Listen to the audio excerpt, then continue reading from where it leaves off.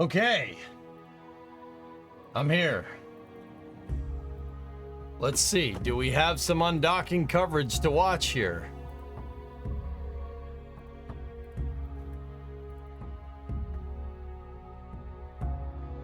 You sound better?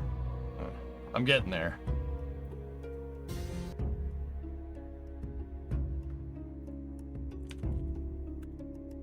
Plus.nasa.gov.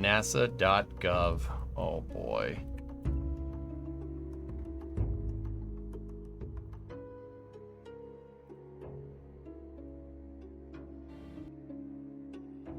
So bad.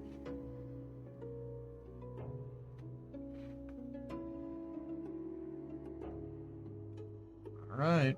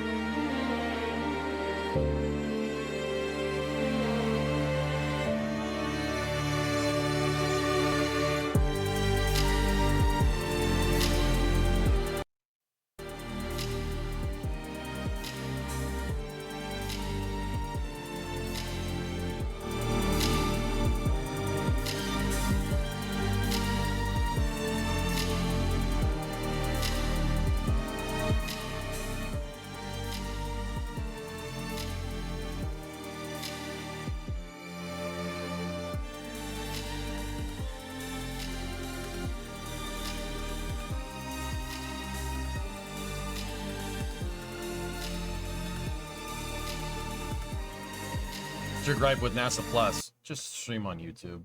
Stream on YouTube. It's better. It's better than whatever you're doing. You can stream on YouTube in 4K. There's no quality settings here. There's nothing. The player is inferior on pretty much every level.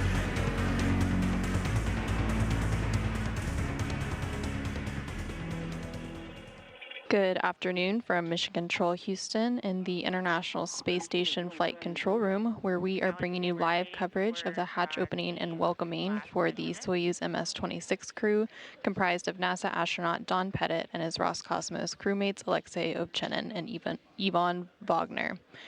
You're currently seeing a live look inside the Russian Mission Control Center in Koryov outside of Moscow in Russia. The teams there at the Russian Mission Control Center have overseen the operations of the Soyuz spacecraft following orbital insertion earlier today. Alexei, could you repeat your last? There was a comm dropout. Yeah. That's The a replay of the Soyuz launch. MS-26 spacecraft was launched atop a Soyuz 2.1A booster rocket from Launch Pad 6, Site 31 at the Baikonur Cosmodrome in Kazakhstan earlier today at 11:23 a.m. Central Time, 12:23 p.m. Eastern Time, 9:23 p.m. in Baikonur. All three stages operated as expected during its 8-minute and 45-second ride to place Soyuz in its preliminary orbit.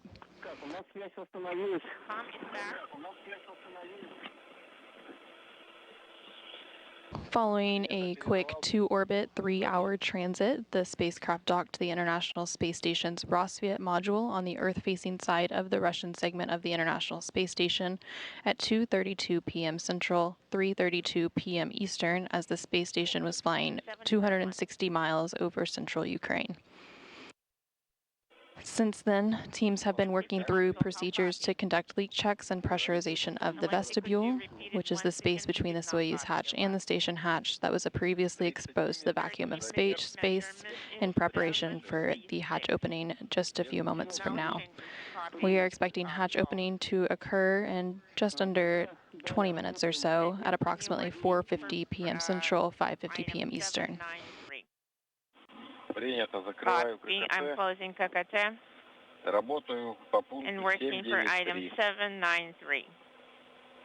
793. Так, Олег мне сказал, Oleg у них на told станции us that they 741. have a pressure on Так, board Вань, закрываем РПВ-1. 741, so closing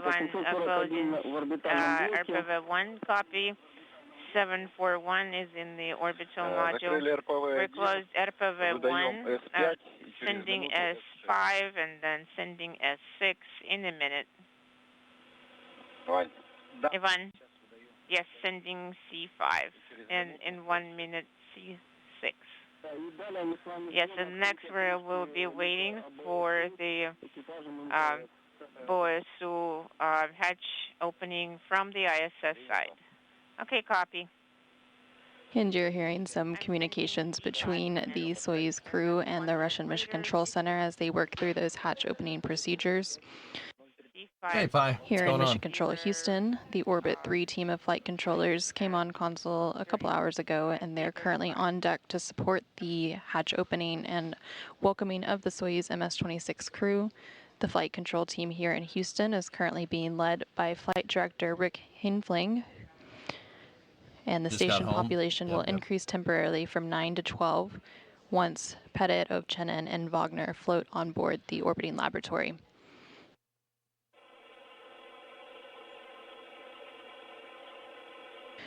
Following hatch opening, short time from now, between the newly arrived Soyuz and the station, Pettit, Ovchinin, and Wagner, who you're seeing on your screen, will be greeted by the current space station commander Oleg Kononenko and his A crewmates. few minutes more, and then we'll give you a go to open the hatch. Включите, пожалуйста. Could you please activate cameras? I'm sending S or C6 command. C6 is sent. Copy. So this is a picture of Soyuz MS-25, Crew 8, and CFT-1.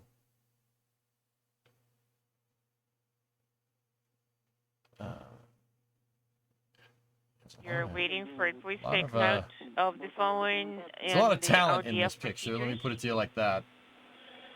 Okay, stand by 1 second. And on your screen there, you can see an image of the current Expedition 71 crew. Again, the Soyuz crew will be greeted by Station Commander Oleg Kononenko and his Roscosmos cosmonaut That's Oleg. crewmates, Nikolai Chub and Alexander Gurbankin, along with NASA astronauts Tracy Dyson, Matt Dominic, Michael Barrett, Jeanette Epps, Sonny Williams, and Butch Wilmore.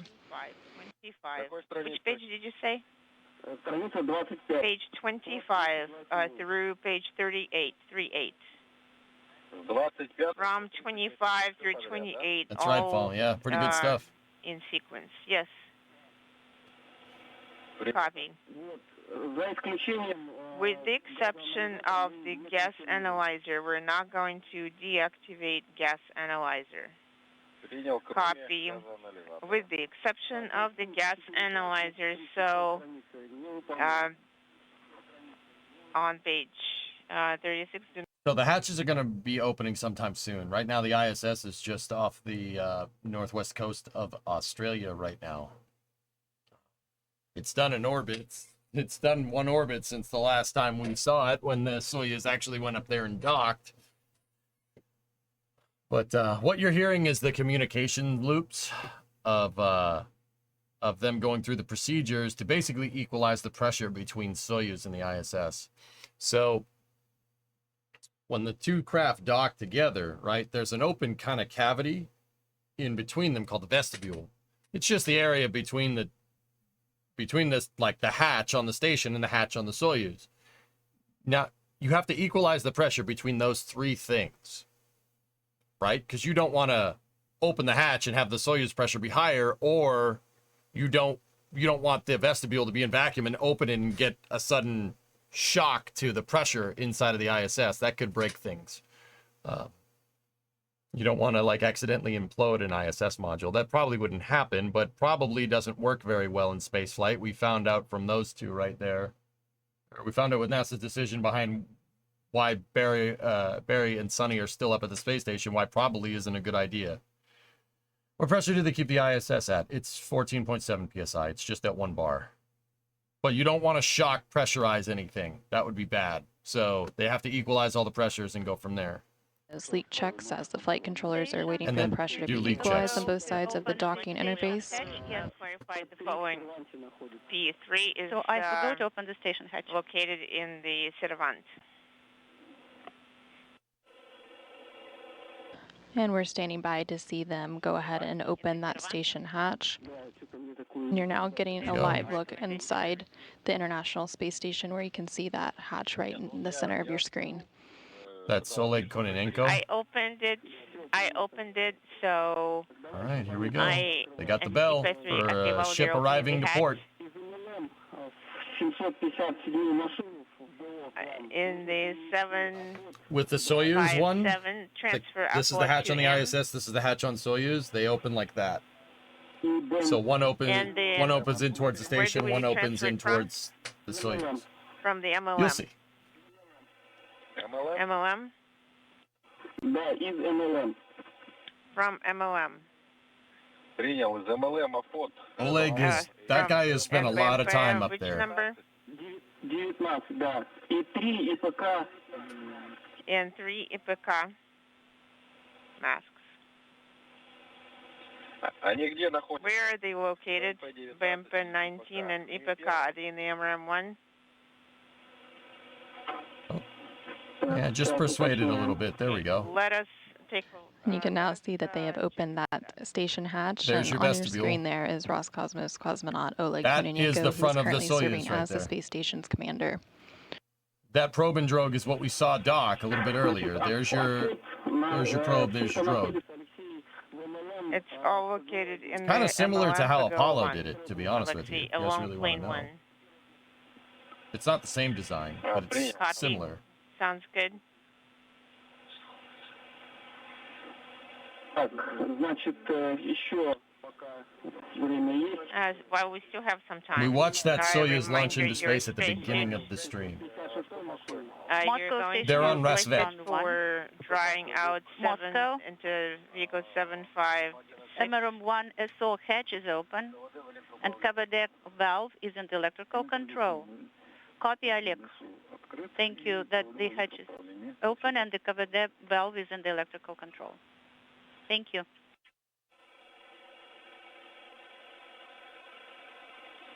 Игнат, еще будут какие-то? Ignat, do you have any further instructions for us? Yes, I have a couple of more items for you. And then you can start opening the hatch. Значит, нужно установить. Does the Russian side have a separate dock? There Set up in are the bill 4 because spots there is for Soyuz and cover. Progress. Установить также в БО. 4 docking ports Also- between all of them. There's Rasvet, Unit There's Poisk, 2, number 8 is Purichal, currently in MRM1, and set it in the Zvezda. bill. you could dock up to 4 Soyuz or Progress-styled Okay, craft got to it. the Russian And side upon of the space completion station. of the vehicle deactivation, report the results to the ground. Принято. Look at the headset dent. Так, сообщили, что крышку люка Does Dragon take We longer to get have to the the ISS than message Soyuz? that Yes. the, The reason why head Soyuz is open. The reason why Soyuz gets to the ISS really fast is because it's a well understood design. It's old. It's an old spaceship. It's very well understood. They've made a lot of these things. It's the same reason why Falcon 9 was able to return to flight so quickly, because they understand. There's a lot of data behind it. Soyuz can afford to make a quick docking like that because they know and understand the capabilities of the vehicle. Copy. Copy. Так, контролируем выравнивание. Monitoring pressure equalization.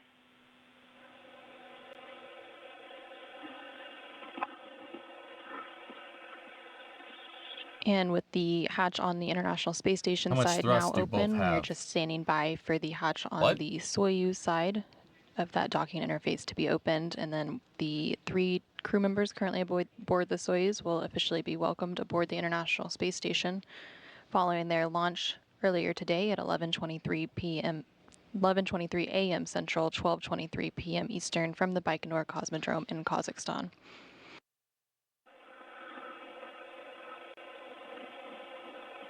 Oh, yeah. Yeah, Forrest. What Pie Guy said is right.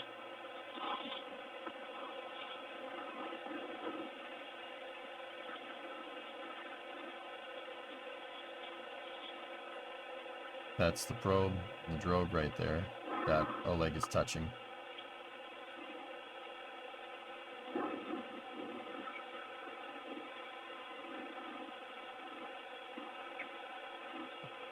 It would seem not.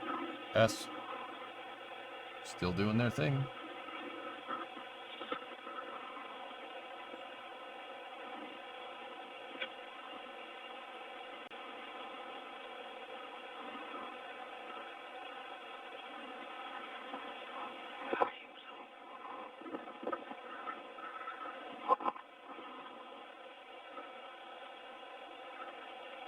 I'm not 100% sure what we're waiting on right now, but Oleg doesn't seem too concerned, whatever's going on, so that's the station commander right there. Kononenko, that guy has spent a lot of time in space, man.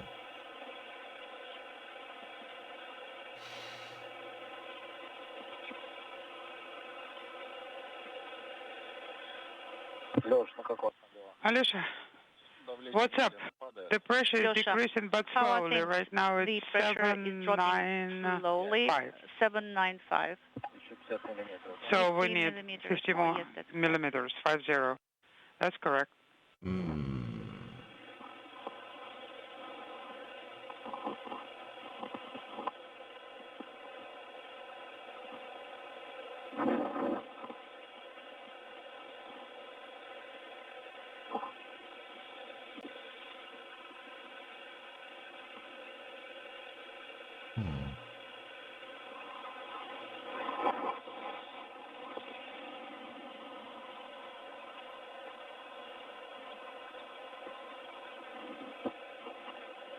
Yeah, I'm not sure what that was in regards to, but once again, Oleg doesn't look too incredibly concerned, so pretty sure it's... For those of you who are just joining us, we are live in the International Space Station Flight Control Room, bringing you live coverage of the hatch opening of the Soyuz MS-23. Can you hear that? The hatch on the station side has been open, and we're just standing by for the hatch opening of the Soyuz. Very audible because the fans are working here. Oh yeah, Right, now we we can just hear, hear like, the some maybe low frequency sound. sound. Is it your music playing, right, Some Oleg? booms. Okay, Pressure we is have 780 780 already. 780 millimeters.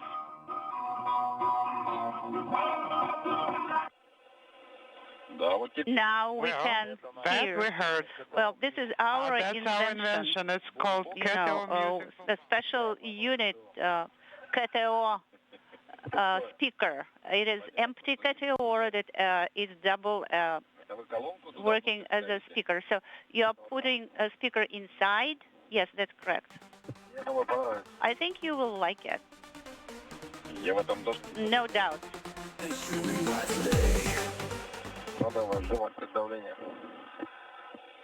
What was that? That was weird.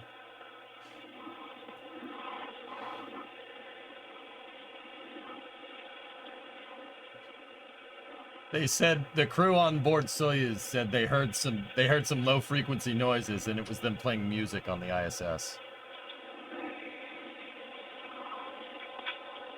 The Soyuz MS-26 spacecraft is carrying NASA astronaut Don Pettit and his Roscosmos crewmates Alexei Ovchenin and Ivan Wagner. The Soyuz gets there so They fast arrived because to the they are International Russian Space to the Station and station. docked to the station's Rossviet module about 2 hours ago at 2:32 p.m. Central, 3:32 p.m. Eastern. Since then, teams have been working through procedures to conduct leak checks at the docking interface between the Soyuz spacecraft and the Rossviet module and complete some pressurization steps. The crew aboard the Soyuz also had the chance to take off their this is launch space. entry I'm in suits space. Nova, following don't their reward launch him and for that docking behavior. to the International Space Station and have changed into more comfortable flight 765. clothing. And now they are just waiting to be welcomed aboard the International Space Station to complete their to-orbit 3-hour journey and subsequent leak Nice. checks. Orange. Oh dear, is Soyuz in chat? Is Sawyer in chat? Pat, no, that's just my chat. Pissing me off.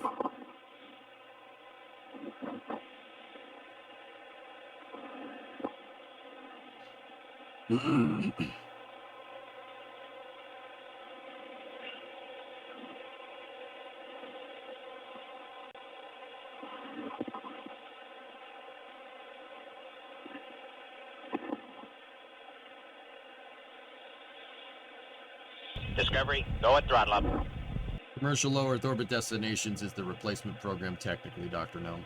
They want to commercialize low Earth orbit and then focus NASA efforts, redirect those efforts towards the lunar base. And currently on So your we're gonna lose screen the ISS, is but the current theoretically we should commander of gain the a lunar International base. Space Station, Oleg Kononenko. He Potzer, is commander for 49 month Expedition resub, thank you. 71, which will go through millimeters. Okay, well, September 23rd. 20 minutes, 20 millimeters. more. It is moving on. That sounds like At equalization. what time is Whoa. the conference? What time is your... So we are your It's a heck of actually an well, we're adapter, actually though. ahead of schedule. Let me double check. And that Expedition 72 will kick off following the departure of NASA astronaut Tracy Dyson and her Roscosmos crewmates aboard the Soyuz MS-25 spacecraft. Discovery, go at throttle up. Execute order 66. Well, Wi-Fi is Month not resub. too good here. 22:30. I think Wi-Fi is not working very well here. 30 is some minutes. Okay, we have time. Well- We'll be on time. We'll make it on time.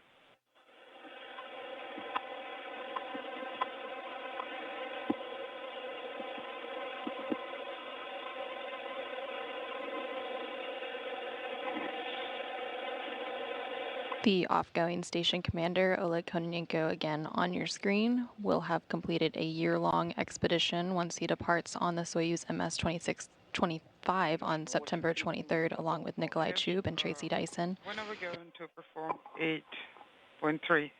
Later? Let me ask. Yeah, Vasya. And then NASA astronaut Don Pettit and his crewmates, Alexei Ovchenin and Ivan Wagner, will spend approximately 6 months aboard the orbiting laboratory to conduct some scientific research as part of Expeditions 71 and 72. You will turn comm assets off after you open the hatch. Assets after the hatch is open. Okay. Then you Yes, will and come then back after later the we'll come conference. back and turn it back on. Yes, please make sure you don't forget about the after the conference. You There's will come two back translators and you on will two deactivate feeds. the comm assets. That's On our Nikolai side, Chub right pressure is there.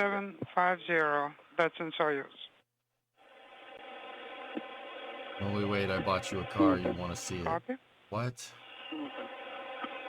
And this is Pettit and Ovchinin's fourth space What flight on earth? and Wagner's second. Pettit was selected as an astronaut by NASA in 1996, and across his 3 previous flights, Pettit Nice. served as the NASA science officer for Expedition 6 in 2003, and he operated the robotic arm for STS-126 in 2008, and Yeah, then baby. served as a flight engineer for Expeditions 30 and 31 in 2012, where he lived aboard the International Space Station for more than a year. Yeah. Pettit's launch and docking today mirrors that of Roscosmos cosmonaut Alexander Gorbanov, who is scheduled to launch the They station have their as own part of the communications, SpaceX Brendan, Crew 9 but Dragon later they this can use month, Tidris as providing well. a reciprocal crew exchange capability to maintain safe and continuous space station operations. Said he wanted a Fox body. Does that count? Yeah, sure.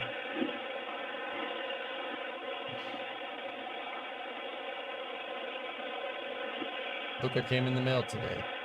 Oh, that's awesome.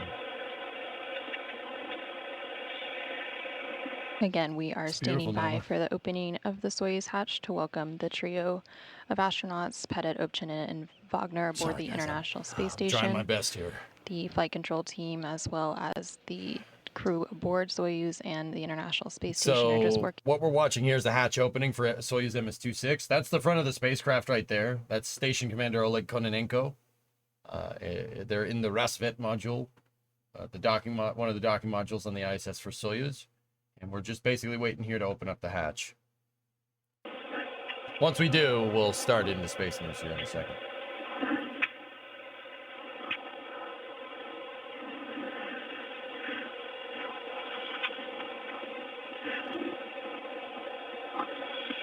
The number of people in space right now is tied for the most, tied for the record. 19 people on orbit.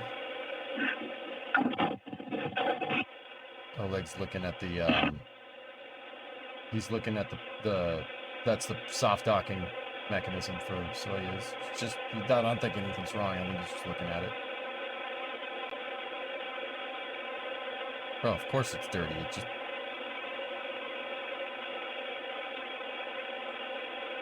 record for orbit, but tied for space. Yeah. It looks like you're on the station. Nice. Nice. Yeah. He's freaking knock.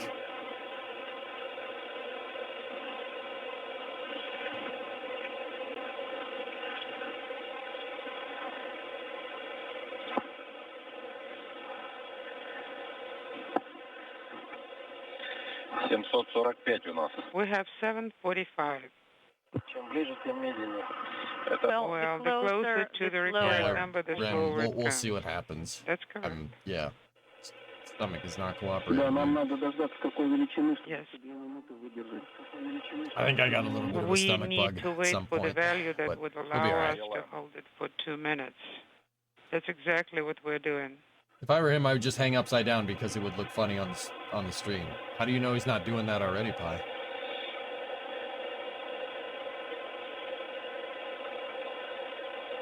I blame the lack of tortellini. Yeah, me too. Dr. Gnome, yeah.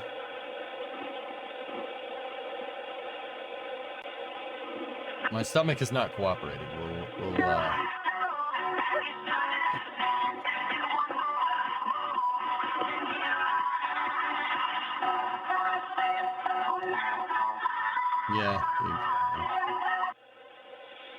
Весело там у вас. Well, you're having bell? fun, guys. Мы скоро к вам They're присоединимся. playing music over the frickin' comms loops. The bell is there to ring in a new crew when a ship docks to the station. Yep, traditional.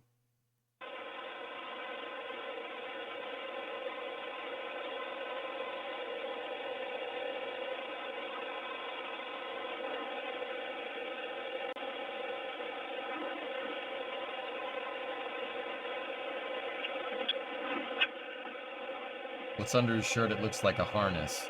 Nothing. It's just how a shirt wrinkles in microgravity, Pi. У нас давление 745. Our pressure is 745, and it's stable for the second minute. They're doing Copy. leak checks here. Дождем еще минуту. Waiting for 1 more minute. Да, принято. Okay.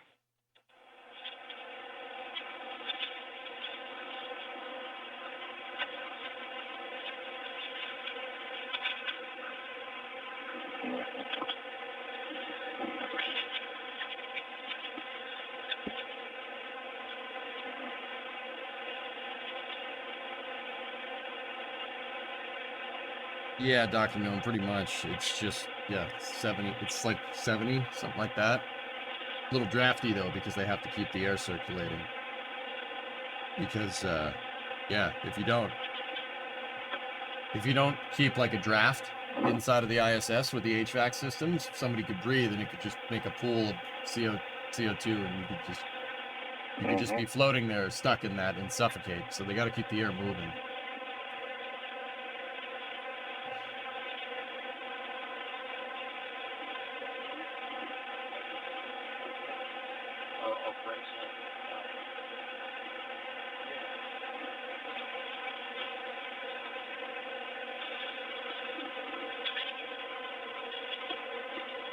When did they figure that one out? Don't know. For those of you Don't who are wanna just know. joining us, we are standing by for the hatch opening and welcoming of the Soyuz MS-26 crew, comprised of NASA astronaut Don Pettit and his Roscosmos cosmonaut crewmates Alexei Ovchenin and Ivan Wagner. The trio launched atop the Soyuz 2.1A booster from Launch Pad 6, Site 31 I'm in not going to be Baikonur able to earlier catch up today with at Cleater's 11:23 videos for a.m. another Central, 12 hours, 12:23 so. p.m. Eastern. Thanks.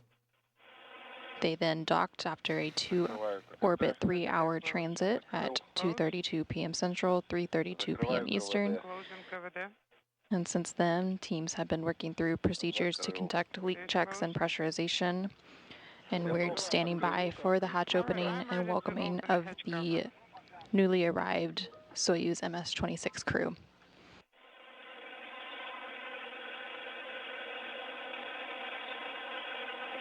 Once the hatches are open between the newly arrived Soyuz and the International Space Station, Pettit, Ovchinin, and Wagner will be greeted by the space station's current commander, Oleg Kononenko, who you see there on your screen, along with his crewmates, Roscosmos cosmonauts Nikolai Chub and Alexander Grabenkin, along with NASA astronauts Tracy Dyson, Matt Dominic, Michael Barrett, Jeanette Epps, Sonny Williams, and Butch Wilmore, who comprise the Expedition 71 crew.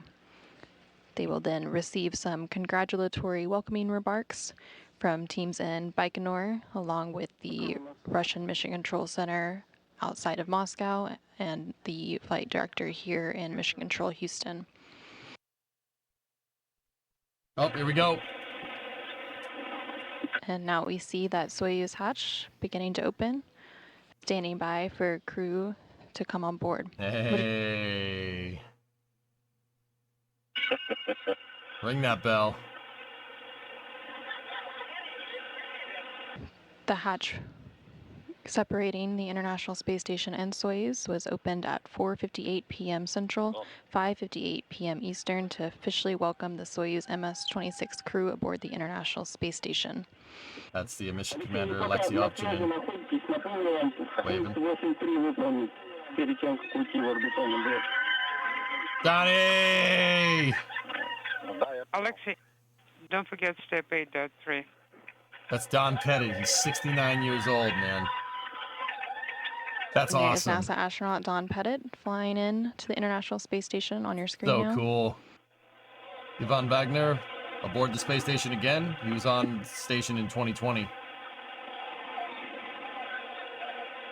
And he was followed by Roscosmos cosmonaut Ivan Wagner. And coming up in the back is the Soyuz commander and Roscosmos cosmonaut Alexei Ovchenin.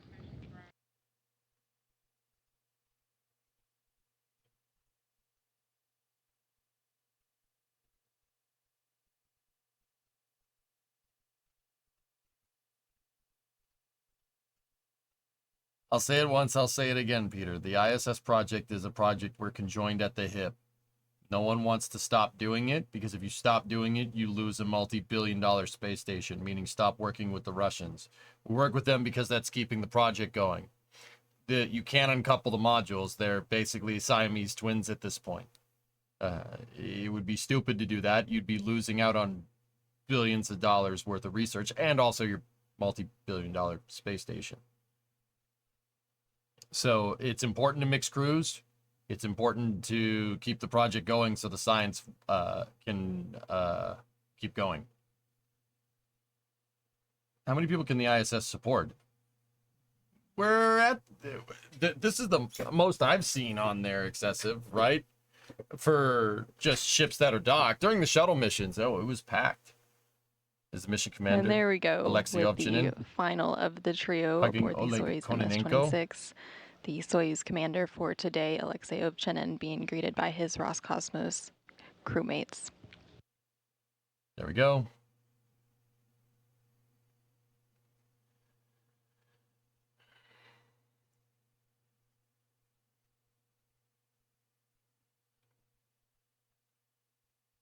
And with the crew officially aboard the International Space Station, they will go ahead and set up and stand by to receive some congratulatory welcoming remarks from the teams in Baikonur, as well as They're not the going to Russian dump it. Mission They're Control going to Center utilize in commercial Koryov space outside of stations, Moscow. Riv. And then finally next from logical the step. team here in Mission Control Houston, led by... The next logical step is to have commercial space stations and send NASA astronauts on SpaceX, on Dragon or Starliner to commercial stations, which do the same thing. NASA will basically timeshare a station. And there will be some form of the commercial crew program for low Earth orbit destinations in the future that will utilize commercially operated space stations for scientific endeavors. So NASA can free up the funds to go build a moon base, but also they can send astronauts into low Earth orbit on commercial crew vehicles to commercial space stations. That's the plan after the ISS goes. What about the contract for SpaceX to deorbit it, though? That's what makes me unsure as to the intent of NASA. What? Did I miss something? Where did that come from? I'm confused. So as long as the ISS is around, it's extremely good for science, but when NASA wants to dump it to just focus on a moon base now.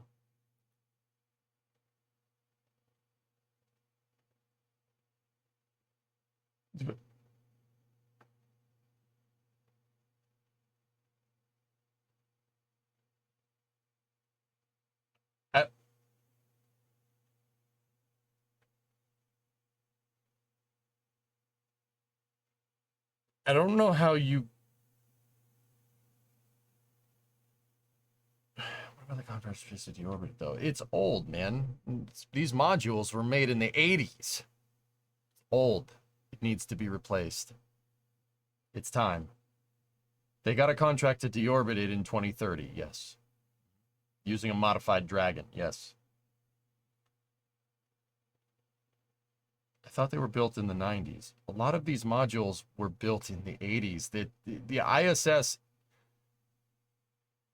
ISS is the result of two canceled space station projects being joined into one, guys. The Soviet Mir 2 space station and the United States Space Station Freedom. Space Station Freedom was designed in the mid-80s, and they started fabricating modules in the late 80s. Some of these modules are extremely old. The Russian modules were absolutely made in the 80s for Mir 2.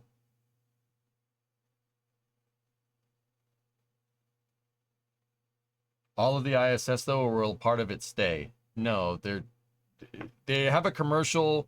NASA has a commercial space station that's going to initially attach to the ISS. That's the Axiom space station. They're going to attach to the ISS to kind of outfit the space station, and then when they go to deorbit the ISS, they will detach it.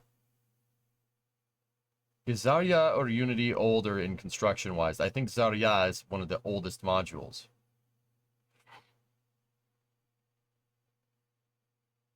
Aren't Axiom commercial modules already in manufacturing to replace the ISS? Yes. Russians were already planning Mir's demise in the 80s. Yes. I understand why, but it's still going to be a sad day. Yes.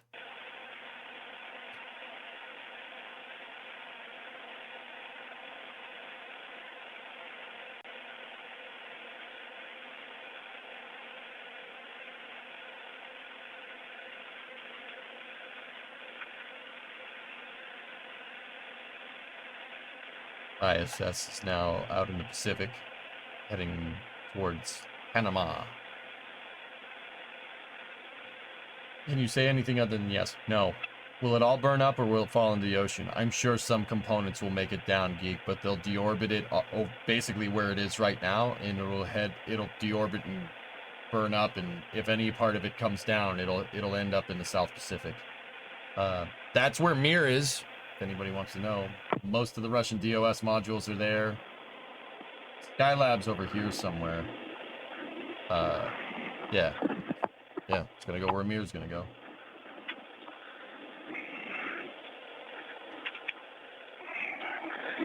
When that eventually does happen. Right now they're reconfiguring the cameras for the welcoming ceremony. But we can jump into space news. Would it be easier to send it into deep space? No, Sharky. It would be about 1,000 times harder. ЦУП Москве, Бурлак 1. Moscow Station, I'm Burlak 1.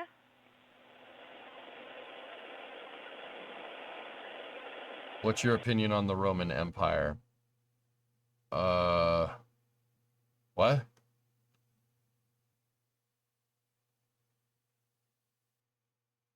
I think the big lesson of the Roman Empire, Helsinki, I don't know if it's necessarily an opinion, but I mean, I'm not sure where this question came from, but I think an important lesson to learn from the Roman Empire is that decadency can lead to stagnation, and that's an important thing to understand.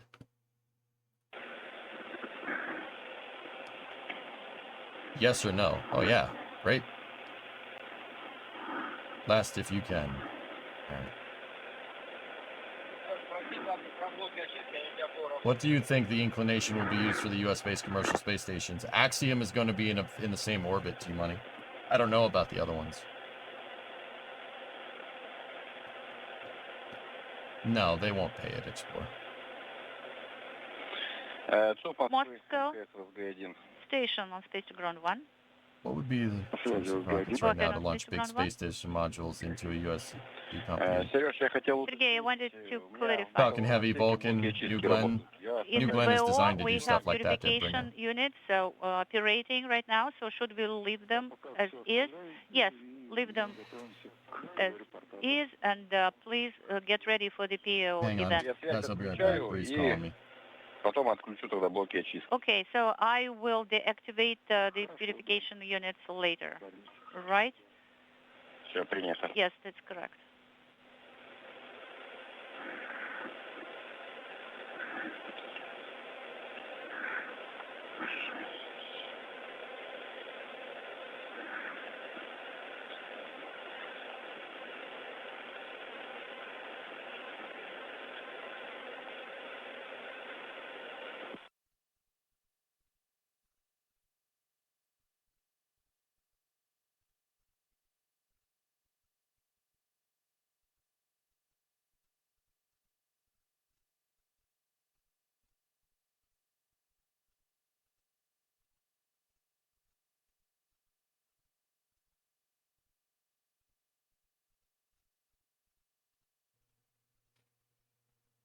Okay, I'm back. Cal over there in YouTube chat. Hey, EJ, sorry earlier, I was confused. I spoke with my friend and his 67 Corvette does not have rear leaf springs, but an independent suspension coil spring design. So sorry for the wrong information. But Cal, I knew what you meant. I knew what you meant. The whole premise of the conversation was that it uses independent suspension with swing arms. I know what you meant, dude. I just kind of rolled with it. I'm at a point where I can tell if someone, like, if you misspeak, make a typo. I know what you mean, dude. I'm not going to be that guy that's going to be like, well, like, unless you want me to, it's all good.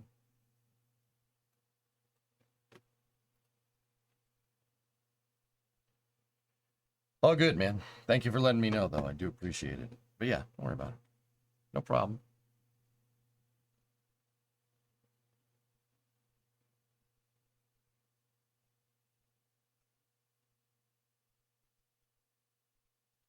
You're very excited to see what kind of pictures we get from the EVA players done. Yeah, Peter, it's going to be awesome. I'm going to be covering it for NASA Spaceflight over on their channel, and it'll be restreamed on Twitch, which is pretty cool. Did the sound just go off while I was on the phone? Or I would check, but NASA's player doesn't have any playback functionality because NASA Plus Discovery, go at throttle up. or something. All right, you know what? That's enough of that. That's cool that they opened up the hatch. MS-26 is aboard the space station. That's great. All right. The rest of space news. What do you guys want to talk about?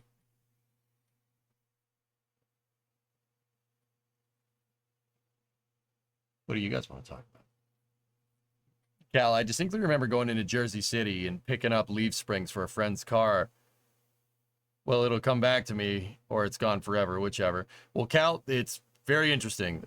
Every car had rear leaf springs, except for like a Corvair. Except for a Corvair and a Volkswagen Beetle, every car had rear leaf springs in the 60s, man. So that could be anything. You just chose to remember the one that didn't.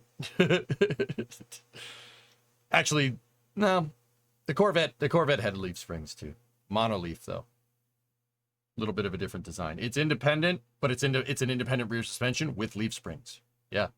That and the 62 Tempest. But yeah. All good.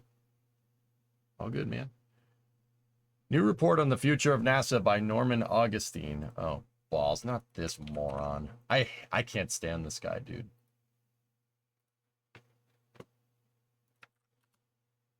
That's just personal opinion. That doesn't mean he's a bad person.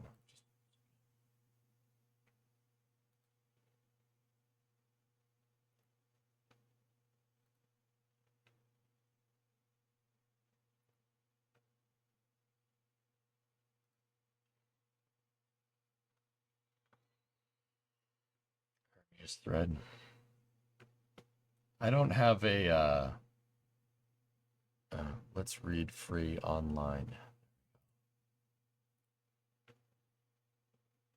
Have you seen this YouTube short film called The Last Day of War? It's about AI and the end of wars. A little different, but it seems possibly fitting for discussion. Mackie, that would be something that we do at the end of Space News.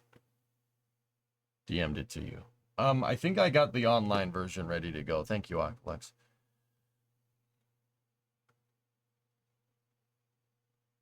All right.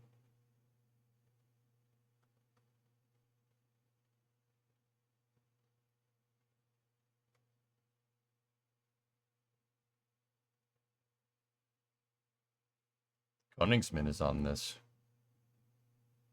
Hans Koningsman is like the 3rd or 4th employee at SpaceX. He's retired, though.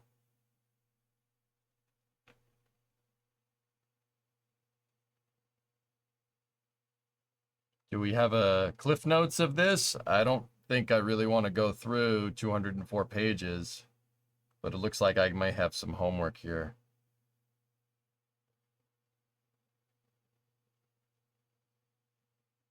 Introduction. Context in which this report was commissioned.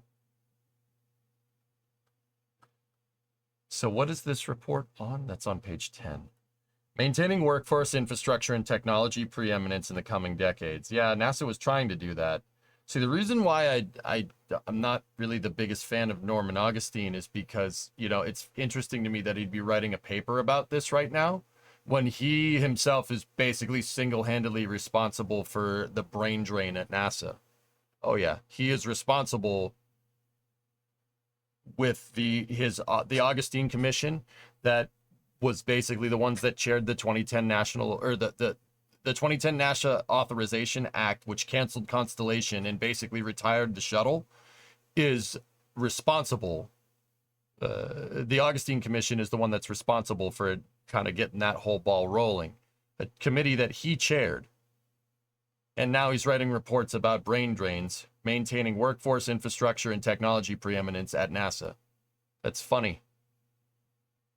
That's why I don't like him. He's basically one of the biggest reasons why Constellation got axed. Yep.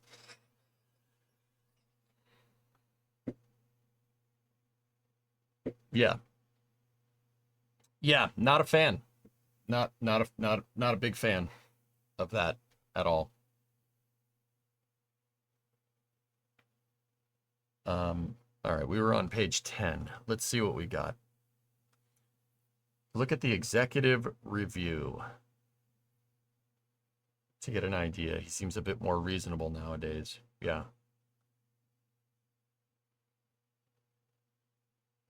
Augustine is outdated. We should be looking at Septemberine. I'm going to hang up. I'm going to hang up. I'm going to hang up.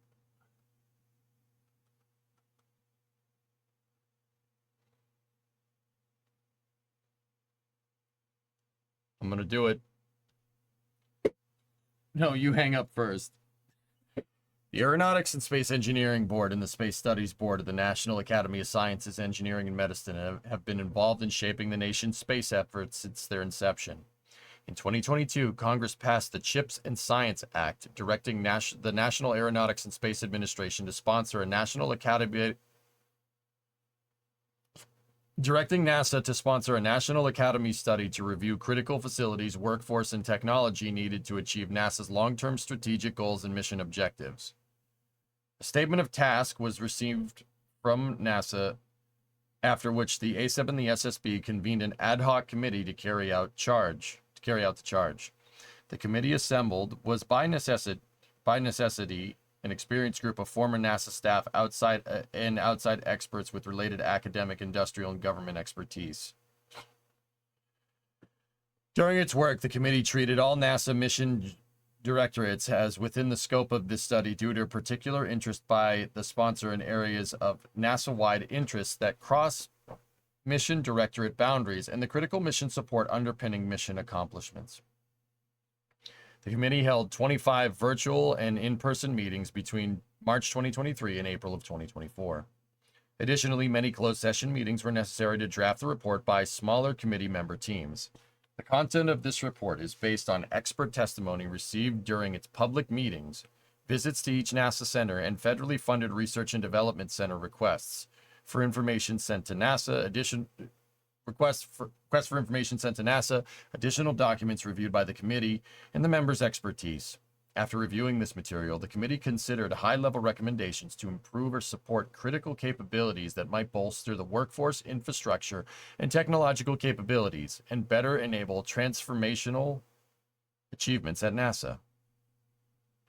Several such actions were identified, and a list of report findings and recommendations can be found in Chapters 6 and 7, respectively. The committee's access was restricted due to public documents and publicly held meetings. The committee would like to thank many individuals. Okay. Executive summary.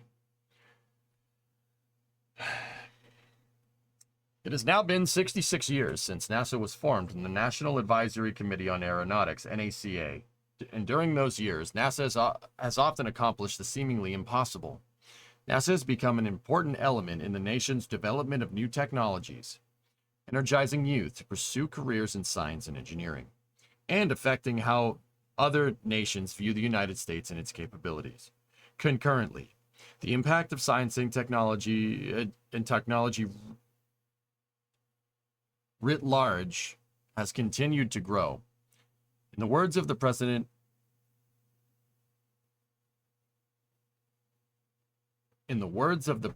of the People's Republic of China, Xi Jinping, technological innovation has become the main battleground of the global playing field, and competition for technological dominance will grow increasingly fierce. China in recent years has rapidly advanced in its space activities, developing major launch vehicles, placing its own space station in orbit, landing a rover on Mars, and landing unmanned spacecraft on the far side of the moon and returning samples from there to Earth, the latter being something no other nation has done to date. In the United States, declining long-term national emphasis on aeronautics and civil space is reflected in the fraction of gross domestic product devoted to NASA. Today, NASA faces a new challenge, a challenge to avoid a hollow future NASA. This latter possibility is the consequence of a practice that has persisted for more than a decade, but the window of time in which to reverse that practice is vanishing. Boy, that sounds familiar. Geez, I wonder who said that. Huh, very interesting. While many issues are confronted by NASA today, this issue permeates almost all of the organization's activities and therefore many of the chapters of this report. At the same time, NASA must be concerned with those threats common to large, mature, and successful organizations, including burgeoning bureaucracy, excessive centralization, and in NASA's case, extreme funding uncertainty. Cultural changes can be subtle in character, but profound in impact. Difficult choices. The matter at hand is one that commonly threatens business, governments, and universities alike, and compromises the tendency to focus resources on near-term accomplishments and problems at the expense of long-term viability. In an opportunity-rich environment, such as NASA has confronted over the years, the choice has too frequently been to pursue near-term missions at the expense of investing in the ostensibly invisible foundational assets of the organization. The inevitable consequence of such a strategy is to erode these essential capabilities that led to the organization's greatness in the first place and underpin its future potential. Literally have been saying this for years. Been saying this for years. 10 years. Saying this exact thing. I had a stream less than a month ago where I said this exact thing. It was in a conversation with another person that streams, another viewer in chat on Capping Badger. I had this exact conversation. This exact, like, almost verbatim. This is a paper from the National Academy of Sciences, Shaw, that says that NASA... Listen to this. In the United States, declining long-term national emphasis on aeronautics and civil space is reflected in the fraction of the gross domestic product devoted to NASA. Today, NASA faces a new challenge, a challenge to avoid a hollow future NASA. This latter possibility is the consequence of a practice that has persisted for more than a decade. It's been longer than that. But the window of time in which to reverse this practice is vanishing. Gee, that sounds a lot like what I said. While many issues are confronted by NASA today, this issue permeates all of the organization's activities and therefore many of the chapters of this report. At the same time, NASA must contend with those threats common to large, mature, and successful organizations, including burgeoning bureaucracy, excessive centralization, and in NASA's case, extreme funding uncertainty. Cultural changes can be subtle in character but profound in impact.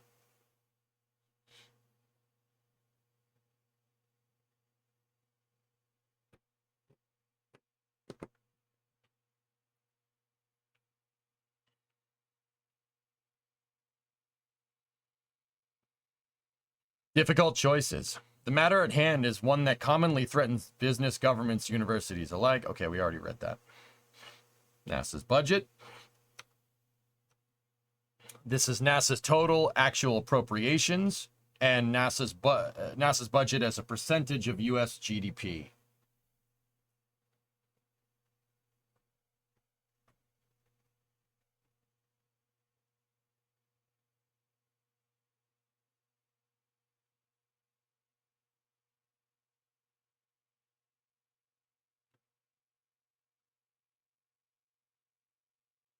Yeah, Biff, he's responsible for part of that.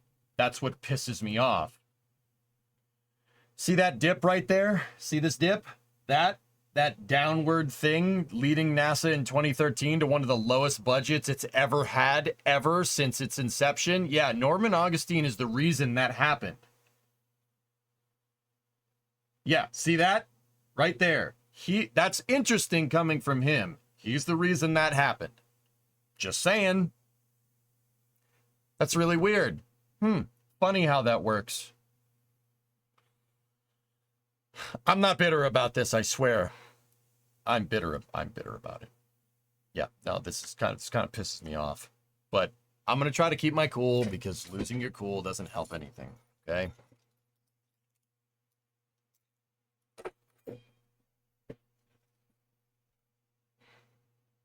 Norman's redemption arc.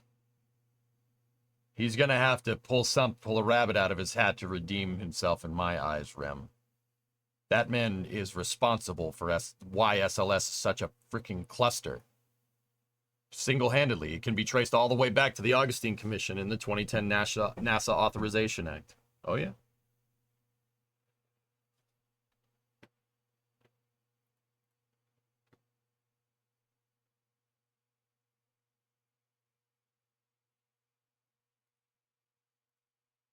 All right. NASA's continued success largely depends on 4 asset categories: a talented workforce, state-of-the-art infrastructure, leading-edge technology, and adequate financial resources.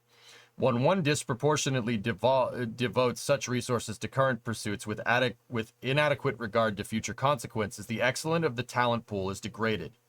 Infrastructure decays, technology stagnates, and future financial support itself is commonly threatened.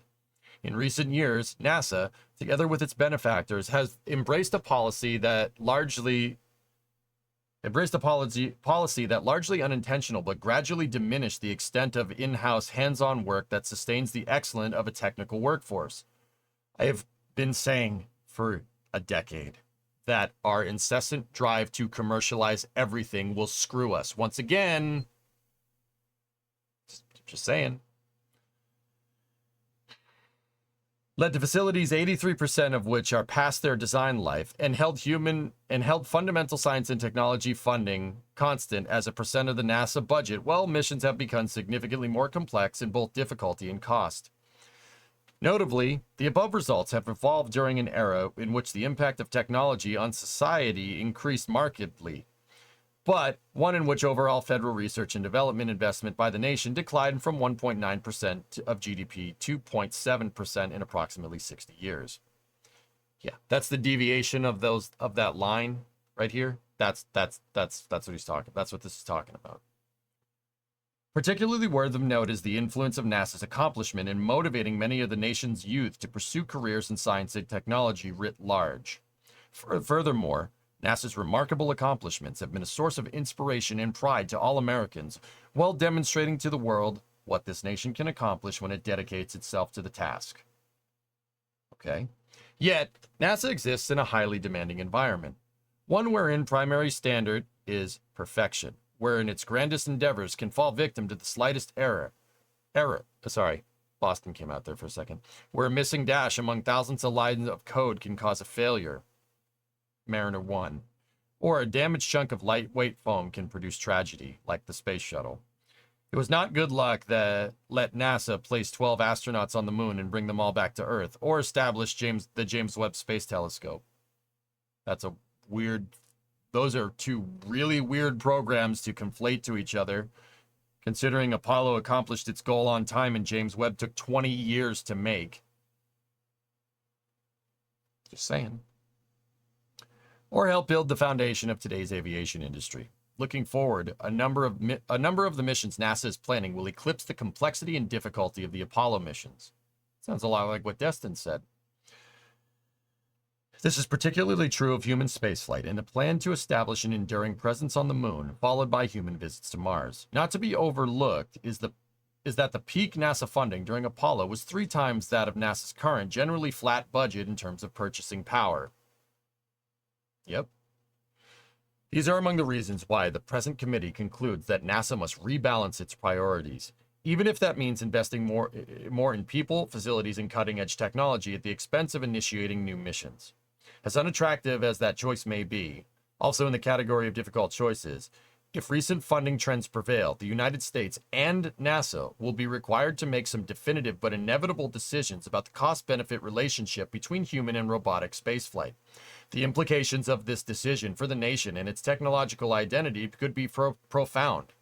As noted in reviews of NASA requested by 2 previous presidents, report of the Advisory Committee on the Future of the U.S. Space Program, and seeking a human spaceflight program worthy of a great nation, the cost and schedule problems accompanying too many NASA missions of all types are merely symptoms of a greater problem wherein NASA is asked to or seeks to conduct more missions than it possesses the budget to support.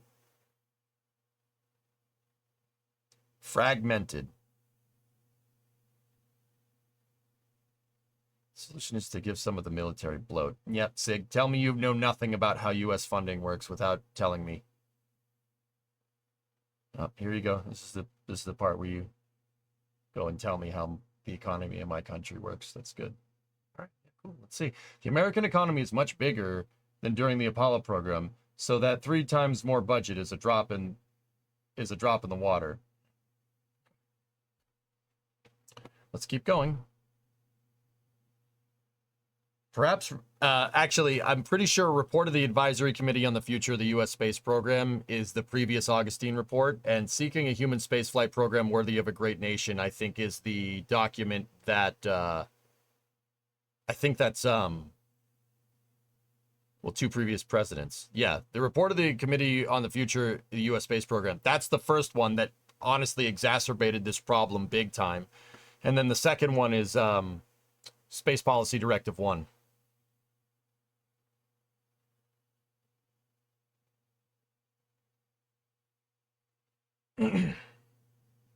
from my ODSTs, Jeff. Background. Perhaps, let me just make sure. Yeah.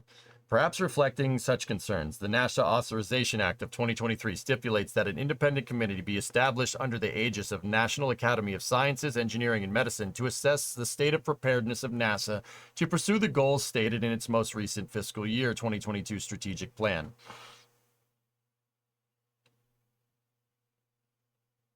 Hokie, you want to hear a good one? This is a report from the National Academy of Sciences that's being chaired by Norman Augustine. And it's a report that was chaired by Norman Augustine about how NASA is experiencing a gigantic brain drain, and that, coupled with funding and a couple of other things, are going to boil to a head sooner rather than later, and NASA could basically get left in the dust. Yeah, that sound familiar? That sounds like something I said a little while ago on Flame Trench. Just putting it out there.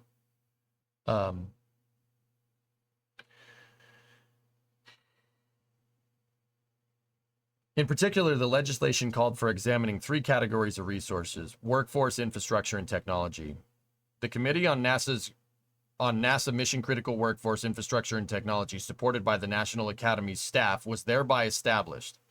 The backgrounds of the 13 committee members span from government to industry to academia, and from fundamental research to engineering development to manufacturing to management to conducting missions as an astronaut. Several of the members have previously held senior positions within NASA, and most have been associated with NASA in one relationship or another over the years. The findings and recommendations presented in this report reflect the consensus of the committee as a whole. During its deliberations, the committee was provided support by the staff of the National Academies, and NASA hosted visits to its facilities and answered many of the questions submitted by the committee. All information gathering sessions involving NASA employees, excluding physical tours of facilities, were made available to the public in real-time video as well as in documentary form. The committee spent approximately 2 days at each of NASA's 9 centers and 1 federally funded Research and Development Center, FFRDC. During these visits, separate listening sessions were held within groups of new employees, mid-level managers, and senior executives. Furthermore, before initiating work, the committee chair met with the administrator and other senior NASA leaders. And after completing its site visits, the committee held an in-person meeting with NASA administrator and deputy NASA administrator at NASA headquarters. Facility inspections span from examinations at the top of test towers to underground facilities. Additionally, 6 video conferences were held with nearly 40 NASA employees and outside experts in space matters. The result of these interactions is reflected in the present consensus report. While NASA's portfolio is founded on accomplishing things that have never been done before in the environment in which it functions. While NASA's portfolio is founded on accomplishing things that have never been done before, the environment in which it functions today is further complicated by the significant ongoing change. In technology, the number of circuit elements on all important microchips has increased by a factor of 1,000 over the past 24 years. And artificial intelligence, quantum science, and other new fields have burgeoned. The People's Republic of China has, in the past 20 years, evolved into a significant participant in space, not to mention an economic contender that passed the United States in GDP at purchasing power parity over a decade ago. A vital U.S. commercial space sector has emerged in only a few years, aided by strong support from NASA. Remote work, essentially an offspring of the COVID-19 pandemic, has been widely embraced by the U.S. workforce, including at NASA. The agency increasingly has to compete for technical talent with commercial firms, including not only the established aerospace firms, but also newer firms such as SpaceX and Blue Origin. Not to mention smaller specialized companies at high-tech non-aerospace sector that include firms such as Amazon, Apple, Microsoft, and Alphabet. At the same time, the supply of U.S. students qualified to enter the technology workforce is severely constrained by a K-12 education system that most recently finds its 15-year-olds in 32nd place globally in mathematics and 16th place in science. Finally, future funding is clouded by the ever-declining federal discretionary budget from which NASA support is provided. Only one NASA Authorization Act has become law since 2017, further complicating planning and execution.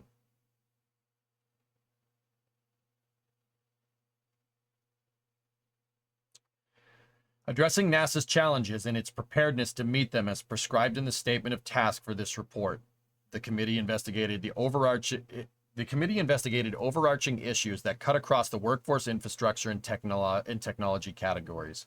In this regard, the committee was mindful of the finding in the Columbia Accident Investigation Report that it stated NASA organizational culture has as much to do with the accident as foam did. Bingo. Programmatic problems. During many of the committee's deliberations, the subject of risk management was either explicit or implicit. Has NASA become more risk-adverse since the Apollo era, thus hindering potential accomplishments, or has NASA become less attentive to the subject of risk, thereby increasing the probability of failure and consequence? These are questions to which no general conclusion pertains nor should pertain. When conducting research and early development, it is often essential to accept a substantial risk of failure if transformational advancements are to be achieved. Bingo. Correct. In contrast, while placing humans at risk, extraordinary measures are properly required to minimize that risk. While it is true that one learns from mission failures, such failures must be recognized for what they are, if not an erosive culture of acceptability rather than perfection is cultivated.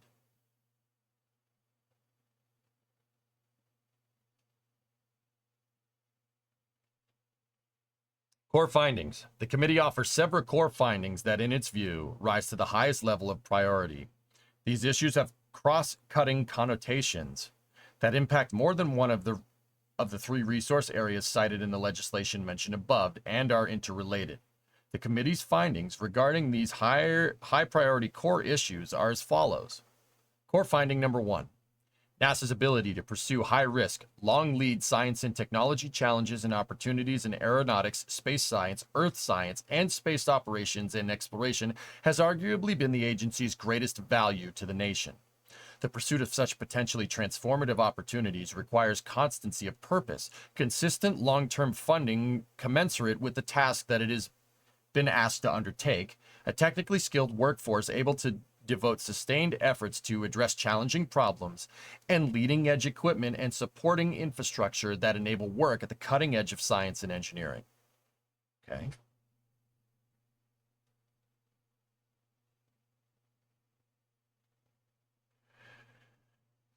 NASA faces internal and external pressures to prioritize short-term measures without adequate consideration of long-term needs and implications.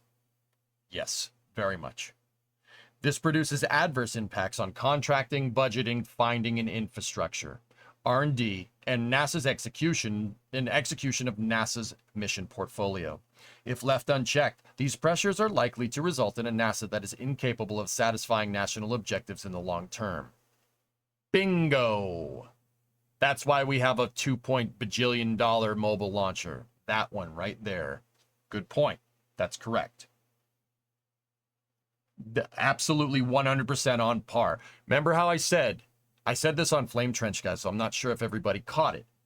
But I said on Flame Trench, look, everyone here knows that a launch pad costs the most amount of money in terms of like straight up cost. The only thing that might cost more in a space program is engines, propulsion.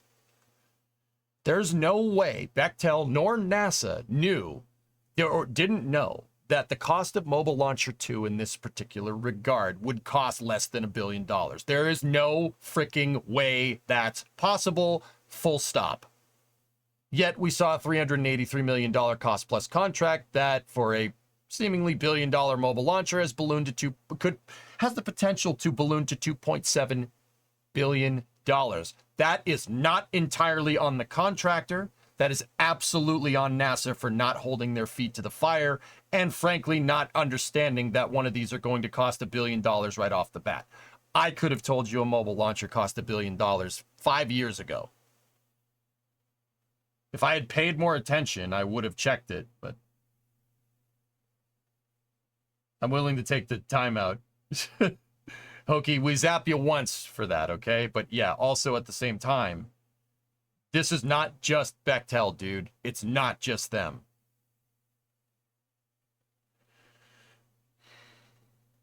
But NASA, on the other hand, NASA probably had to do it because that's the only They had to prioritize short-term measures without adequate consideration of longer-term tasks because they didn't have the money to do it. That's the exact reason why Starship is our lunar lander for Artemis and not a more considered approach. Not to say that Starship is bad. I love Starship. SpaceX will absolutely deliver on their promise of that thing being done on time as long as the FAA isn't. We'll talk about that later. Lowest bidder, they're forced to take them legally. Yep. Anyway, core finding 3. NASA's budget is often incapable with the scope, complexity, and difficulty of its mission work. The long-term impacts of this mismatch include erosion of capabilities in the workforce, critical infrastructure, and advanced technology development. The current relative allocations of funding to mission work as compared with that allocated to institutional support has degraded NASA's capabilities to the point where the agency's sustainability is in question. That is very much what I was talking about with that. We're coming up to a crossroads where commercial capability in terms of human spaceflight will just surpass NASA in basically every level. I often cite Starship being human rated as basically the tipping point. If Starship gets a human rating before the Artemis program accomplishes anything of substance, that is a big problem. Now, I know a lot of you are going to say, oh, well, that means we don't need SLS. What do you mean? That frees up a lot of NASA's money. No, it doesn't. That's defunding NASA and defunding the space sector at that. That is the exact excuse that pundits, huge advocates for commercial spaceflight endeavors, journalists that very much advocate for the commercial market being better than NASA, that is the exact reason why NASA has ended up with less money and a fragmented space program over the last 15 years. And it all started with the 2010 Authorization Act. Does that make sense? We don't know, Pontiff. We'll see.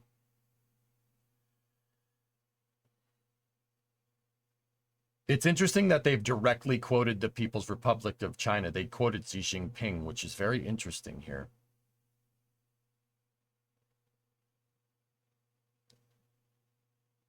You can't have the whole space project be on the whim of a billion. That's Sig. I've been saying that before Elon decided to be overt about his views on things. I've said that in 2019, man.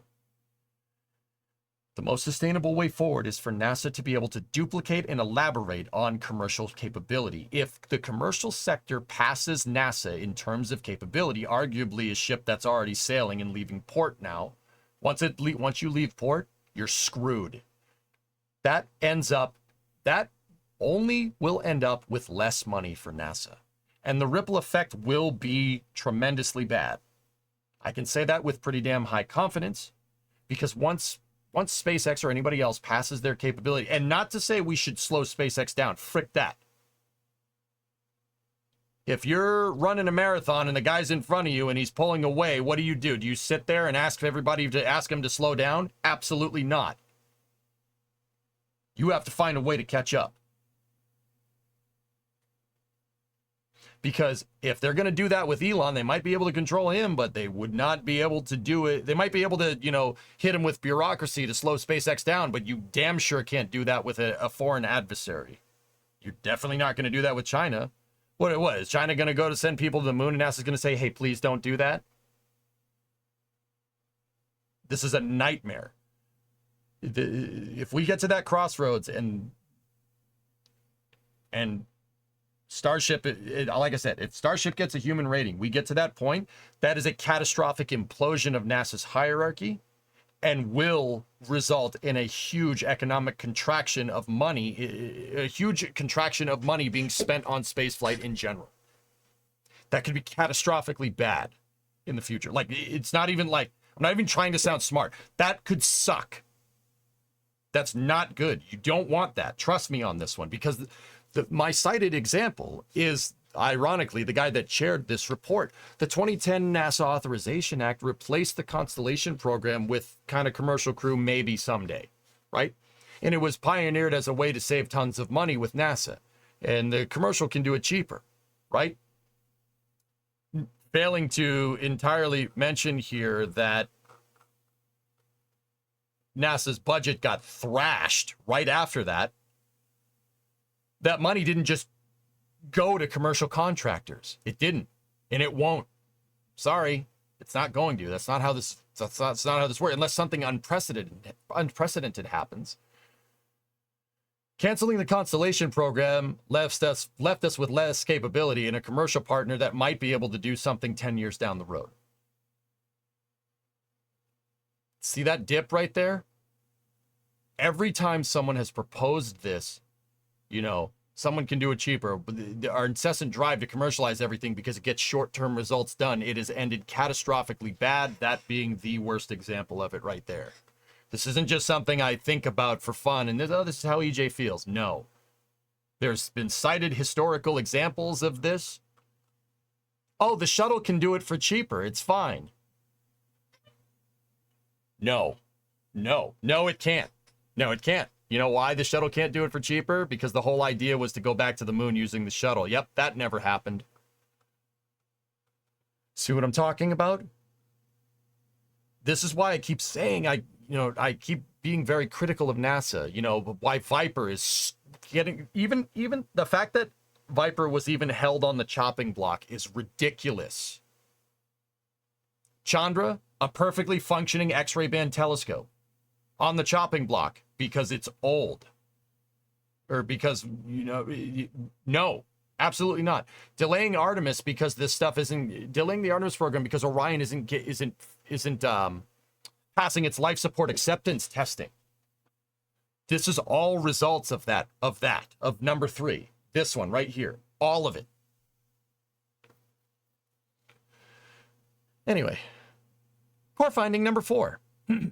NASA's shift to milestone-based purchase of service contracts for a first-of-a-kind low-technology readiness level mission work can, if misused, erode the agency's in-house capabilities, degrade the agency's ability to provide creative and experienced insight in the oversight of programs, and put the agency in the United States at an increased risk of program failure. That's weird. Just said that.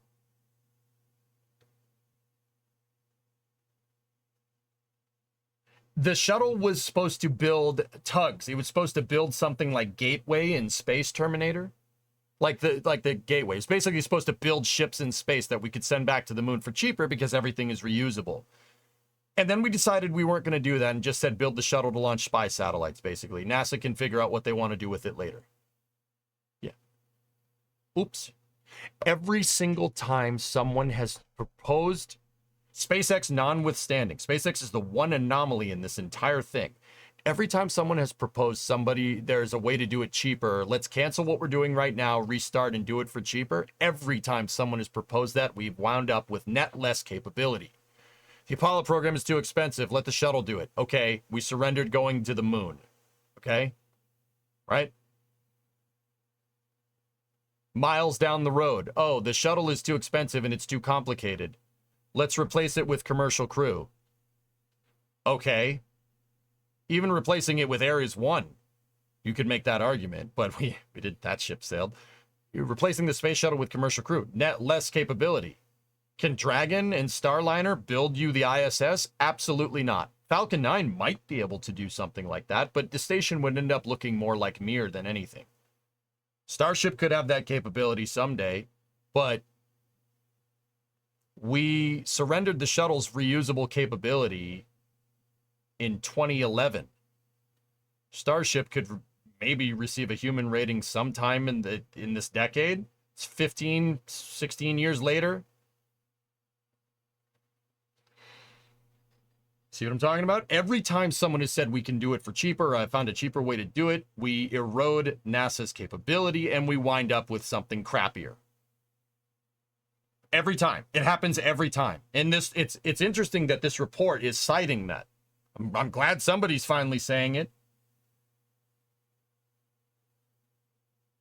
How many launch towers could you build at Boca Chica with a $2 billion price tag? I'll give you a hint. 2. Cal, don't sit here and insinuate that Starbase isn't a multi-billion-dollar endeavor. It absolutely cost over $1 billion to build the chopsticks and the OLM. There's no way that it hasn't. Not possible. Unless we have like a matter replicator like in Star Trek. Impossible. Just got back. Who's the author of this? This is the National Academy of Sciences. The author is a consortium of people in the aerospace industry, and it's chaired by Norman Augustine. Yes, that Norman Augustine. Have you read many of these reports? It seems like a well-known perspective, especially from inside NASA. I've read every report that has been cited here, Sig, believe it or not. Yes. All right, core funding 5. Mission effectiveness across NASA is comprised by slow and cumbersome business operations that have been a consequence of legitimate efforts to increase efficiency and better coordinate complex tasks. Explain who Norman Augustine is for the people who don't remember. Norman Augustine chaired a report about the state of... Okay. The report that was cited here, Norman Augustine chaired this report. It's up here somewhere.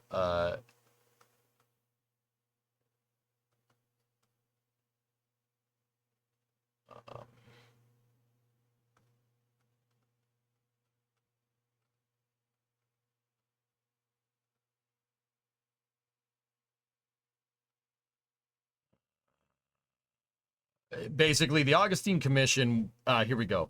Report of the Advisory Committee on the Future of the U.S. Space Program. He chaired a report, and it's ironic. It's super ironic considering these core findings that you guys just saw. Norman Augustine chaired that report, and he submitted that report to the executive branch of the United States in 2010 because that's what he was told to do. That report subsequently manifested itself in the 2010 NASA Authorization Act. The 2010 NASA Authorization Act retired the shuttle program, canceled Constellation, and maybe bolstered a little bit of funding for a little program in NASA called the Commercial Crew Transport Capabilities Program, which I would argue was already part of the Constellation program because it was a subsequent of the Commercial Orbital Transport Services Program, COTS, which is what gave us Dragon 1 and Cygnus. Yep. Yeah, very interesting. He chaired the report that got Constellation canceled. Yeah, that's not even a judgment call. That's absolutely. He's the reason why SLS doesn't have the EUS on it from the start. He's the reason why they thought putting a Delta IV upper stage on top of it would be a better solution. Oh, yeah. He's the reason why the first Orion missions flew uncrewed on a Delta IV Heavy on EFT-1, because it was cheaper. Now he's writing a report about how... Now he's chairing a report about mission effectiveness being compromised by slow and cumbersome business operations that have been a consequence of legitimate efforts to increase efficiency and better coordinate complex tasks. That's really funny. Real humdinger coming from that guy. Did that help SpaceX through? Yes. Commercial Orbital Transport Services, a subsequent program inside of Human Exploration Operations REM, part of the Constellation program, is what saved SpaceX in 2008. The Constellation program is the reason why SpaceX exists. True story. Not a lot of people know that. They fail to mention that when they say SLS is too expensive and the Constellation program is too expensive. They don't tell you that part. Okay. Okay, core finding 6. Over the past decade, significant responsibilities and authorities for major programs previously delegated to the NASA Center level have been shifting to the mission directorates. This may have potentially compromised checks and balances for a clear and independent technical oversight. While the optimum allocation of checks and balances can depend on the needs of a particular organization and mission, incorrectly establishing this balance can have extreme impacts. I can't speak to core finding 6. I guess that makes sense, but I don't know if that's something that's not anything that I haven't been talking about. That's new information for me.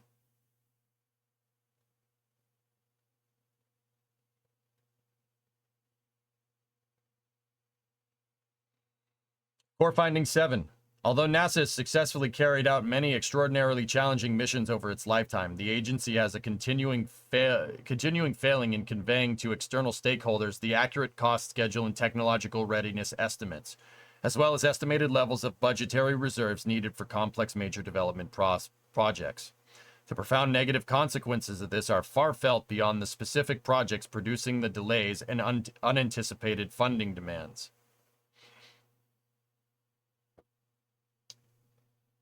I'm interested in the conclusion here, Element.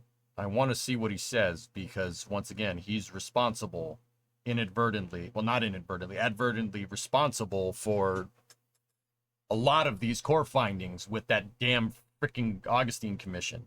First and second one. There were two of them. Fun fact, he chaired a commission in the 90s that did the same damn thing that got Space Station Freedom canceled. Not a lot of people know that. Great. Yeah, it got canceled and they replaced it with the ISS. How's that working out?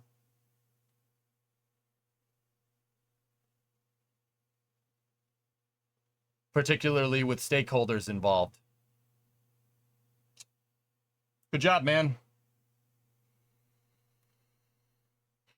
Several other issues were identified that did not rise to the priority of core issues, but are important, are also addressed in this report. They are assigned to the categories of systematic issues, workforce issues, infrastructure issues, and technology issues. Can we make a voodoo piñata? Yes, please. Come on, we haven't had any troubles with the Russians in decades.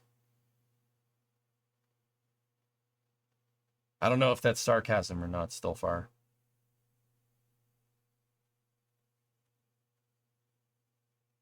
You think I'm talking about Russia and the Ukraine? No, I'm not talking... God. All right, let me explain it. Yeah, that probably has a component to it, but also we forget that one of the reasons why the avenue for canceling Constellation and retiring the shuttle at the same time was allowed is because, oh, we could just fly on Soyuz. We just fly on Soyuz. It's fine. We just fly on Soyuz. That saves us a lot of money flying on Soyuz. We could just do that. Maybe you misunderstood. Sorry, I should have been more careful with my wording. Also, it's being sarcastic. Yeah, yeah. Okay. Discovery. Pluto, 18-month resub. It's embarrassing, Julia, even with a kappa after it, but yeah. Prior to all the launching going on, Elon had come out and said that till the point with just tense up, they put $5 billion into upgrades, so I agree they're spending money. Yeah, I got you, Cal. Yeah, all right. That was regarding the cost of Boca Chica. Yeah. I understand. Systematic issues. The committee concludes that NASA would substantially benefit from a more definitive long-range planning process that identifies specific future missions, capability and component need dates, and implements actions timed to meet those dates. This is particularly true for larger complex missions entailing inherent potential risk. The committee could find little evidence of such planning for the Moon to Mars mission, despite the long lead preparatory actions that are required to ensure that the mission's foundational capabilities are available when needed. Yep, also Augustine's fault. Or his commission, at least. Yep, that the reason why that's going on is because you axed Constellation, which had a detailed long-term... It had that. I'm trying not to seethe. I'm trying not to. Keep it cool.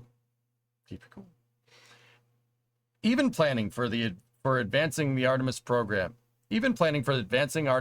lacks certain action-specific details associated with an architecture that is more complex and interdependent than Apollo. Yep. The lack of certainty exacerbates problems fostered by the government's short-term annual funding of long-term projects, as does an increasing incidence of NASA's appropriations failing to be enacted in a timely manner.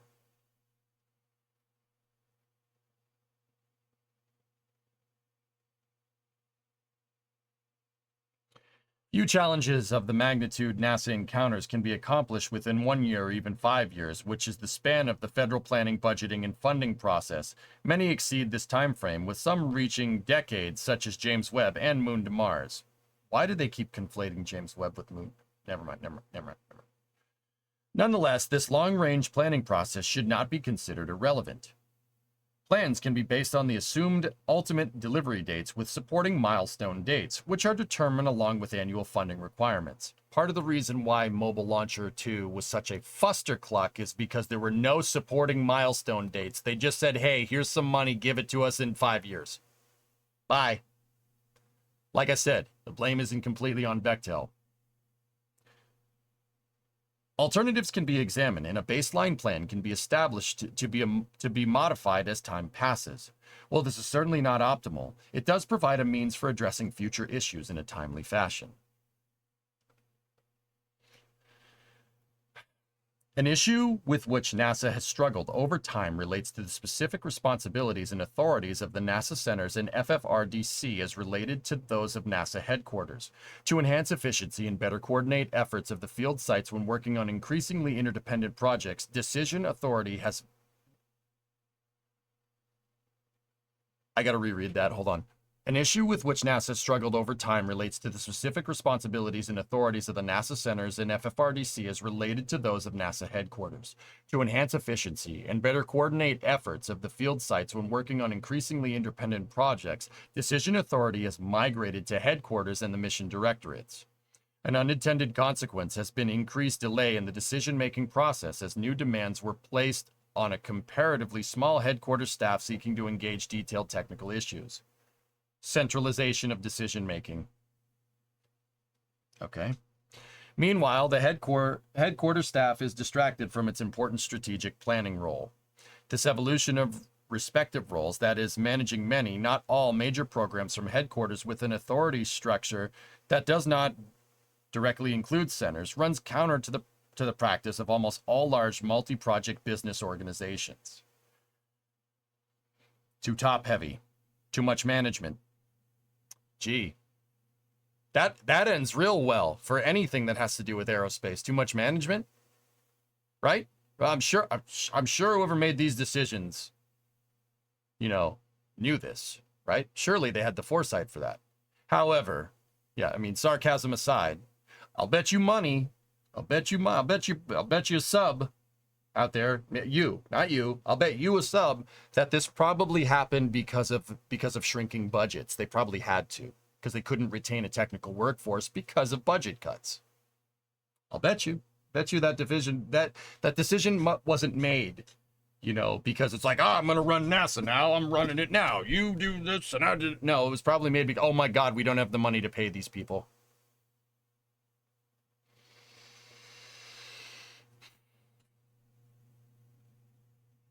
Okay.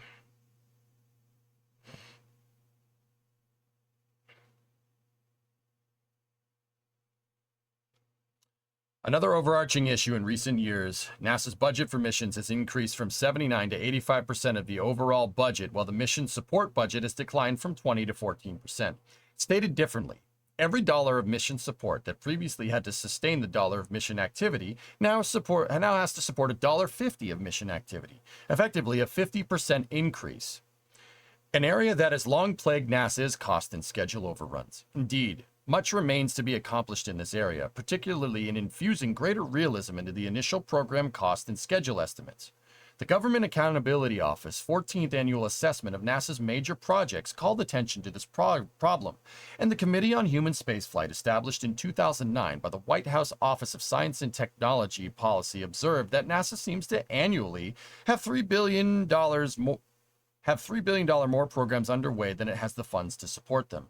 Ultimately, this results in less overall output being produced than if more realistic initial estimates were generated.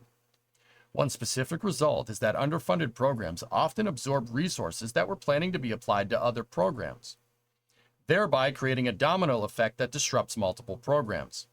There are, of course, various contributors to this dilemma: NASA cost underestimation, Office of Management and budgetary pressures, told you, congressional funding limitations, and industrial optimistic bidding. Oh, geez, it's like I talked about that a second ago. This problem is, of course, not unique to NASA, nor can NASA alone resolve it.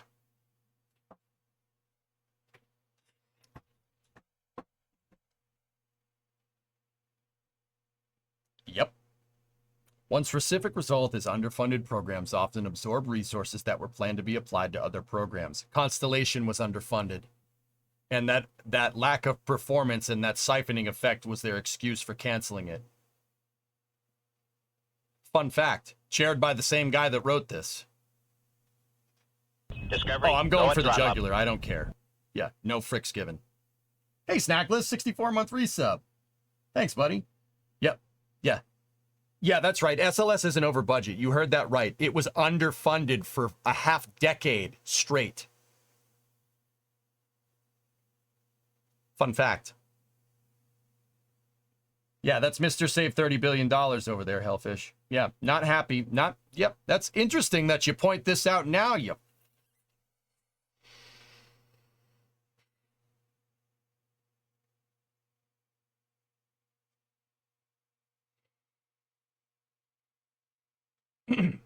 This problem, of course, is okay. Yeah, not unique to NASA. Yeah, sure. Okay, pal.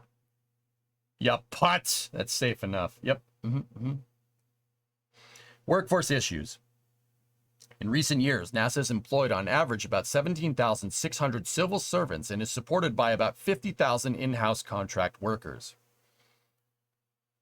Surveys of NASA civil service employees conducted by the Independent Partnership for Public Service has 12. I got to reread that. Surveys of NASA civil service employees conducted by the Independent Partnership for Public Service have for 12 consecutive years rated NASA as the best place to work among large organizations in the federal government. Similarly, this committee's contacts with new NASA employees have found overwhelmingly that when asked, why did you decide to join NASA? The answer was because of the exciting work it does and its strong reputation. On the other hand, lower salaries were often cited as a deterrent to NASA employment, compared particularly with industry compensation. Further concerns were expressed about the changing nature of NASA's work, from hands-on engineering to overseeing activity performed by outside firms. Yet NASA's employee turnover rate is generally consistent with the rest of the aerospace industry. Captain, you press your points. Woo-sa!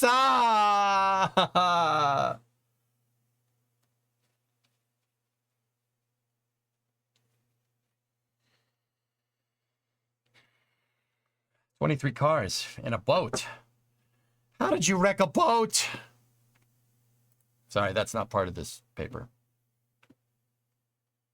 Nonetheless, NASA needs to address several issues attendant to a workforce wherein a substantial component is nearing retirement. Yep. The average age of personnel at NASA is older rather than younger. Furthermore, the specific skills NASA depends on are also highly sought in the aerospace industry and in the most high technology industries. Special hiring flexibilities granted to NASA in the past have been extremely constructive, but too limited for an organization of NASA's size that must compete for top technical talent with industrial firms that when I gotta reread the sentence. Sorry, there's a lot of really long sentences in here. Special hiring flexibilities granted to NASA in the past have been extremely constructive, but too limited for an organization of NASA's size that it must compete for top technical talent with industrial firms that when circumstances require can make hiring decisions very rapidly.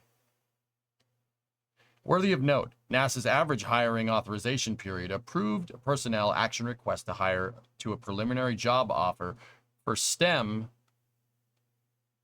employees is currently 81 days. Yeah, no one can wait 81 days for a freaking job, and not in this day and age. That was a long sentence. That sentence kind of is very poorly constructed, but I get what it's saying. If you guys have questions, just ask. One of the most effective recruiting programs NASA has maintained in its intern program, which benefits both employer and employee. Oh, the internship program. Yeah. It's a pretty good program. Another evolved trend at NASA concerns the increased use of service contracts for early technology work. Such contracts can be altogether appropriate when circumstances demand. Still, they can remove NASA from control of critical mission elements, and if used excessively, can migrate NASA's technical employees into de facto positions as contract monitors as opposed to performers of the hands-on work that is so critical to the maintenance of a quality future workforce. I didn't understand that sentence, guys. I'm going to reread it, okay? Sorry about that. Yeah, sure, Ray, after this. Another evolving trend at NASA concerns the increased use of service contracts for early technology work. Yeah. Yeah, the incessant commercialization. Yeah. Not good. Very few of the nation's most innovative scientists and engineers would likely seek or remain in such pure oversight positions. Yep. Yep. Yep. I just found a SpaceX video with the We Rise Together voice line in it. Cool. Outsourcing. Commercialization, Terminator. You're an engineer. You're an engineer that wants to design cool spacecraft. NASA all of a sudden says, no, you don't design this cool spacecraft anymore. You oversee a commercial contractor that does it. Now you're a manager. Incessant commercialization will screw NASA in the long term. It needs to be symbiotic in relationship between NASA and its commercial partners. Been saying this for years. Like, I'm not trying to toot my own horn here, but it's interesting. This is the exact stuff I'm talking about. Like, people just say, "Oh, you just ranting about Constellation again." No, we're coming. Like I said, coming to a crossroads. Coming to a crossroads where NASA won't have any capability left. When they don't have capability left, that NASA will basically implode, and we will see a multi-billion-dollar economic contraction in the aerospace industry. Case in point, Starship. When Starship flies people, when Starship gets that human rating on Polaris 3, what the hell is the point of SLS existing? It's a question that you've probably heard asked multiple times if you've been following space over the last decade. You know, and the premise behind that is, why use SLS because it's so damn expensive, right? Why use SLS because it's so damn expensive when we have a cheaper solution? And now that does make a lot of sense, right? But also at the same time, wanting that is basically wanting to defund NASA. It's just a different way to say it. You want NASA to have less money. Okay. I've been saying this for years. And it's not that I hate commercial contractors either. I love SpaceX. And what the FAA, seemingly what the FAA is doing to them is not okay. You know, we'll talk more about that later. But anybody that's tried to make some quote unquote good faith argument about SpaceX being able to do it cheaper is off their rocker.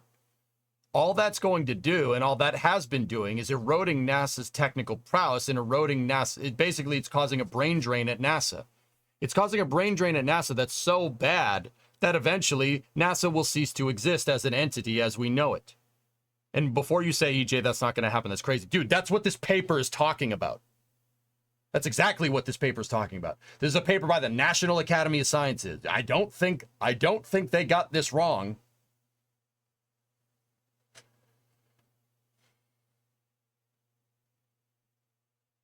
Don't we kind of want to defund NASA to get NASA into other things? No. No. No, we don't. According to Avio, the first operational flight of the Space Rider is now not expected until 2027. Oh, okay, Creeper. We're in the middle of this, but yeah. I just saw this UK flight test. Looks like China's going to have some stuff to compete soon. Give it time, Sasquatch.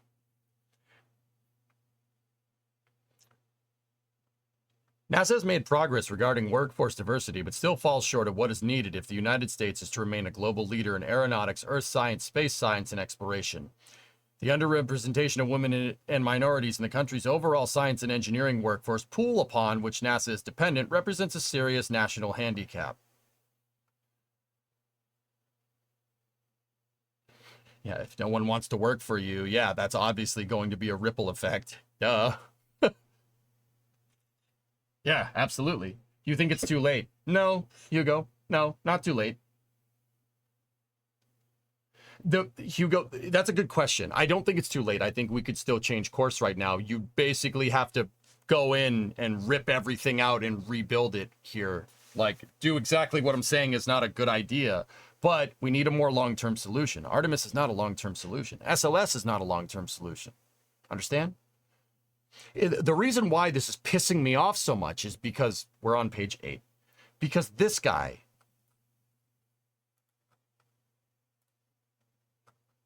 the guy that chaired this damn thing, is part of the reason why NASA is in this position in the first place. I don't get it. A commission that he held 15 years ago is the reason why Constellation got canceled and caused one of the biggest brain drains at NASA ever since the Apollo program. He is directly responsible for that. I don't understand. That's why I'm getting so heated. Where was this 15 years ago, pal? There's no way you didn't know this. The Apollo program is the biggest example of this. Getting Constellation canceled is the second biggest example of this. There's no way you didn't know. Like, I'm sorry. It's just no way that happened that way. Regrets trying to fix his mistake? Bull crap, Aqualex. He did it twice. There was 2 Augustine commissions. One in the 90s and one in the late 20-aughts. He's done this twice. Unforgivable.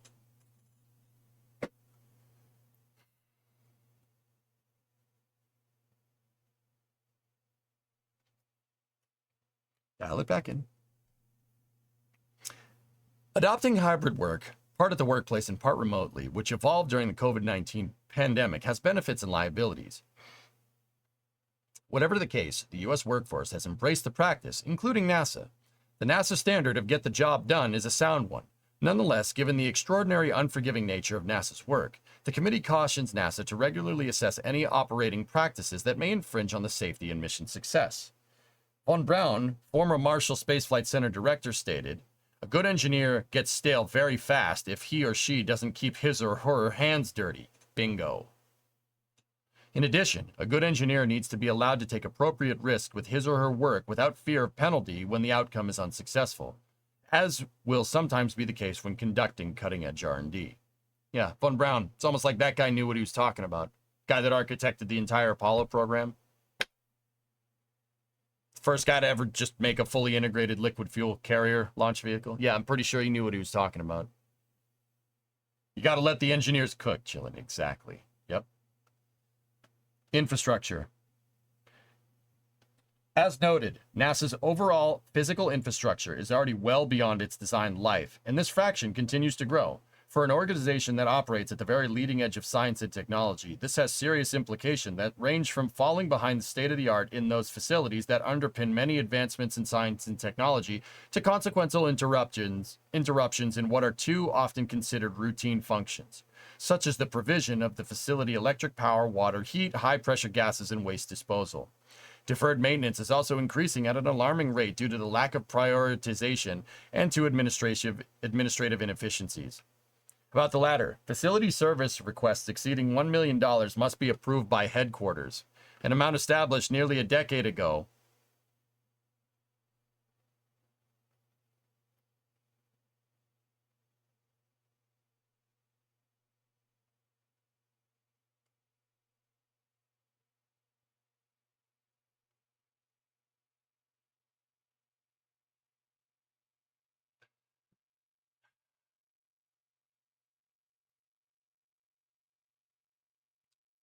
Okay.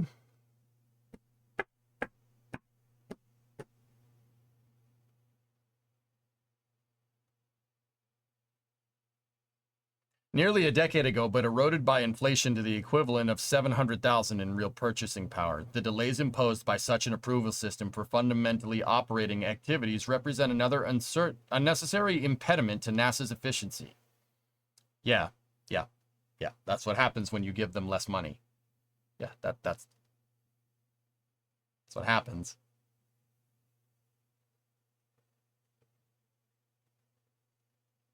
Is NASA truly cutting edge anymore? Did not SpaceX take over that mantle?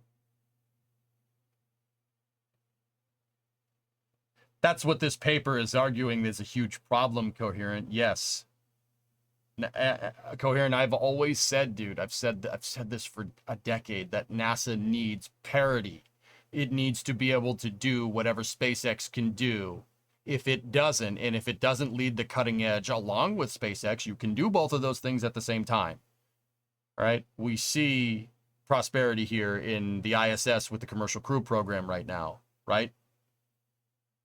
I mean, I could elaborate more on that. He said moron. I could elaborate more on that further if you really want, but they need to have parity.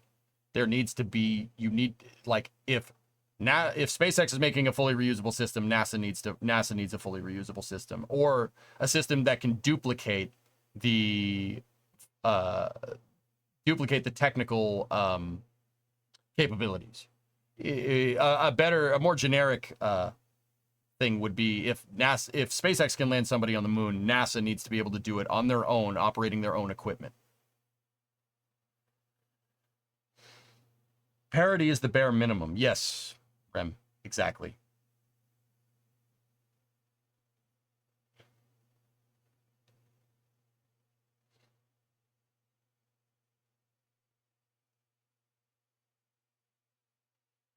One example of a facility warranting substantial upgrading is the Deep Space Network, which provides critical communications for support for NASA's ongoing missions, yet whose capacity is inadequate to support planned missions and even some current missions, such as Artemis, without disrupting other projects.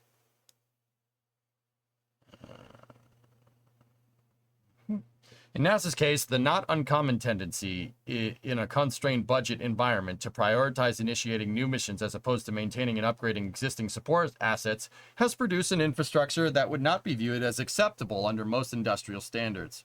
In fact, during its inspection tours, the committee saw some of the worst facilities many of its members have ever seen. One promising means of controlling this tendency is establishing a facilities working capital fund for NASA as a whole that parallels WCF already in place within a few areas of NASA.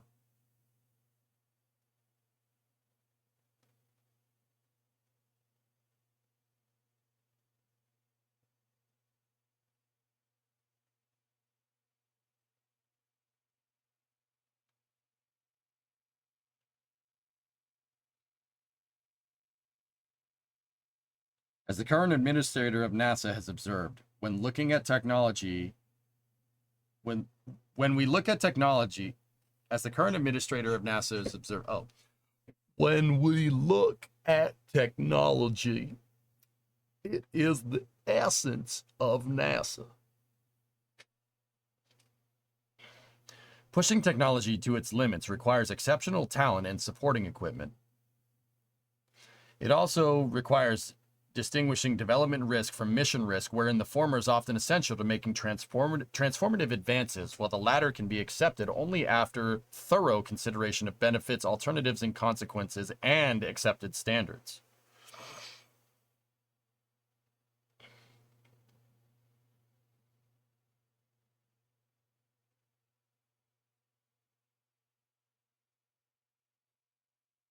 Thank you for finally going into a voice we can all understand. Nice. Yep.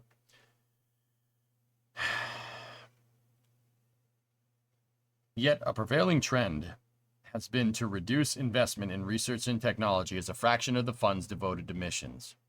Of primary concern in this regard is underfunding to the internal research and development program.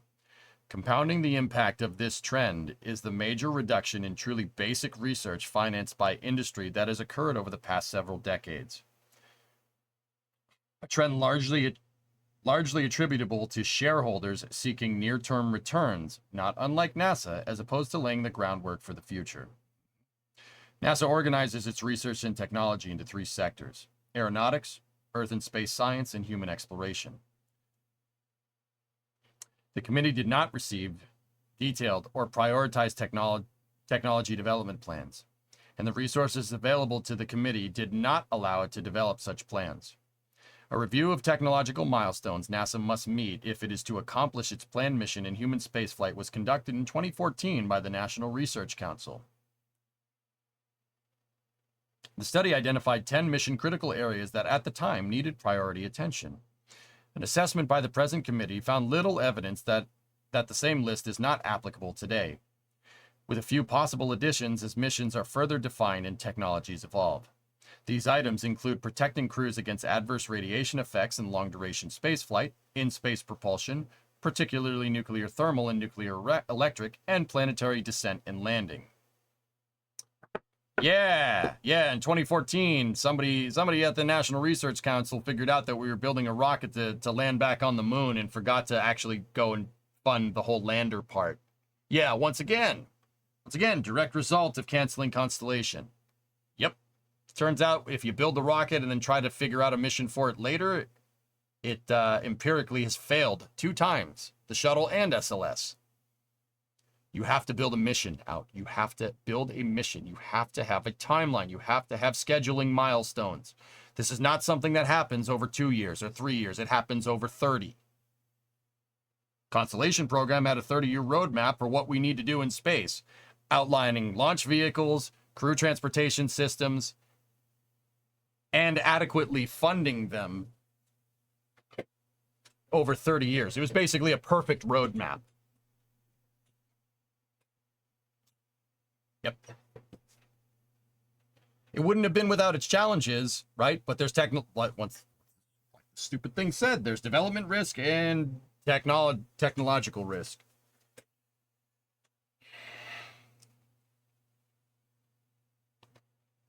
You sound just like the Crypt Keeper. Thanks, Cal.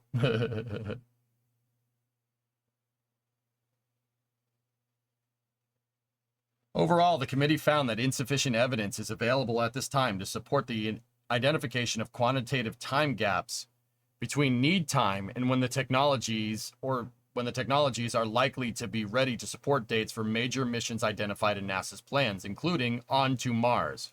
It's been my question. The hell, you're planning on Artemis landing on the moon in 2028 and you want to go to Mars in the 2030s. Okay. No. False. Unless we invent an Epstein drive, that ain't happening anytime soon. And even some technologies supporting the more immediate Artemis program. In the aeronautics sector, the committee is encouraged by the increased attention devoted to experimental X-planes and their impact on advancing available dates. In the science sector, the inclusion of technology roadmaps into the decadal planning process brings a coherent and consistency to technological planning. Yeah, we had a good plan. We had a good plan for, the human exploration operations thing. We had a good one, and then we got rid of it for Artemis. And yeah.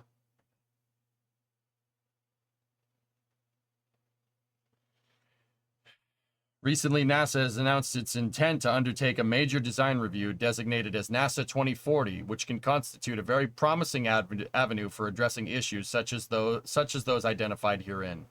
The committee believes this to be an important undertaking if conducted promptly and critically. Core recommendations.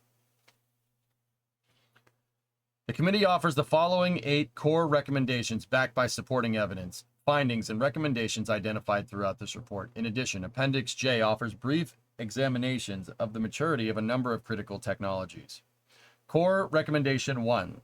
Steps should be taken to ensure that NASA receives sufficient funding to maintain its workforce, technology, and infrastructure capabilities to achieve its long-term strategic goals, even if that requires a rebalancing of the relative allocations of funding between mission work versus institutional support. Okay, I agreed. Yeah, that's right. Core Recommendation 2. NASA should establish a formal long-range planning roadmap that provides information needed to produce baseline forecasts of workforce infrastructure and technology needs that meet major goals and guide mission directorate investment decisions and center resource allocation.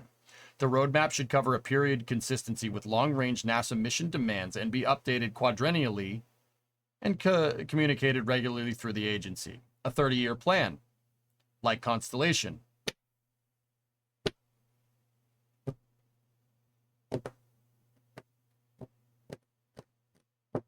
Core Recommendation 3. NASA's headquarters should establish a timely, proactive mechanism to evaluate and support center and federally funded research and development center operational needs, including infrastructure, workforce, and technology. Core Recommendation 4. NASA should initiate a priority assessment of its current mission management model that critically evaluates the integrity of technical and programmatic checks and balances, and the role of center leadership and personnel in technical oversight of programmatic work. The review should involve individuals from within NASA as well as from other large multi-program organizations, including the industry. Core Recommendation 5. NASA should determine need dates for mission-critical technologies, scheduling milestones. Develop an agency-wide process for independent assessment of technology readiness and establishes prioritization and phasing for mission-critical technology development. Scheduling milestones. Very important in systems engineering. Core Recommendation 6. NASA should aggressively increase investment in internal research and development to advance early-stage future mission-critical technologies that are not commercially available. In addition, NASA should develop specific criteria for the use of fixed-price, milestone-based purchase of service contracts that will avoid application of such contracts to critical early-stage activities that could jeopardize the mission's success and degrade NASA's future technological capabilities. Shouldn't NASA have done this a few decades ago? Yeah, Coherent, this is... I don't mean to sound like a broken record, but it's funny. The guy that chaired this whole report is the guy that chaired another report in 2009 that got Constellation a 30-year roadmap with scheduling milestones canceled. All these recommendations are stuff that the Constellation program was going to do. And just...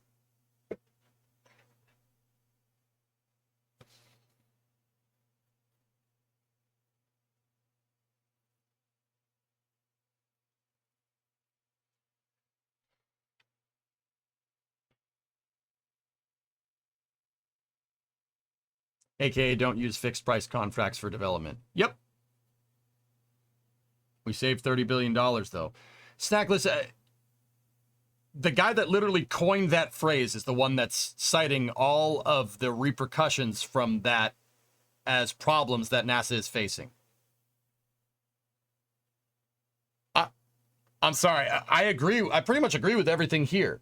What I don't understand is that it was chaired from a team, from a guy who said we should do the opposite of all this 15 years ago and wound up with all these problems.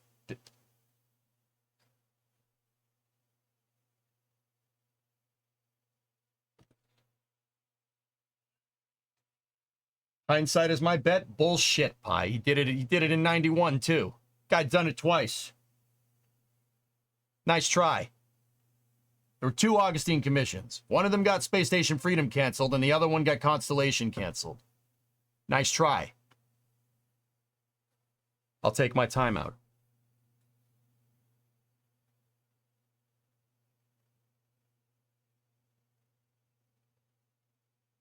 What could explain it then? That's what I'm looking for, Rem.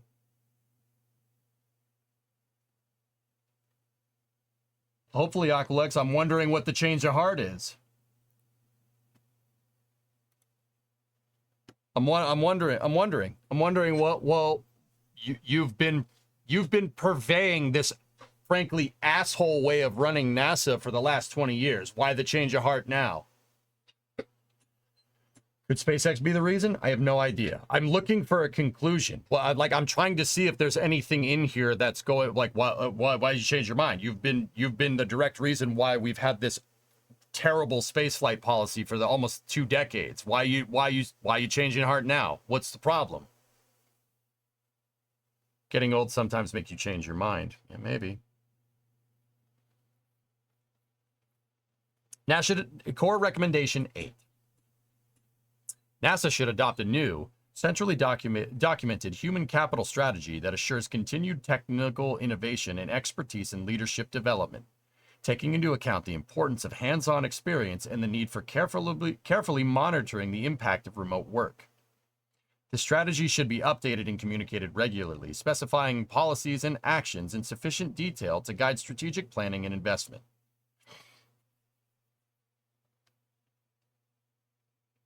I don't think you realize the industry would grow to fill the void and by extension drain NASA of talented engineers.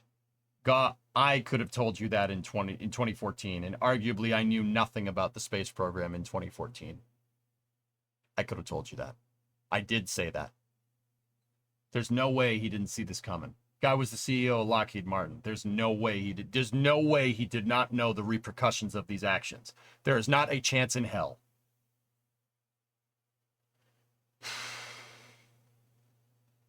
It was peaceful until EJ started reading this. I'm sorry, Pontiff. I'm going for the jugular. Someone's playing games with NASA. I don't like it when people play games with NASA. Because every time someone does this, all of these problems happen. Every time. Without question. Viper, Chandra, Artemis getting delayed. No roadmap for Mars. No roadmap to the moon. Commercializing the EVA suit program. This is all people playing games. You're playing games with NASA.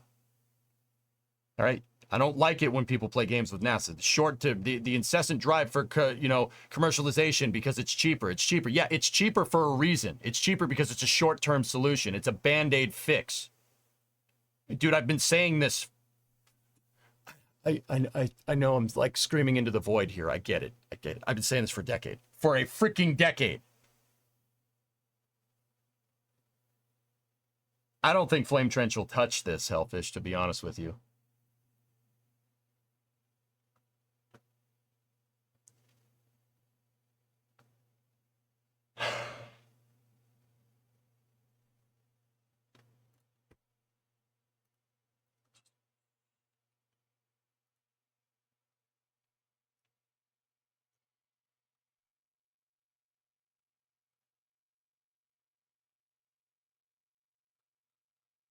I'm looking around for a table of contents or something here.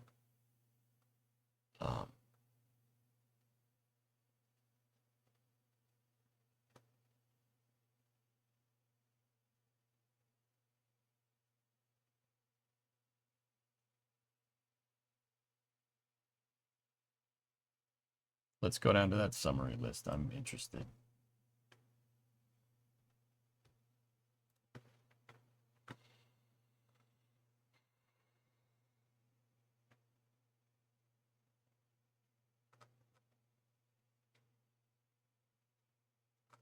Give me 1 second.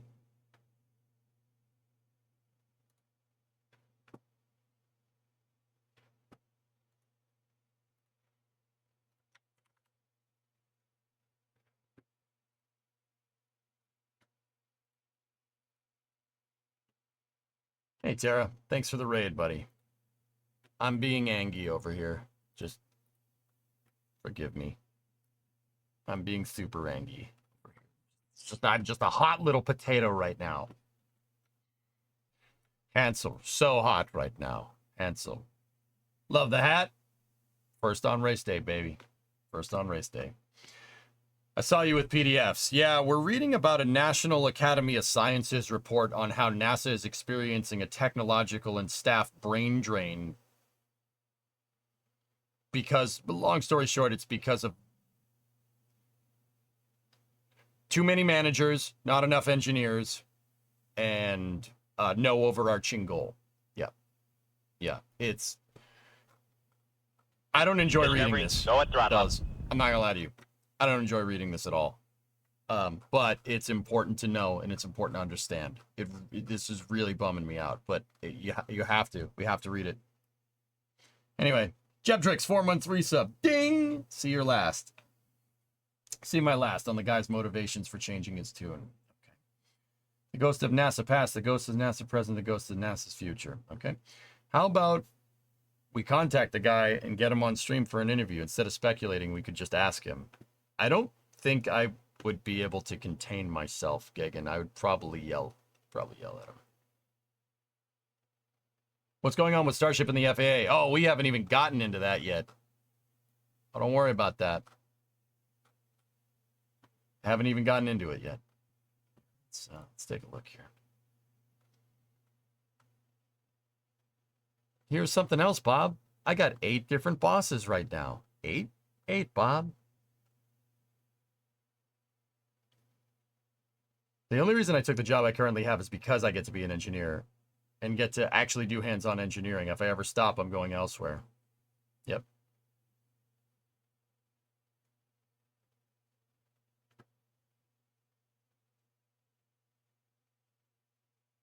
Summary list of findings. Core findings are on page 87, but it's 87 chapterized, so.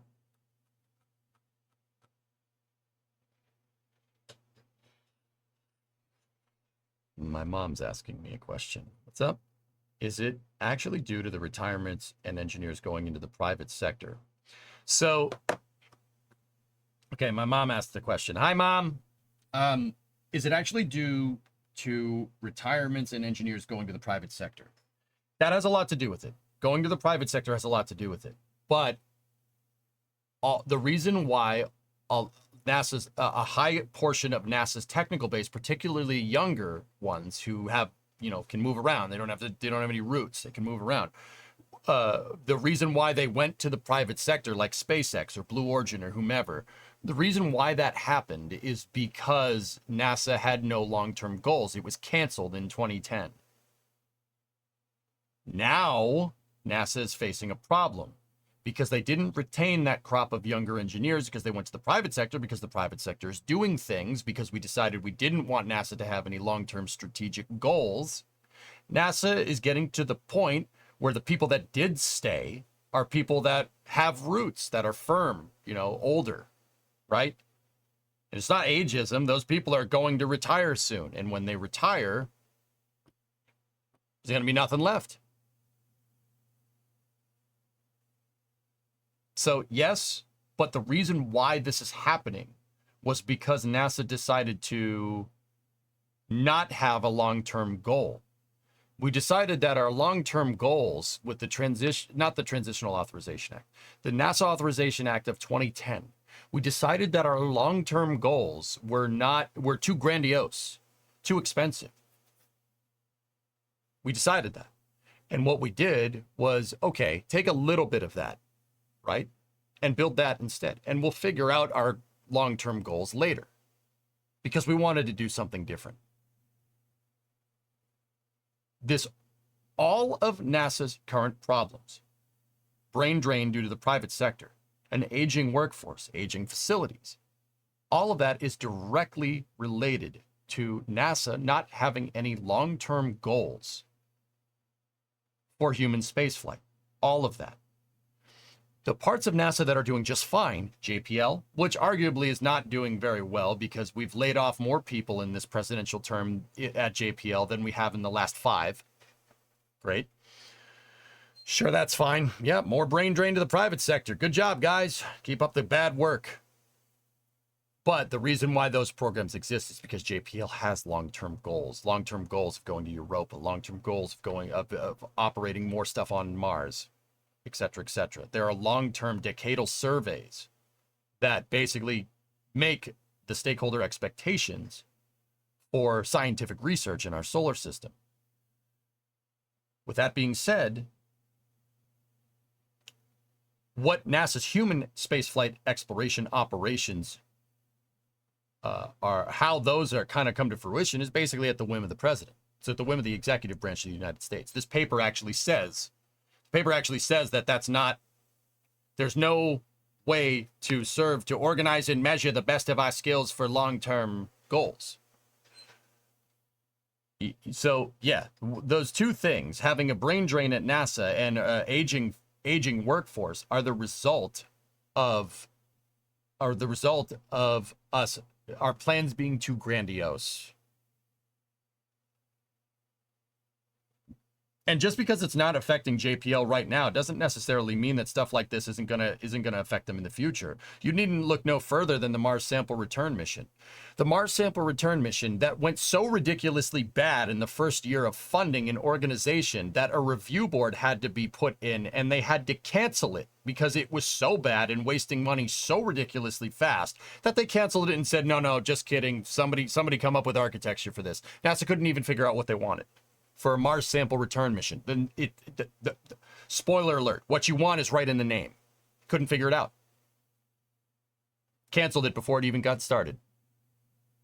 After wasting millions of dollars. Don't think this problem wouldn't affect the Science Mission Directorate or the Aerodynamics Directorate. Don't think that it won't. It'll have repercussions. Oh yeah. Believe me, I could write a doctoral thesis on this. This is what I spend my time reading about, and what I've spent my time reading about for the last 15 years. You remember back in the day? My mom's watching, for anybody that's wondering. You remember back in the day where I just spend 10 to 12 hours in my room? Like 15 years ago, I just go up there. You thought I was playing video games the whole time. I mean, I kind of was, but I was also doing this. But yeah, good question. Thanks, Mom. I love you. The space news is really making me sad. Levels, look. You have to read this. This is part of it, man. This is part of it. What I'm trying to do is promote visibility as to these problems. I'm not trying to bum you out, even though that is what happens. I'm not trying to bum you out, I swear. I want people to look at this and recognize it. Recognize this behavior and recognize that this behavior is wrong. Our incessant commercialization of every single NASA endeavor will be our undoing. There will be no NASA left. Okay? You got to recognize this. So the next time you see somebody saying, "Oh, SLS is too expensive," I have a good understanding of how spaceflight funding works. Next time you see someone say that stuff, you don't need to go and correct them. I frankly don't care. But understand that that's not right. That is exactly what this paper is talking about. I'll break it down. I'll make it very simple. Look, NASA saved SpaceX in 2008. NASA handed them a commercial orbital transport services contract in 2008 because of their long-term goals. The Constellation program had 3 critical schedule milestones. 1, turn over low Earth orbit to commercial contractors so you could focus on the second one, going back to the moon. Use what you learned on the moon in the 2020s to go to Mars in 2030. That was a 3-phase scheduled milestone plan over the next 30 years at the time. That the long-term goal is what gave us SpaceX. And Starliner 2, for what it's worth. I don't know, just figured it pertinent. And Cygnus and Dream Chaser, just saying. Those long-term goals are the reason why we have SpaceX. Saying that SpaceX can do it cheaper, NASA doesn't need these goals. NASA should just have the commercial sector do it. Saying that is detrimental to the long-term goals that established the commercial space industry 15 years ago, for the most part. As a whole. The reason why we have such a lucrative commercial market is because SpaceX, Elon is hell-bent on going to Mars. And those long-term goals, turning over low Earth orbit to commercialization as part of our efforts to go further beyond low Earth orbit, where we had been for 30 years, now 40 years, clock is ticking, is the reason why. Does that make sense? NASA needs these long-term goals. NASA needs to have parity with SpaceX. They need to be able to go further than their commercial endeavors. That's the whole point. NASA's supposed to be developing technology that filter into the commercial market. And if we have these long-term goals, if we have them, stuff like SpaceX pops up along the way.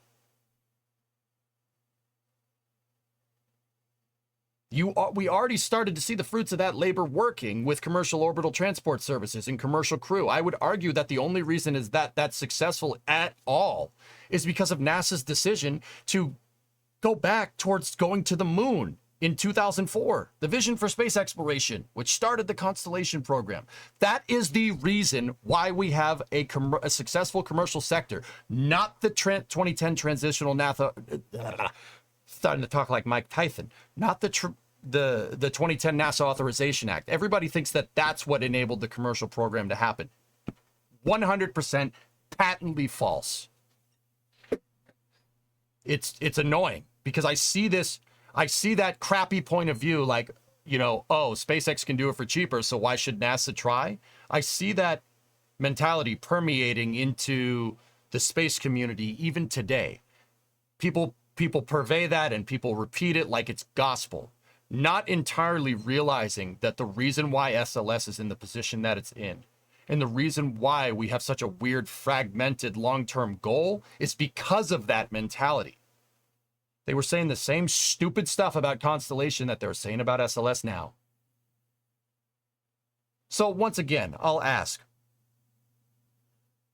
just to put everything into perspective here, I'll ask, why do we think these people are spaceflight fans? They are not spaceflight fans. They are absolutely not spaceflight fans. They are prioritizing short-term goals of NASA.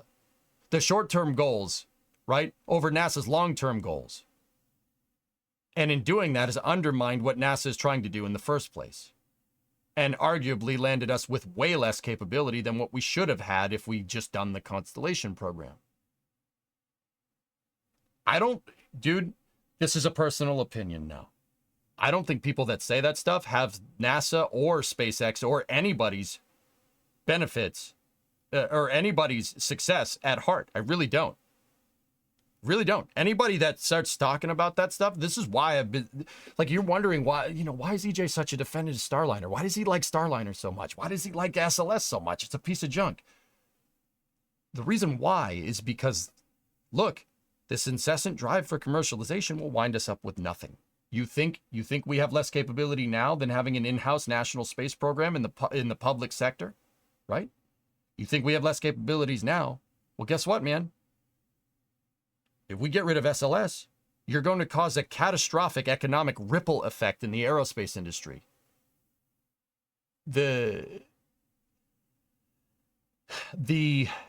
Having a program with that big of a price tag going out the door means it exacerbates all the problems that this paper is identifying. And guess what? Economic uncertainty does not favor the commercial market. No, you're likely to see an economic contraction as a result of these repercussions, which is why I've always said we got to see the SLS program through and we got to give it something to do and launch it more. Because the alternative is stagnation. I don't care what anybody says. Guys, to this day, SpaceX has customers. They're a commercial company. You know who the biggest customer is? NASA, by a long shot. Getting rid of NASA and saying that NASA should be some regulatory body. Guess what? No one's going to want to work for a regulatory body that oversees, basically becomes the FAA for spaceflight. No one's going to want to work there. No engineers are going to want to work there. Management's going to want to work there. NASA's already suffering from too much management and too much programmatic problems from the top down. Who thinks getting rid of SLS is going to make that better? Dude, I'm telling you, that mentality is, you are out of your freaking mind. Not you, Level, just rhetorically. You're out of your mind if you think that's a good idea. That is an insanely bad idea. Anyway. Yeah, Wisp, exactly, Do you see what I'm saying? I'm not trying to bum you out. I'm trying to show you that this will have long-term problems. Short-term solutions have long-term repercussions, especially in spaceflight. The reason why is because spaceflight is a long-term endeavor at heart. We can't go to the moon tomorrow. Understand? Does that make sense? I'm sorry, this gets me all fired up, man. The SLS mess is a symptom. It's a symptom of a problem. Ironically, the people that say that SLS is a problem floating are the reason. They are the reason why this symptom is happening. I don't know how many times I need to say this.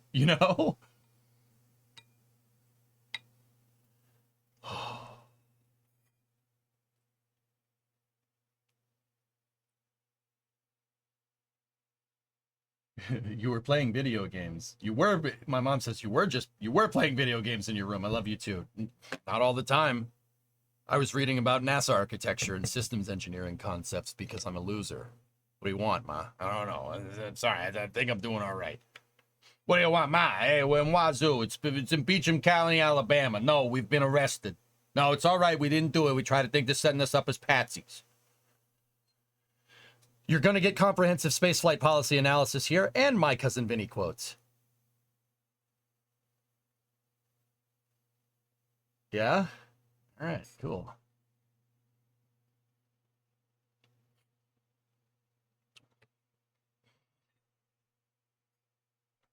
I see how NASA got to where it is. I don't see how it can get out of where it is if every year it has to fight for the budget.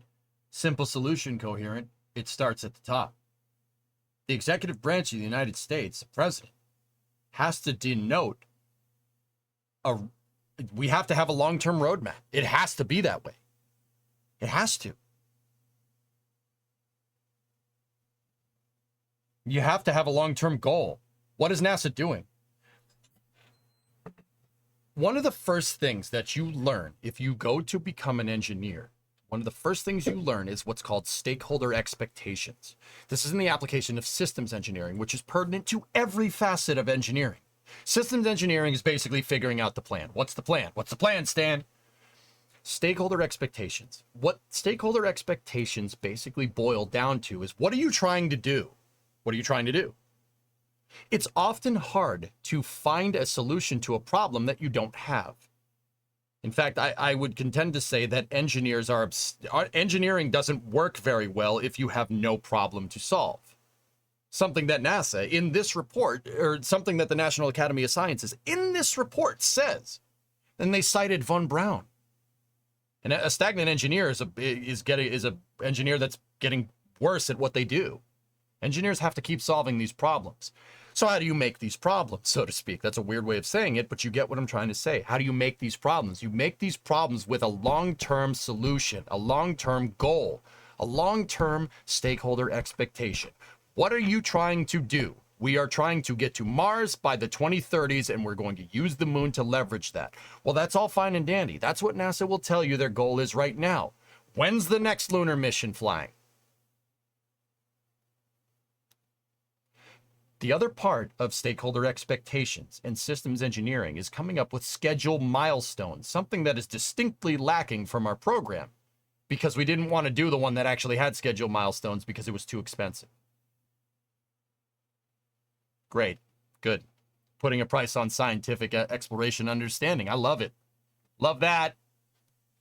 Great. Anyway. You have the whole NASA will leverage the way to fix it is to leverage the entire system, and that starts exactly at the top. It starts at the top. When the executive branch does not prioritize space as an important solution, something that is important, when they don't make spaceflight a national priority and they make whatever else they're trying to do up there nowadays, or the guy before that, when you don't make spaceflight a national priority and you don't challenge our country to organize and measure the best of our skills, it's going to lead to stagnation. Look what happened. And I would contend to say that the engineers want to solve problems so ridiculously much that despite NASA's best efforts to extinguish our long-term goals for spaceflight, a private company was able to take the reins only because the CEO of said company is hell-bent on coming up with stakeholder expectations that are pertinent to getting humans multiplanetary. It starts right at the top. Elon, very clear stakeholder expectations. You ask anybody what SpaceX is trying to do, even if they don't even remotely know anything about the spaceflight industry, they will tell you that Elon's trying to get to Mars. Very clear, very concise stakeholder expectations. Right there, what are you trying to do? There's a reason why the guy with the most long-term goals has engineers basically throwing themselves at him to work for his company. Everyone wants to work at SpaceX. Everyone wants to put that on their resume. Not necessarily NASA nowadays. No long-term goal. See what I'm talking about?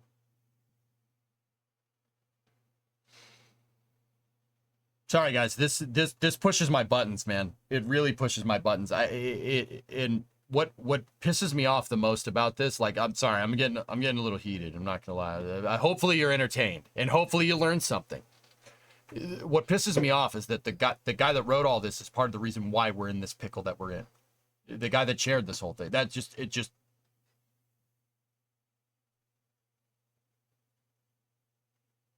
Nobody wants to know what you're doing in your bedroom. I was reading about spaceflight.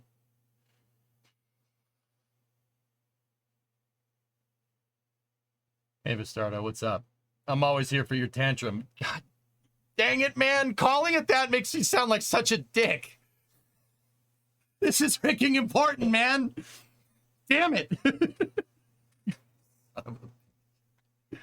Oh, you make me sound just like a petulant child. That's not what I'm trying to do. Way to subvert my entire argument, man. Appreciate it. No, I know. The other thing, you don't take yourself too seriously. I get it. It's a Twitch stream. I understand. Why do you think I'm answering questions from my mom on stream, you know? Like, I get it. I get it. But also, anybody that, I mean, heck, if you're a taxpayer, this should be important. Discovery, If you're a U.S. go and taxpayer, throttle this up. should be really important to you. Friendly Local, 36-month resub. Your passion is refreshing and contagious. Yeah. You frickin' masshole. Yeah. What do you want? NASA needs long-term goals. I've been saying this. I said this on Flame Trench multiple times, and a bunch of people called me nuts. I said SLS should launch more. A bunch of people called me nuts. Like, I mean, people just, I'm starting to notice a pattern. People call me crazy. I mean, you kind of am. You have to be kind of nuts to want to learn about this stuff. It's really difficult. So, like, once again, I'm not telling you this to bum you guys out. I'm not showing you this paper to piss you off. Dude, okay, you know what? Frick it. I am. I absolutely am. You should be mad about this. You should be pissed off about it. But don't go, like, yelling at, don't go knock on Bill Nelson's door and being like, you said there was pudding and there's no pudding, man. I'm not trying to make some, like, mob rule thing here. It's important to understand this because we need to change it. We need to change this now. Now is a better time than ever. That's why I offer a solution.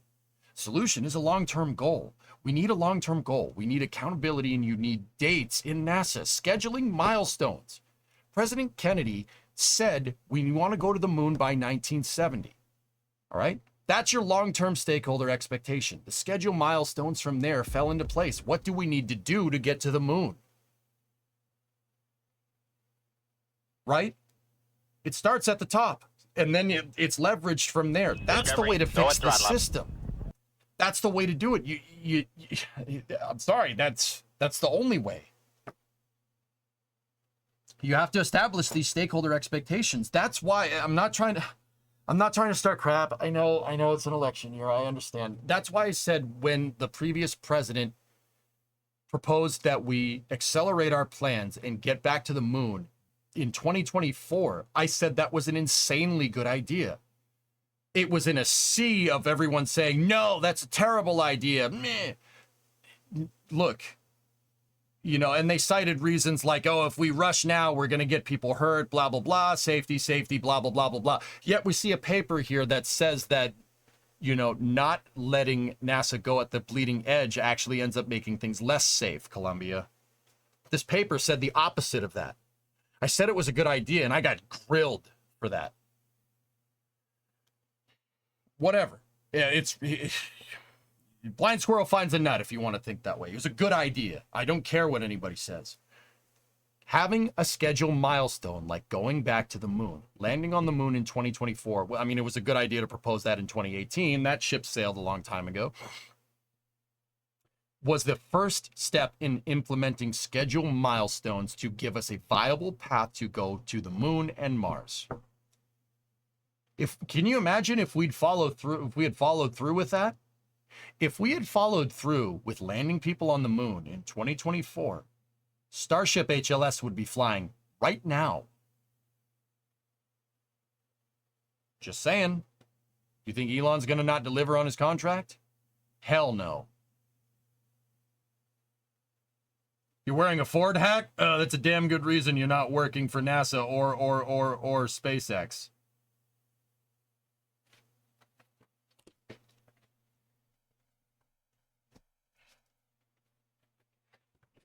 Now your point's invalid. Shut the fuck up.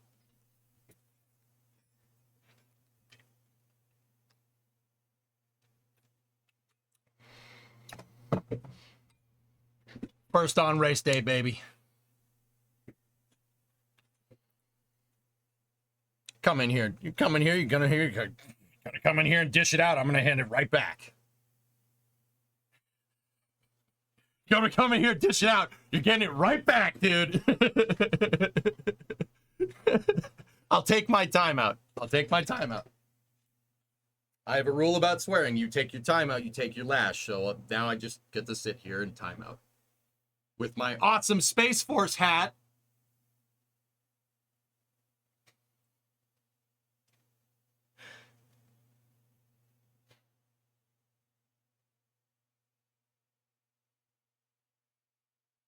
Okay, cool.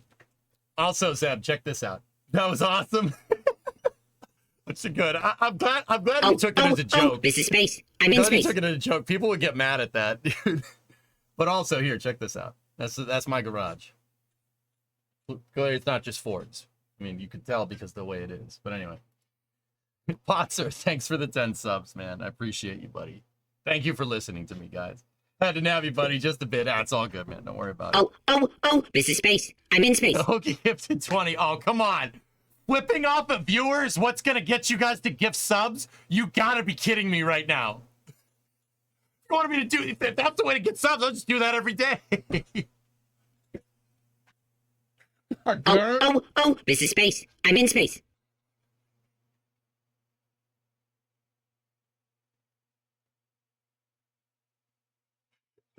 This is awful. Tantrum equals subs confirmed. Oh, God. Now I feel bad. Oh, God. Discovery. Go at throttle up. Oh, bad. We love the anger. Let your hate flow. Hey, EJ, frick you. All right. Oh, jeez. Oh, my gosh.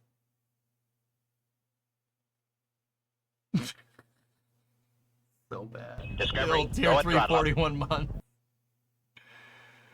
Jeez. New meta. I hate all of you. Gifted subs. You suck, gifted subs. Spends a decade here trying to teach people rocket science and space policy. Flips viewers off. Makes $1 million. God damn it. Thank you, guys. I appreciate the support. Yeah, no, it's something that's important to me, and it should be important to you too, at least if you're watching this stream. Except for the guy that probably just clicked on this stream, like Zeb, that's like, what the frick is this guy's deal? Like, wow, this guy's a nut bar, and you're not wrong. You're not wrong. Look at, there's just butts flying around on my stream. Oh, jeez. I know. You preach it. Yeah, Level, I'm not trying to piss you off. I'm not trying to bum you out. If I spread the word enough, maybe somebody out there that has some control over this will hear it, you know? It's a lot like shouting into the void at times, but there you go. Nutbar, working on Camaro in the garage. Sounds pretty normal to you. It's not a tantrum, it is the passion. It is the passion of the EJ. It is the passion. We passionately argue for the further of the space flight. Crank up the Vox in timeout, kick out the jams. Nah, I'm on a roll. I'm on a roll, Bob. Flip chat off, get $1 million. Hey, you gotta do what you gotta do. When did the Camaro happen? It's Ernox, Snackless. Yeah, it's Ernox. There's a full QA1 suspension kit on that thing. We streamed putting most of it in. Yeah. Dude, I'm telling you, man, it looks like a 91 Camaro. Underneath here, it looks like a friggin' spaceship. There's just me floating by on the screen. Anyway, that's a live shot of my garage. I wrench from time to time on stream. Like, we set the ride height on all 4 wheels the other day. Where's your Fiat? You know what Ford stands for? Fix it again, Tony. I don't have one of those. Pop the hood. It's stock from the top, Barak. Yep. Camaro, where's your Mustang? It's outside. It's outside being driven, unlike the Chevy that's broken in my damn garage. It's not broken. You could drive it right now. It's just the alignment is off. I thought Ford stood for fix or repair daily. God damn it, man. Freaking overpriced revenue dump. Yeah. Oh, okay, Discovery. that's better. Go at throttle up. Be quick. I have 7 cars, and 5 of them are Fords. Well, 7 cars on my property. 5 of them are mine. 4 of those that are mine are Fords. Any more satisfactory tonight? Yeah, Jay South will probably, I mean, guys, this stream's going for another 6-7 hours. So yeah, there will be more. Oh, absolutely. And then Polaris Dawn EVA.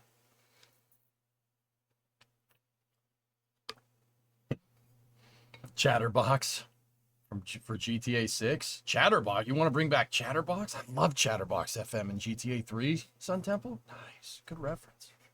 More. First on race data, I definitely had more problems with Chevys than my Fords. Guys, to be honest, Ford is like my home. I like I'll work on anything. We could get a BNR 32 Skyline GTR in here, and I'd be oh gosh, my wife is here. Act normal. Act normal. Act normal. Are you talking about buying more cars? No. Don't lie to me. No, I'm not. Hey, you look real nice today. You look beautiful. Your hair is on point today. Good job. I love you a lot. I'm actually curious what it looks like because I didn't really have time to. Yeah. You look beautiful and you smell terrific. I love you. I love you too. You were talking about buying more cars. No. Look at all the don't panics. No. It's fine, dude. No, it's fine. Hype chest? What the heck is a hype? Open the hype chest. What? What the heck is a hype chest? I don't know. Mega Misp? What the heck? What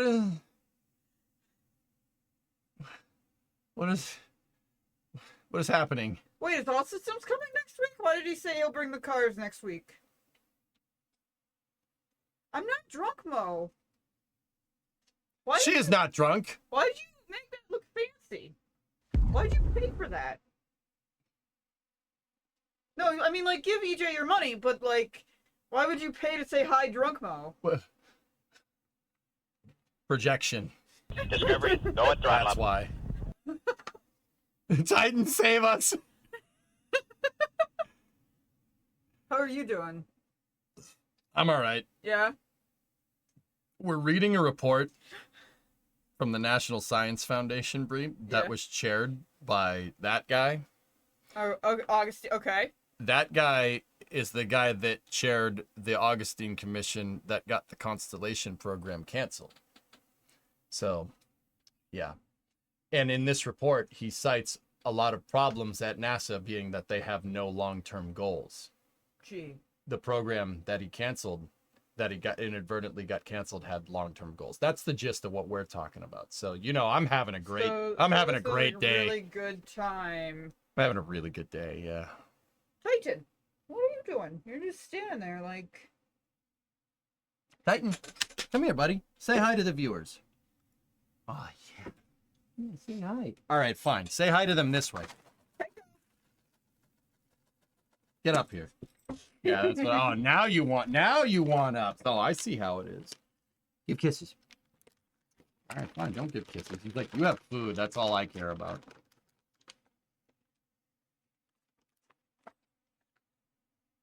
Taito. Ernak. Titan, come here. Oh, yeah. Oh, I already know Ernak got you a car. Yeah. Okay. Cool. Good boy. You get your treats, buddy. You get your treats. We do have a Titan emote, but it wasn't sized right, and image editing is hard. I don't know. Basically, I was in England when I found out it didn't work, so... Have I eaten any of those treats yet? Have I eaten the dog's food? No, I have not eaten the dog's food.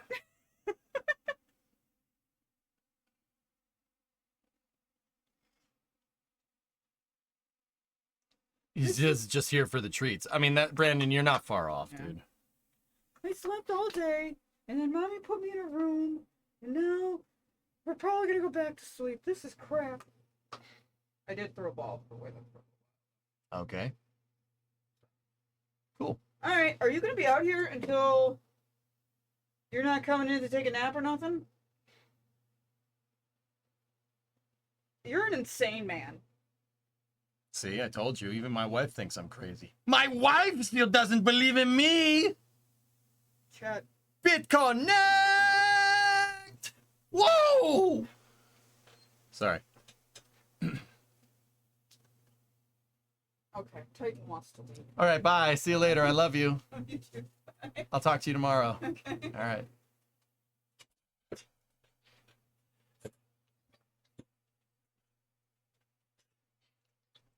She mad? No, she's good.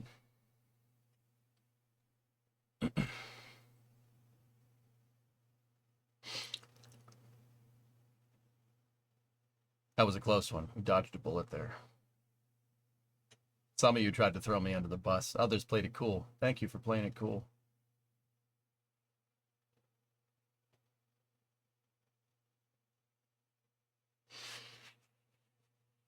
Hint, you better buy some flowers.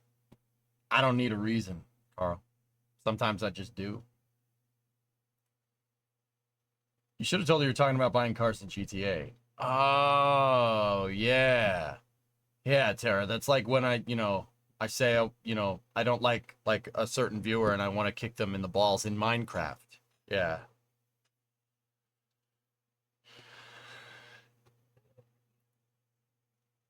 The ballooning of middle management class is not just a NASA issue. Yeah, most likely. Discovery, go at throttle up.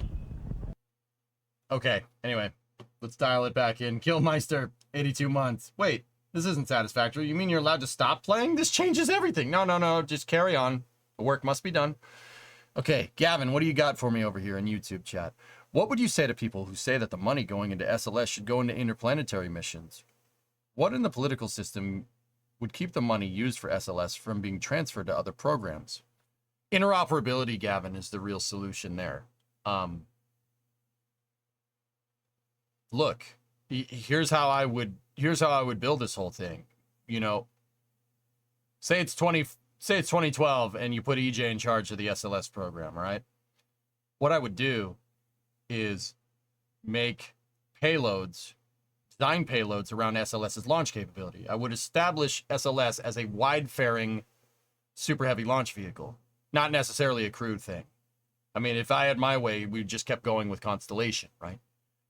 The way to make that work is to launch these big payloads, offer a scientific capability in the form of a wide payload diameter to scientific equipment that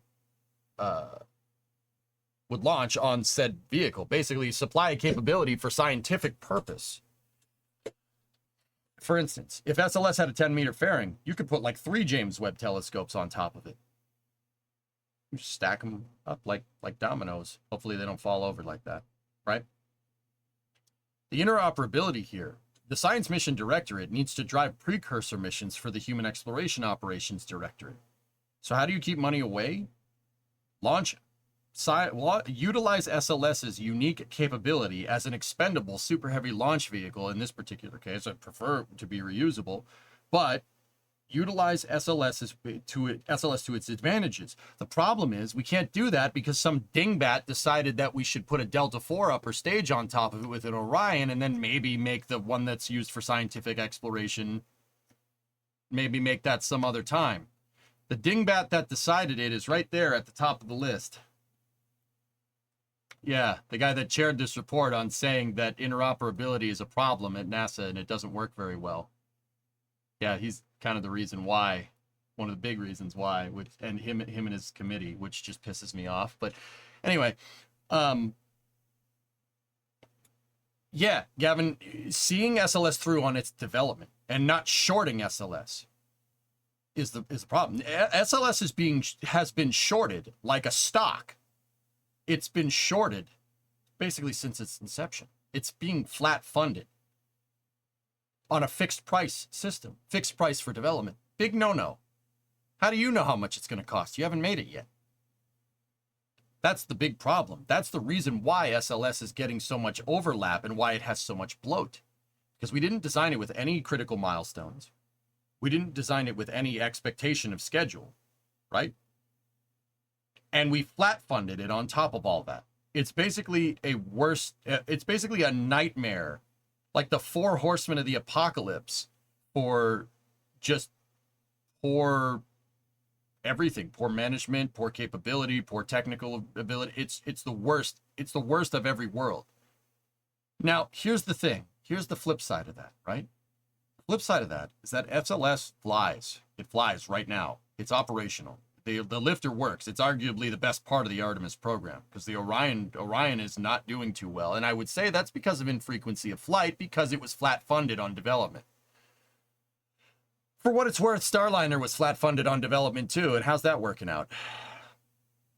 SpaceX was too, but you know, they were late on delivering the initial capability for commercial crew, but you know, can't argue with results. For what it's worth, SLS flies, so give it something to do, right? SLS has a unique capability to exacerbate these interplanetary missions. We could launch LUVOIR on SLS, James Webb Space Telescope on steroids.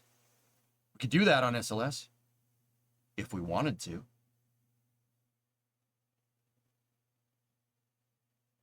The whole problem with that, what would I say? SLS needs to work. SLS needs to work for long-term scientific goals. I guess if we're going to reduce it down to like a simple sentence, SLS needs to work for long-term scientific research. Because if it doesn't, you're putting scientific understanding, you're putting scientific knowledge and understanding in the path of a vehicle that's not being operated by NASA. I don't think that's wise at all.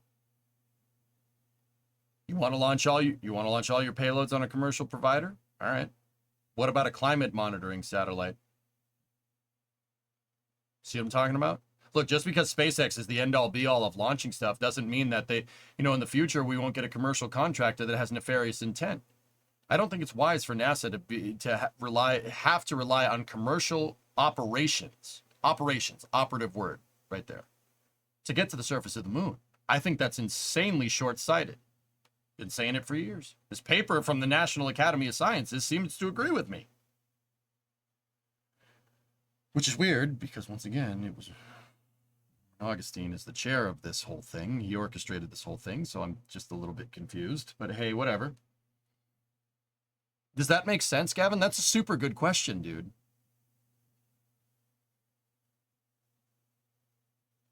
If anybody in the Science Mission Directorate, to put it bluntly, Gavin, I guess to kind of surmise this whole thing, let's put a bow on it, package it up just nicely, right? If somebody asked me, you know, if somebody said, you know, why I want to launch a climate monitoring satellite so we can monitor global warming and climate sciences, that's really important to me, right? To put it bluntly, I would be like, okay, you want Elon to launch that? All right. Sure, you have no problem with that. And I love Elon. I think he's great. I think SpaceX is amazing. I can detach what he thinks about things like politically from what the capability of his company. Not everyone's perfect. You're not going to agree with what everybody says. But you cannot deny that he's been insanely good for spaceflight technological research and the applications of human exploration. You'd be off your rocker to think that that's not true, right? You know, think about it. You want a commercial provider to be the one that launches all of your scientific payloads? All right. See how that plays out in the future. Just because it's working really well with SpaceX right now doesn't mean that it won't in the future. In 1997, everybody said AOL is the future of internet. America Online. Everybody said AOL is the future of how internet service providers operate. Yeah, how are they doing nowadays? AOL had like 90% market share of ISPs in the United States, or something absurd. It was something ridiculous. If you want another example of the same thing that I'm talking about in form of mechanized transport, Ford basically had a monopoly on mass producing automobiles for 20 freaking years, from like 1903 to 2023. No one could come close to what Highland Park in Detroit was churning out. No one. Not even close. Right? Ford was the end-all be-all. Nobody would ever be able to compete. And then Ford got lazy in the late 20s. Stock market crash didn't help. Henry Ford said, I don't need to make a better automobile.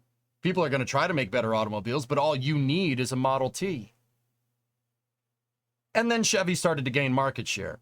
And Ford ended up losing a lot of money until his son Edsel had to convince him begrudgingly to design the Model A. One of the best-selling cars of all time, might I add. But Ford never has had that much market share since. See what I'm talking about?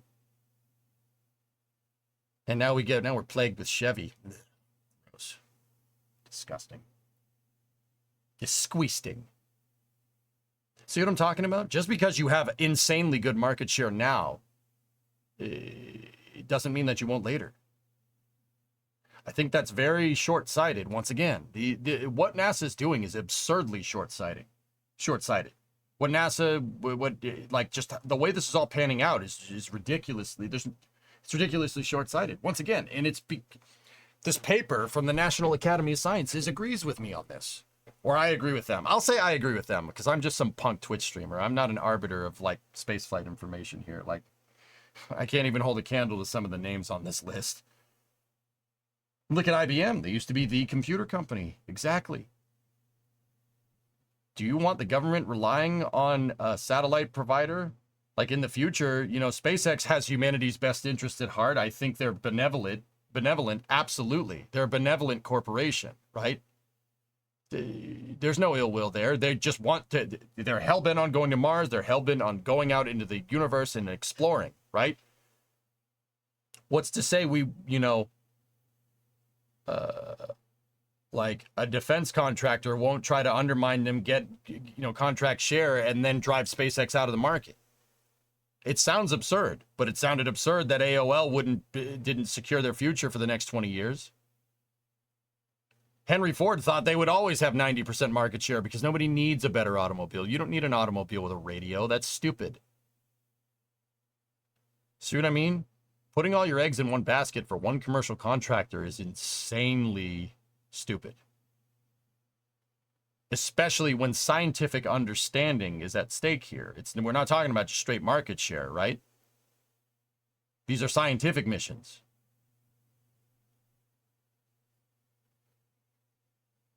Sorry, Gav, that was a little bit of a longer answer, but I think it's important to understand. Yeah, Steve Ballmer said the iPhone was a fad. Oops. Whoops.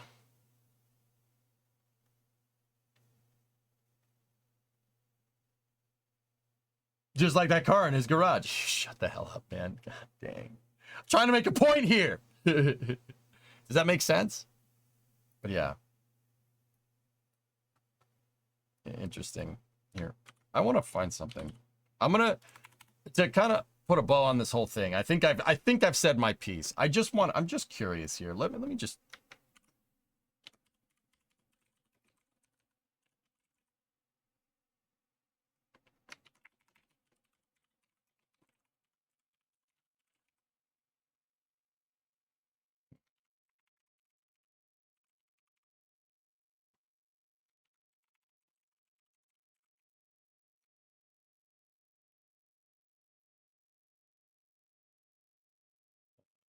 Are we?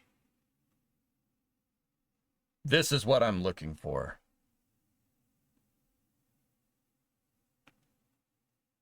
In the case of NASA's exploration, where are we? Let me just see.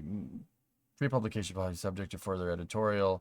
Technical alignment. All right. I'm just curious. I want to see if this thing talks about the Constellation program and just to get this is more of a for the record thing. I'm pretty sure I know what this is going to say. In the case of NASA's Exploration Systems Development Mission Directorate, ESDMD, just say human spaceflight. The situation is less clear. In the aftermath of the cancellation of the Constellation program, technology development was largely continued by congressional direction on several elements. Hey, Shadow, what's going on, buddy? Primarily SLS, Orion, and associated ground systems, seen as enabling a future exploration program. Yep.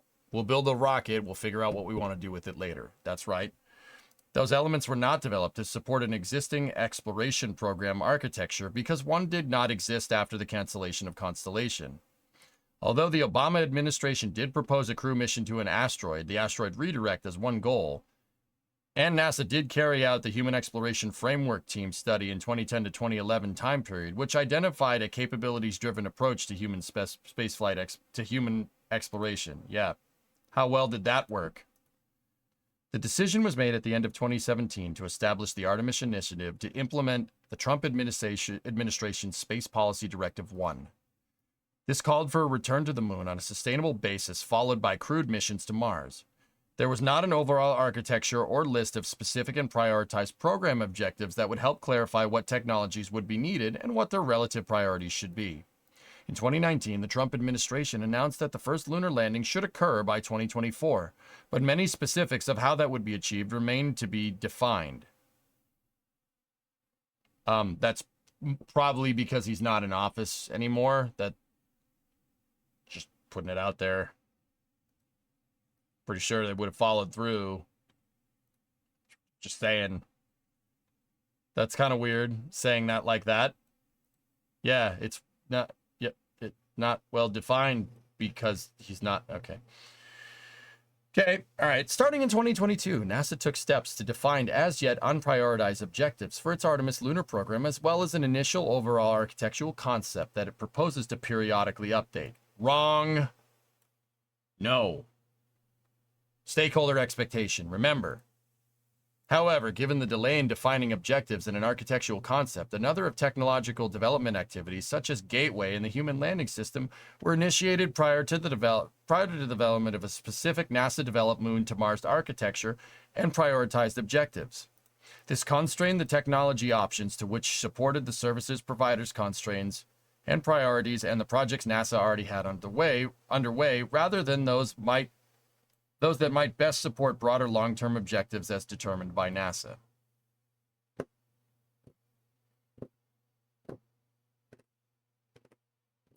Sidewinder, except this paper said the decision defined up there. It says the opposite of that there. I'm pretty sure that happened because he's not in office anymore.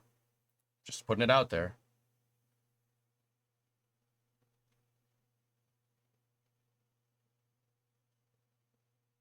That's interesting. I find it very interesting that this paper says that. That's kind of what I'm looking for here. Okay, I have a problem with this, all right?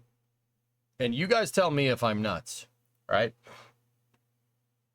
The whole idea, the whole premise from this is saying that, you know, the Gateway and the Human Landing System were initiated prior to the development of a specific Moon-to-Mars architecture. All right? There was no long-term architecture made, right? There was no long-term architecture made. That's what this paragraph is trying to say. I agree with that. There's no long-term architecture made. So when SLS came around, and that's what this paper said up there, when SLS came around, it said, we'll build the rocket and we'll figure out what we're going to do with it later. All right? And then when somebody actually goes to figure out what they're going to do with it later, they said that that's not a good way to do things. That's what this paper says. I'm confused.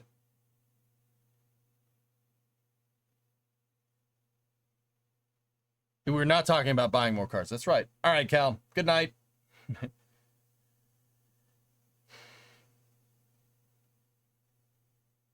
That's very strange to me. Why would you say that way? That's really awkward, considering, you know, the whole premise of SLS as defined in this paragraph up here was, you know, figure out what you want to do later.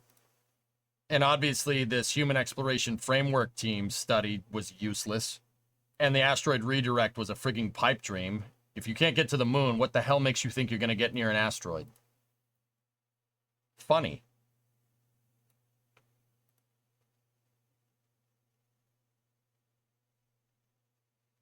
Yeah, I don't understand why you would say that like that. That's very weird. The progress in technological alignment can be summarized by examining a list of technology topics NASA was working on in at two snapshots in time, 2014 and 2024, conveniently a decade apart. In 2014, the National Research Council report Pathways to Exploration, Rationales and Approaches for a U.S. Program of Human Space Exploration identified critical enabling technologies that would be needed for human exploration beyond low Earth orbit. This committee examined the current program and budget documents and identified technology topics very similar to those identified by the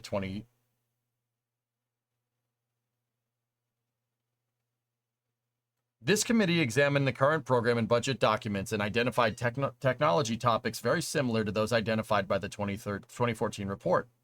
Although there is some difference in nomenclature and level of detail, the underlying technology topics are quite similar over these 10 years.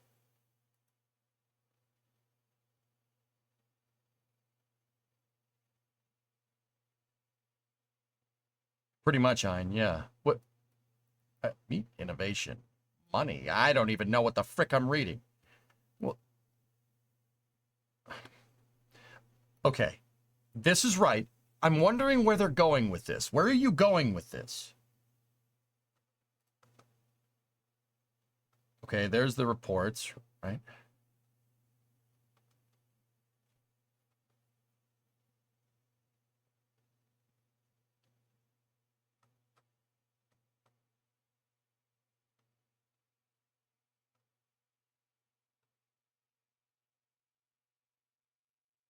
No, Sammy, I'll explain more what we're talking about in a second here.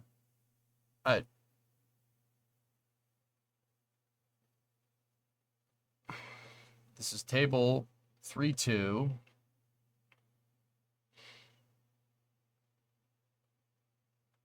I'm trying to see what's on the other side of the table here. Here, the 10 technology areas in the 2014 report were explicitly designated in the report as higher in priority than other areas needed for human exploration. Entry, descent, and landing at Earth, etc. Furthermore, 3 technology topics are highlighted in that report, reserving particular emphasis: Mars entry, descent, and landing, radiation safety, and in-space power and propulsion. Additional finding 4. There do not appear to be any compelling reasons to change the technology priorities set by the 2014 NRC report for NASA's Human Exploration Program. Therefore, the Mars EDL, radiation safety, and in-space propulsion and power are accepted as the highest priority technological capabilities needed going forward. For major projects, ensuring technology alignment requires making clear architectural decisions as soon as the time required for this technology maturation of potential architecture-enabling technologies is determined.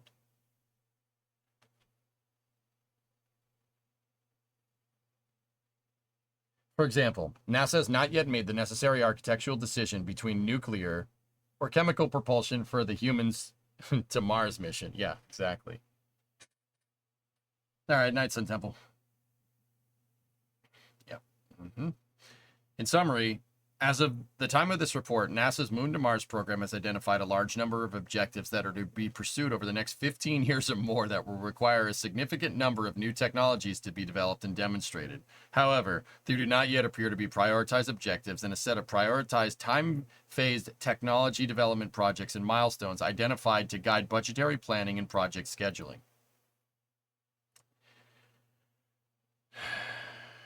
NASA has a continuing problem with overestimating technological readiness in its major development projects. You guys remember a little while ago I wrote about we're trading on technology readiness that we don't have? Oh yeah, we can go back to the moon. Oh yeah, we can fly this plane. Interesting. That's weird.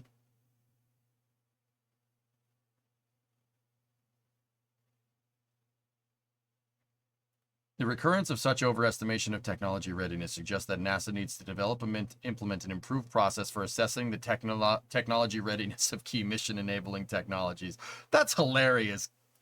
Oh my, okay. Yeah. Yeah, they agree, Bob. Yeah, it's funny. Okay. All right, I want to see that other spot for Constellation. Where is this? Okay, here we go. What page were we on before? Oh, that's it?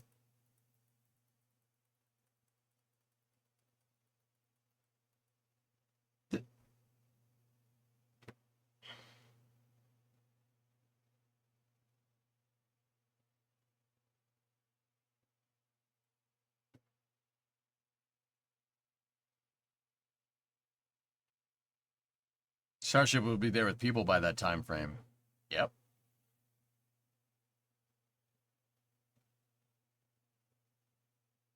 Oh, Theo, believe me, if that's what's pissing you off in this paper, you shouldn't.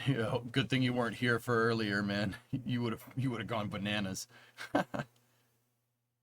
That's it. That's the only other mention of Constellation. Ha. Okay. I want.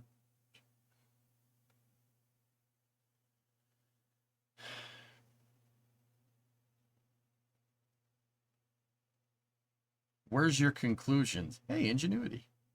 They did helicopter on Mars.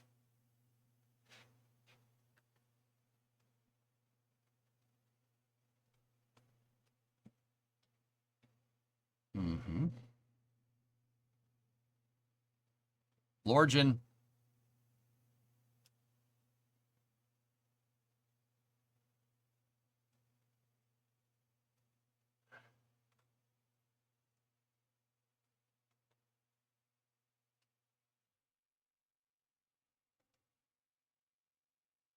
Yeah, X-57. They canned that. X-59 is still around. X-66. Nah, I've not heard of that one.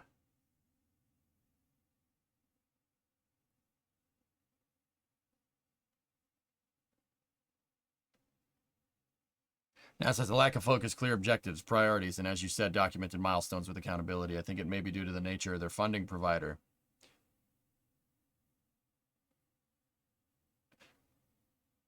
It's not that, Bob. It's that if you go asking Congress for money for a program that has no plan and no long-term solution, they're going to tell you to piss off, which is what's happening right now.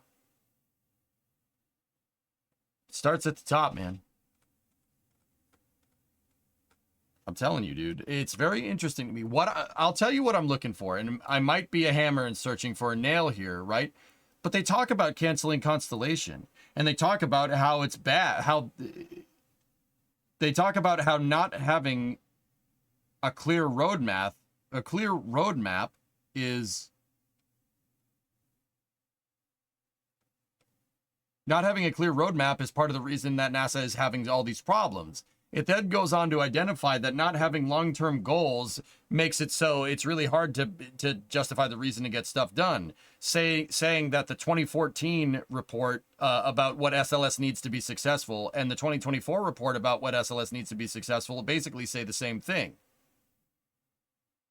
What I'm looking for here is basically an admission that getting rid of Constellation was a bad idea. That's what I'm looking for. And I don't seem to see it, which is very interesting. That's weird. That's funny. Oh, the transonic truss-based wing demonstrator. Yes. Okay, yeah, I knew about that. Cool. Thank you.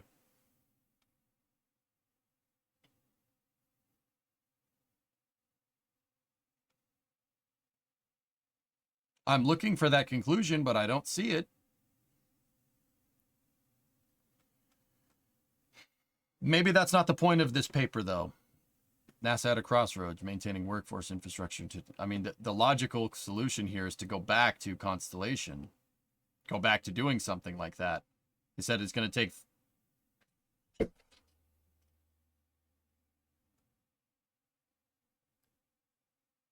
Hold on a second. Hold on. The cost of space travel, human or robotic, has been one of the main impediments to space exploration and science missions. While many technologies have reduced costs over time, Moore's law for semiconductors, the cost of space technology has been consistently high.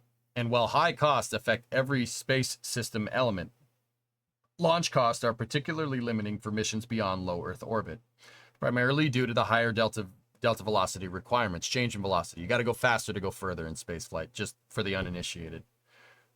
Often, simultaneously, high mass requirements. Reusability, in particular, rapid reusability, can be applied very effectively to reduce launch in space and other operational costs. You know he won't directly admit it. I'm just, once again, Aqualex, yeah, you're probably right. I'm looking for why? Why would you publish this report? if you've been the proponent of enabling all the things that have made NASA, all the things that this paper cites, of real big glaring issues with NASA. You've been the proponent of the effects of this for years. Now all of a sudden you're saying the problems that you caused are problems?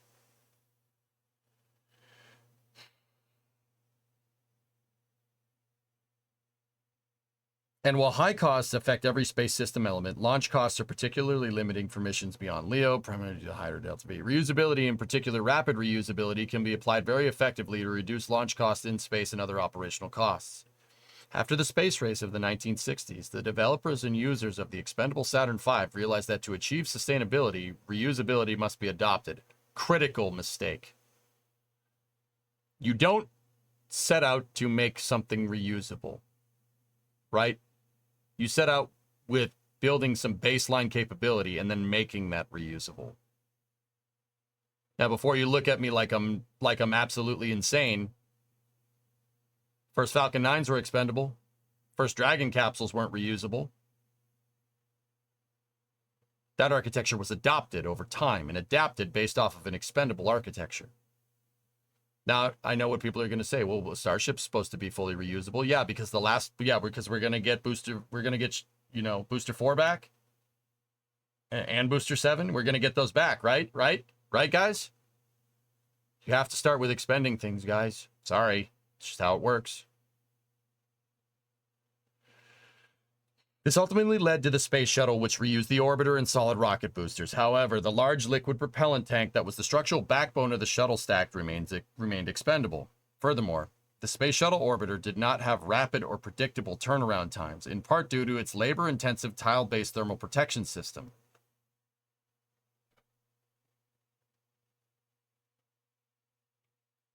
What am I reading here? This is a National Academy of Sciences paper that level 1 that basically is about maintaining workforce infrastructure and technology preeminence in the coming decades.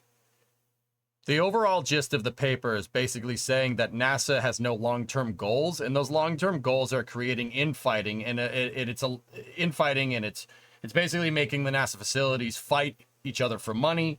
It's causing a technological brain drain. And eventually, because it's every kid wants to work for SpaceX now, or Blue Origin, or something else. Nobody wants to go work for NASA. They're not bringing in a younger crop, right? And because of that, you have an aging workforce, and that aging workforce is looking to retire soon. So unless NASA pulls their head completely out of their rectum in the next 5, 6, maybe 10 years, NASA is going to have a very serious problem. NASA's at a crossroads. Level 1, I don't know if you were here the other day for Space News. I think it was last week where I talked about this exact problem. I'm getting a lot of vindication right now, and I'm not going to lie, it's boosting the crap out of my ego. Probably shouldn't, but I knew I was right. Well researched in this stuff. Joe, you're sorry you're like 8 hours late. It was a super busy day. Hope you had a great stream so far. Stream has been pretty good, man. Yeah, pretty good. This paper is huge vindication for me. Was throwing away the empty tin can ET really a problem? That's what I'm wondering, Bill. This really doesn't make sense. It's hilarious to me because maybe bring back Jim? Yeah, that would be nice.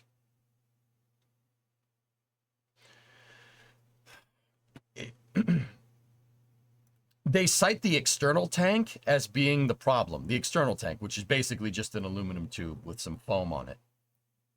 Arguably one of the simplest things to manufacture in spaceflight. Let's be real, it's all relative. None of this stuff is easy to make, but tanks are easier to make than engines. Just saying. Furthermore, the Space Shuttle Orbiter did not have rapid or predictable turnaround times. Yeah, that's because from a programmatic level, it had no long-term goals, so there was no expediency after Challenger to fix any problems. We had to make it safer, which this paper says that that's not the way to achieve. Oh my God. Whatever. Frick it. Yep. This paper said that, it didn't have rapid or predictable turnaround times. This paper itself, up at the top, at the conclusion, basically says that if you don't have a long-term goal, that's going to prioritize, on complacency. And that complacency can lead to more risk-adverse situations. Colombia. And then cites the space shuttle not having a predictable turnaround time. It doesn't have a predictable turnaround time because of the things you said. In part due to its labor-intensive tile-based thermal protection system, in the 1990s, NASA continued development of reusable vehicles with several initiatives, notably the DCX, the X-33 and X-34 test vehicles. Among the goals of these vehicles was to demonstrate a short turnaround time between launches and a reduction of the overall effort refurbishing the vehicle for its next flight. After some technical difficulties and competing priorities, funding for these programs was withdrawn. The DCX and the DCXA vehicles did demonstrate vertical takeoff and landing for a reusable vehicle and short turnaround times for a suborbital vehicle. Really funny, when the DCX program and the DCX program got canceled in the late 90s, a lot of the engineering team went to a small private startup company. Anybody know the name? Anyone? I'm serious. A lot of the DCX engineering team found their way to a private spaceflight company. Might it be the one that has Hydrolox-based vertical takeoff and landing rockets? Anyone? Blue Origin. They went to Blue Origin. New Shepard is the continued design of DCX.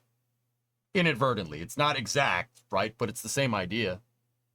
DCX was designed to go up and come right back down as a demonstrator for vertical takeoff and vertical landing. Oh, yeah. New Shepard does the same thing. Just saying. Not a lot of people know that.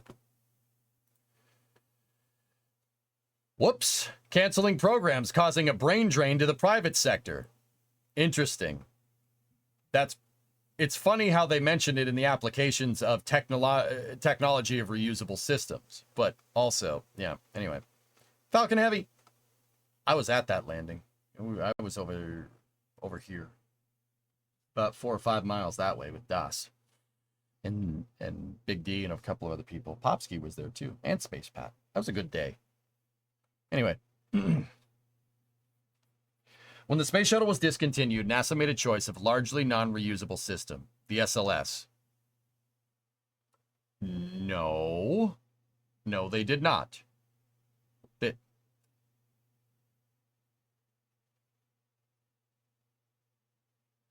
In order to retain components previously successfully demonstrated and to use existing supporting infrastructure, the SLS incorporates, in an expendable manner, the same, albeit upgraded, engines on its first stage that have been reused on the space shuttle, as well as the solid rocket booster and external tank technology used in the shuttle program.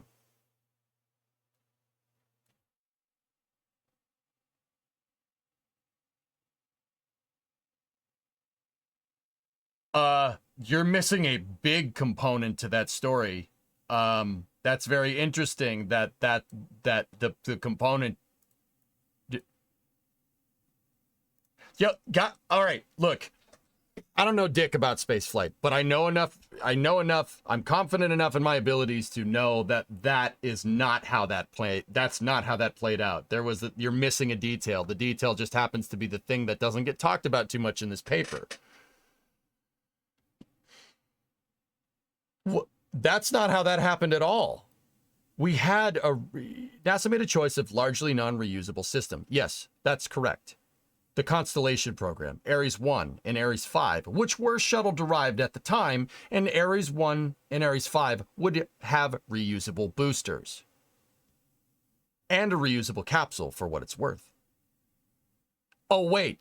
We decided we didn't want to do that. We got rid of our long-term goals. And then Congress freaked out because the idea of NASA totally imploding and pawning everything off to commercial was an extremely idiotic idea.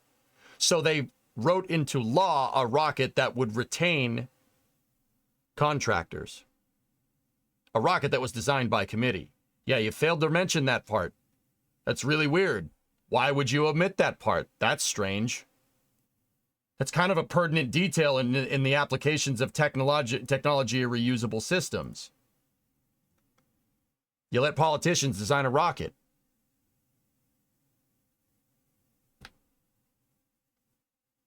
Yeah, and even then, yeah, that's another great point, Toothless. SLS was not NASA's decision. Why would you explain this like this? That's very disingenuous. Are you kidding? I would community note the shit out of this if I could. Well, I kind of am right now. What the hell? Why would you explain that like that? Once again, maybe I'm failing to understand context here. Let's keep reading. Meanwhile, commercial operators have successfully demonstrated at least partial reusability. Falcon 9 and Falcon Heavy from SpaceX have reflown the first stage in fairings. Also the Dragon. While Blue Origin has designed its planned next launch vehicle, New Glenn, to be completely reusable.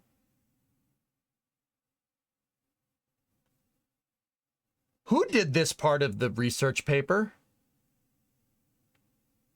Who did this part? Can I yell at them? Isn't Hans Koningsbeen on this committee?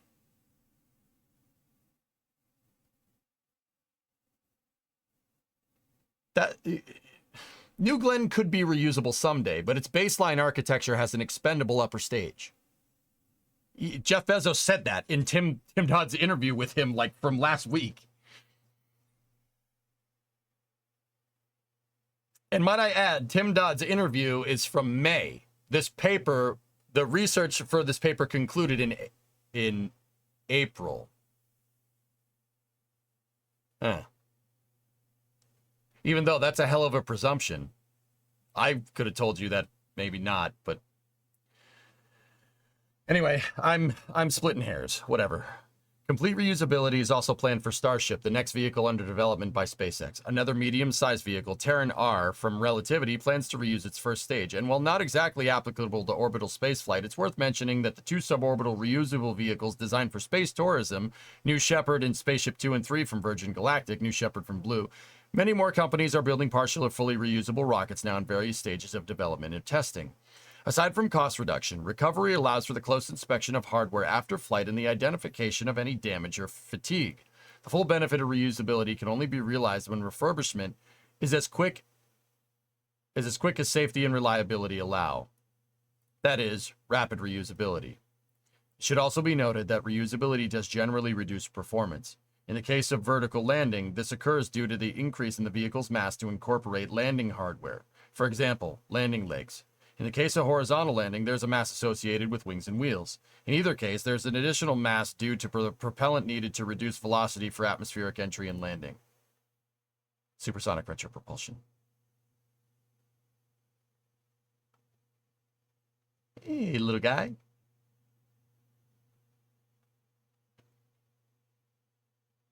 SLS has flown successfully during Artemis 1, and future evolutions of SLS components may benefit from reusability if it would reduce recurring hardware costs and provide increased schedule flexibility.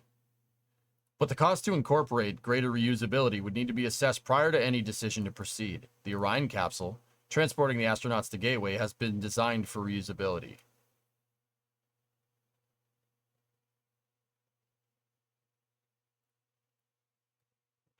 This whole section is, like, patently false. Like,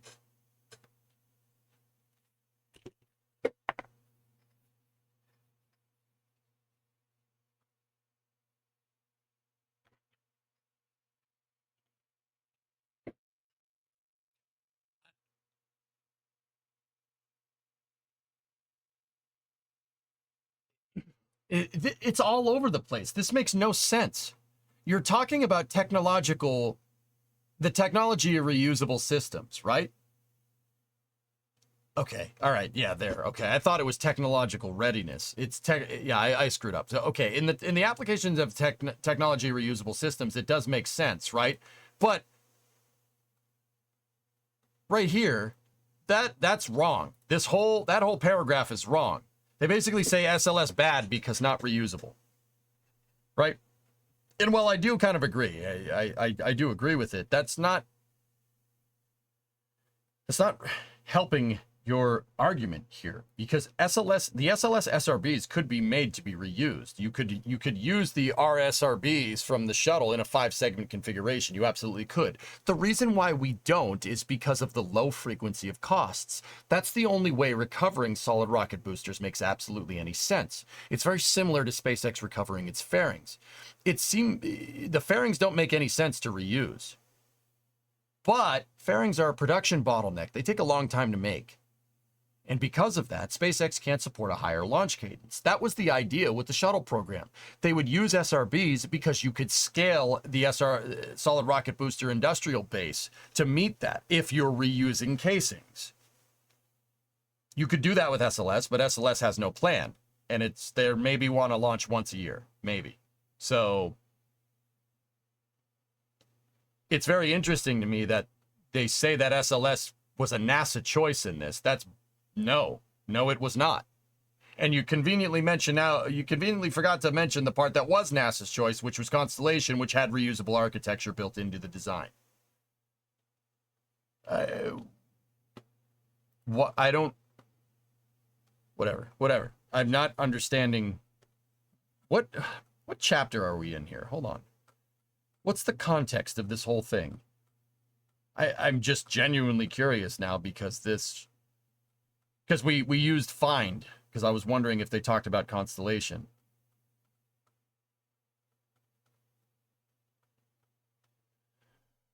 Technical alignment.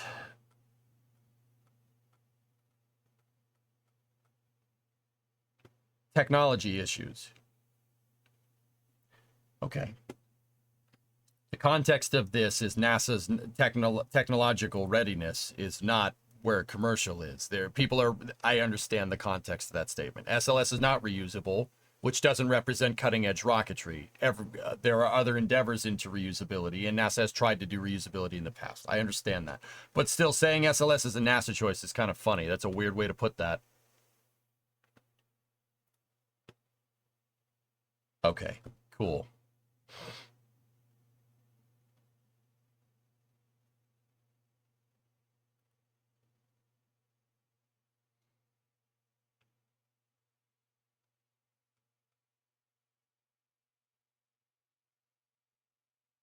I'm sorry. I'm blazing through this real quick because we're running out of time, and I want to get to the Starship FAA stuff, dudes. Another big crap sandwich that we have to eat.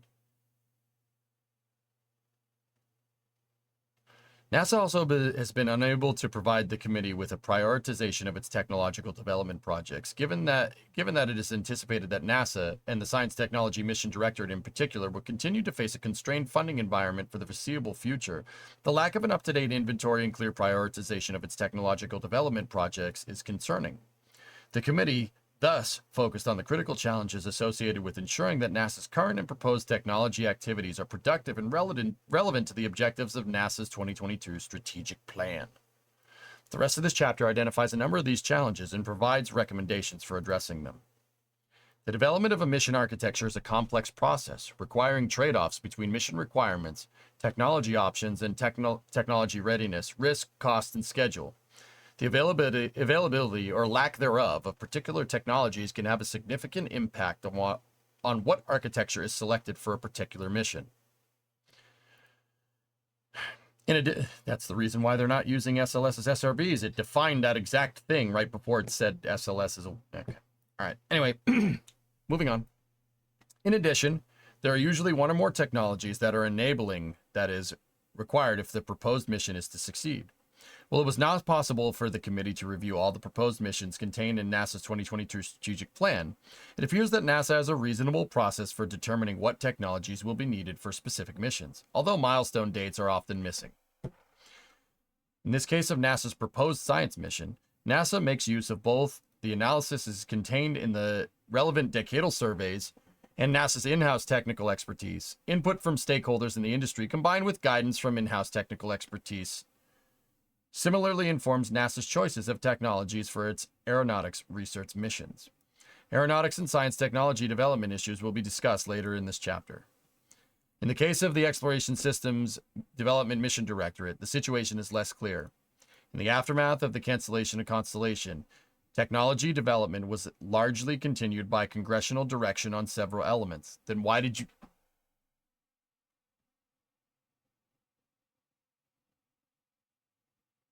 Yeah, interesting. You're missing some pieces of this. It's very interesting that they'd go and they say it right there, but then a little ways down in the applications of technology to say that NASA chose SLS. That's weird.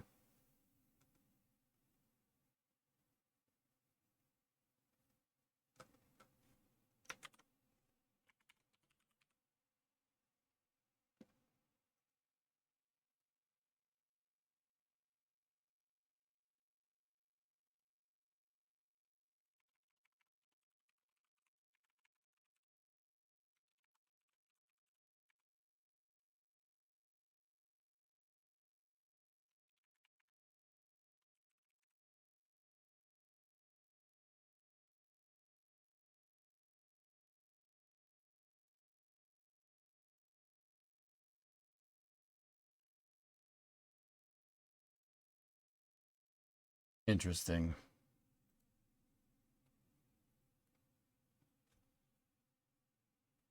Another source of technology that is of benefit to NASA is the two-way sharing of technologies and technological capabilities with international partners within the constraints of export control regulations. The sharing enriches NASA efforts and in some cases enables new activities. The list of such partnerships is long, especially in the provision of instruments on Earth and space science missions, such as the 1980s agreement between NASA, ESA, the JSDA, or the NSDAs, which is JAXA, to provide research modules for future ISS. More recently, in 2022, ESA and NASA announced a framework agreement for a strategic partnership in Earth system science. 2023, all three agencies contributed to the successful launch of the X-ray imaging and spectroscopy mission. In human exploration, a prominent current example is the ESA supply of the European service module for the Orion spacecraft.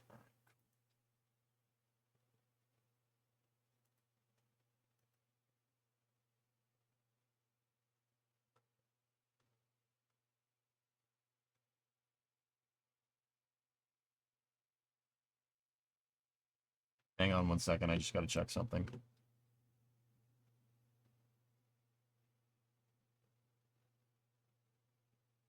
Okay. There's nothing of substance there. Okay. It's interesting. All right, I think the conclusion with this whole paper, it's funny. I don't think that anything that this paper says is particularly wrong. No, it's all very much right. It just doesn't really seem to identify the problems as to what caused this. And I'm not 100% sure if this paper was supposed to do that in the first place. I'm not sure.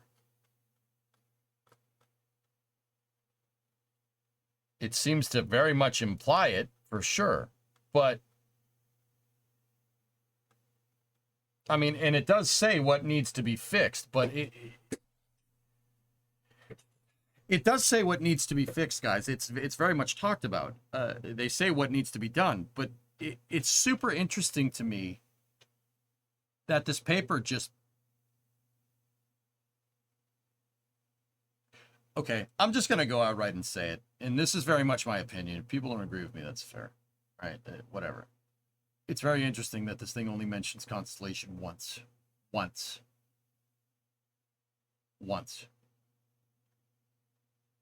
It mentions the Apollo program more than it mentions Constellation. I've been counting. That's really interesting to me. It's very funny considering that a lot of these problems that NASA is facing today, this technological crossroads, maintaining workforce, infrastructure, and technology in preeminence in the coming decades. The whole reason why NASA has this big problem is because they got rid of Constellation. That is the reason. Even the paper says it. But it says it not as the conclusion. All the fixes that this paper is recommending is basically going back to how we did things before the Constellation program was canceled. It's very curious. Now, you guys might, maybe it's a confirmational bias on my part. I'm not willing to rule that out, but I frankly don't trust it. This guy right here. That guy is the guy that chaired two commissions that were special advisory councils to presidents that got two major U.S. space programs canceled. I refuse to believe that is a coincidence. Augustine chaired a committee that got Constellation canceled. And they cited underfunding at the time, when in reality it was underfunded because of the recession. Well, we can't spend money on it. We're in a recession. We can't spend money on it. We're in a recession, right? And then they cited the underperformance that this very paper talks about and how that's bad, right, as a reason to cancel it.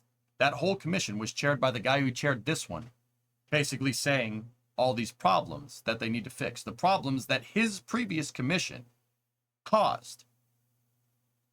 And guys, it's not That's not even like what EJ thinks. That's not a judgment call. That's absolutely what's going on. It's very curious to me that constellation is only mentioned once. I'm sorry, that's... Yeah, okay.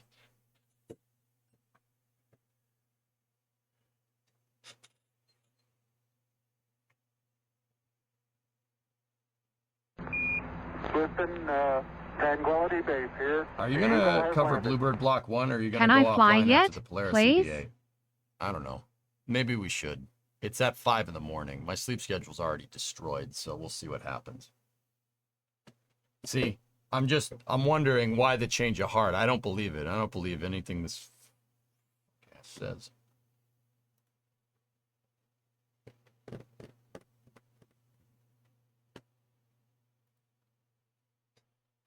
Why publish this paper now? Why write a paper about why chair a committee to write a paper about all the problems that your past committee made? So, I don't like that. When is the Polaris EVA? 5 hours. It's more like 6. That's very interesting.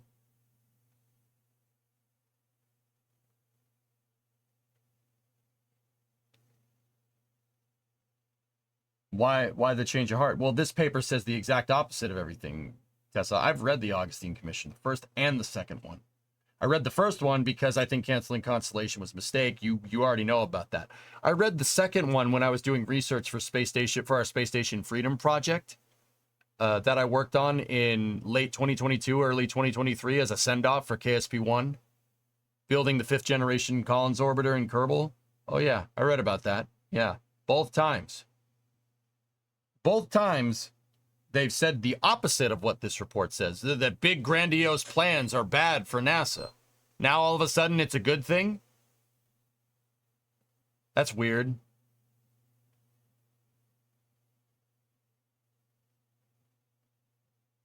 Yeah, send off. Yeah. That's also weird, isn't it?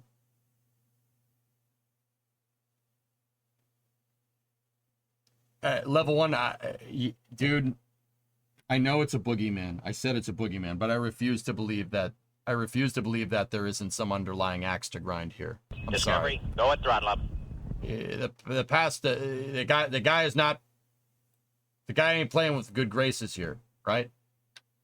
Hey, Flyboy, 2213 sub. Thank you. Tuck when? What do you mean, MGB? It makes me feel like he's going to say SLS isn't a big enough project. We should cancel it.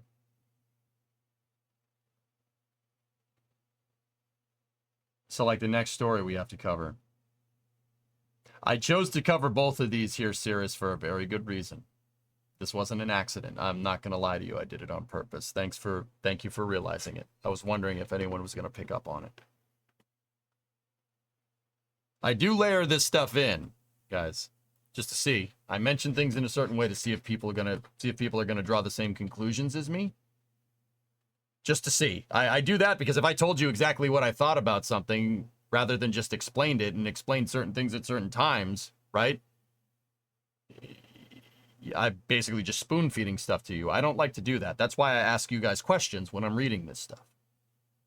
I pepper in a lot of stuff into my explanations. A lot of other stuff going on there. Is there a guy behind the $20 bill? On the left side of the $20 bill? I don't know, man. Red team go. Red team go. It's a jump to conclusions, Matt. Tinfoil hat guess. Congress commissioned the study in the CHIPS Act, so it was going to happen. Chairing this one lets him get rid of involvement in the cause, because whether or not he saw reversing his prior influence is positive. Yep.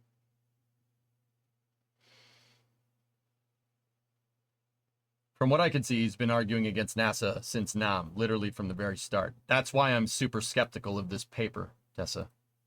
I don't trust that. I don't trust that guy. I really don't. All the problems, I will conclude this before we go eat the Starship crap sandwich with the FAA. All of the problems that this paper cites is because of that guy's commissions over the last 30 years. All of them. Every single one of them. can be traced back to a commission that Putz chaired that caused NASA to lose money in cancellation of NASA programs. I refuse to believe that he chaired this. No. Sorry, you can call me a psycho. Like, yeah, probably. Like, I refuse to believe that. No, there's no way. There's no way you just changed your tune after a half century. Sorry, it's not how it works.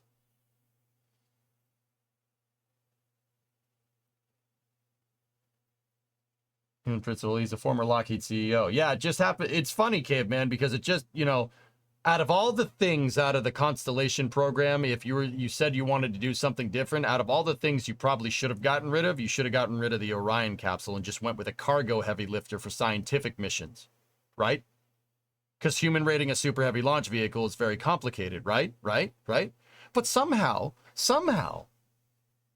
the retired Lockheed Martin CEO proposed that keeping Orion was a good idea. That's what we need. That was his recommendation. Oh, it can launch on Delta IV. We'll just crew rate that instead.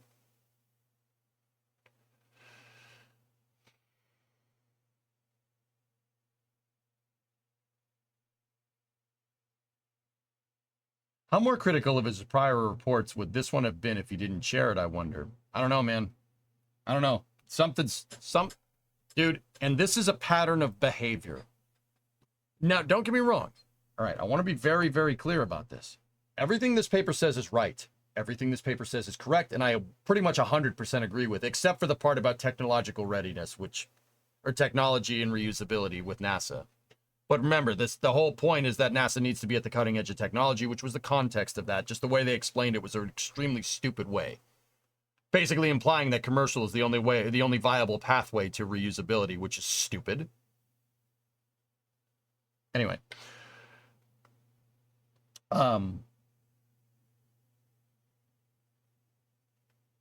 You stay for, yeah, Stupid Man, I'm going to be here. He's an engineer, level 1, if I'm remembering right. Yeah, he's been super critical in the past Augustine commissions. Yeah, I forgot. I lost my train of thought, dude. Sorry. But he worked for Lockheed. Would have thought, given the obvious use NASA would have a company like Lockheed, he would be all for it. Yeah, I don't know. Hey, Badger, have you been here for this space news? What did we talk about the other day? Crossroads. It's funny, this paper came out a week later after we had that conversation. It's almost like your boy knows what he's talking about.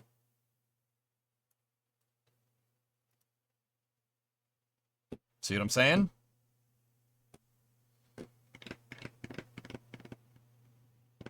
Create a problem, make people aware of the problem, propose a solution to the problem, take credit for fixing it, at no point allow conversation about how you created. This fits. Yeah, Caveman, pretty much, dude. Pretty much. Yeah, it's very interesting that canceling Constellation is only mentioned once as just kind of a small subset about technological progress in mission planning. It's very interesting. I think that's very telling. It's very telling.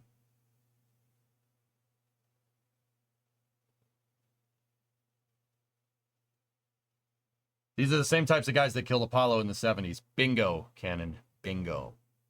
Every time some bonehead comes along and says we can do it for cheaper, we as taxpayers end up spending more money for less capability. Every single time.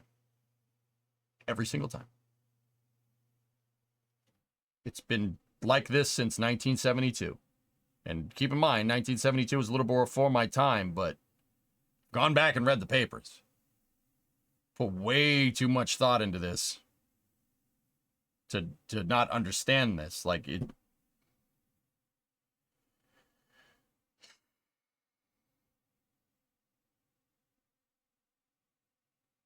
Okay, cool. I think I've successfully proved my point. Like once again, I'll say it one last time. Hopefully I'm not trying to bum people out. I'm trying to say that, you know, even this paper that's pointing out all the problems, there's a pattern of behavior going on here at NASA that I've seen over the last 4 years. And I saw it previously before Jim got in, believe it or not. It's only like 2018, 2019, 2020 that we had a NASA that was functioning correctly. And even then, this paper says that NASA wasn't functioning correctly that time. Anyway, I digress. This pattern of behavior is... Yeah, I lost my train of thought again. That's why I'm getting tired. That's how I know I'm getting tired. Oh yeah, I'm trying to show you guys because this pattern of behavior needs to be called out. It needs to be called out. Everything this paper says is right. And I've been trying to say this for years. And whenever I do, I just get branded as some crazy SLS apologist that, you know, oh, you just biased, you just like SLS. No, you idiot. That's, yeah. It is a much bigger problem that NASA is facing. NASA is shrinking because of our incessant drive for commercializing everything. NASA shrinking is going to come to a crossroads. When somebody else can do it for cheaper, the government will cut ties as quickly as possible. And remember, all this commercial industry was enabled by long-term goals at NASA. Long-term goals that originated in the Constellation program. This paper even says that. But then says that, you know, but then it falls over its own face, not realizing that Constellation is the reason why all these problems are happening. The Constellation program is the reason why SpaceX exists. And that's because of NASA's long-term goals to move LEO over to commercialization because they were going further. That's the truth. So, once again, the reason why I bring all this up is because the next time you see you don't have to like SLS. You don't have to like the price tag. I understand. It's a lot. I get it. It is expensive. This paper says it. It's expensive. But if we got rid of it, and if we got rid of NASA's human exploration and just pawn that off to commercial, we are going to end up with less capability than we did before. It's happened every time, and there's no reason to think that it won't change. Now, I know what people are going to say. You're going to say, well, what about SpaceX? What about SpaceX?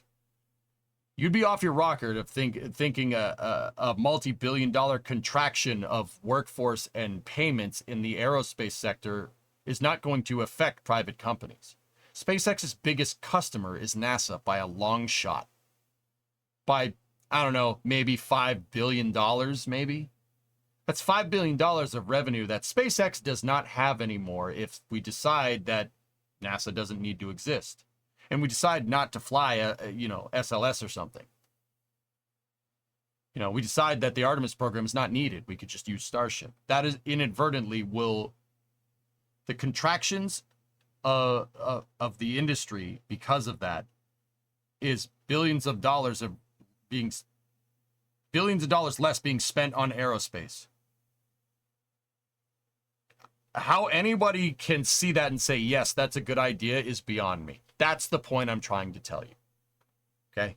Is SLS the best rocket around? No. Was it designed by committee? Yes. Was it designed by committee because the good rocket design that we had, some politician decided that we didn't want to do that anymore? Yes.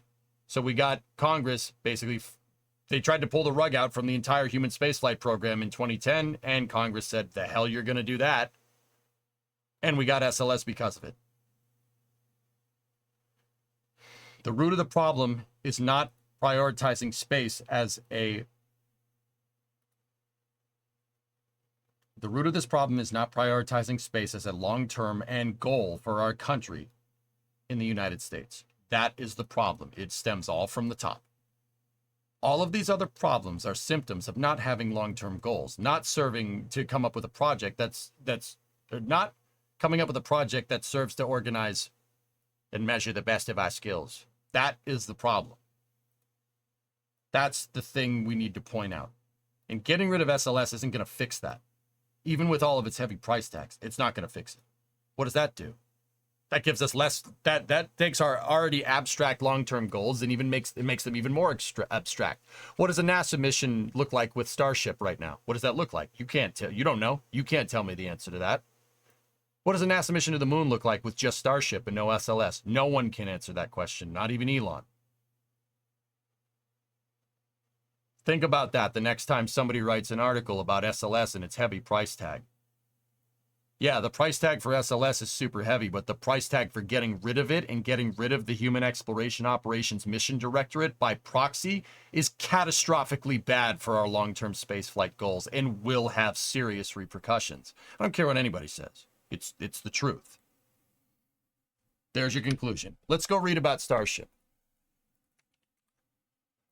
Sorry, that ended up being a lot longer than I thought, but it's important to understand, guys. It's so important.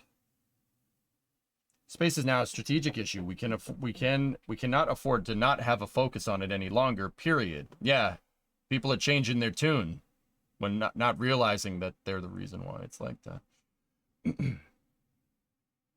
China does not have an SLS. Yeah, James, that's true. China says they want to go to the moon. Yeah, great, good. With what rocket? You're going to need something big. You need something like Saturn V, like SLS, like Starship. Where's that at? I don't see anything. Right? So, yeah, okay, good. You're not going to get to the moon on hopes and dreams. However, you'd be absolutely off your rocker if you think that China doesn't have the chops 10 years down the road to make something that goes to the moon. Their space program was a bunch of guys waddling around in a freaking rice paddy like 10 years ago. Look at where they are now. They have their own space station. They have their own crew-rated capsule. They're working on landing boosters. You'd be out of your mind if you didn't think they were going to do a super heavy launch vehicle sooner rather than later. Just because they can't do it now doesn't mean they can't do it later. You know what I mean?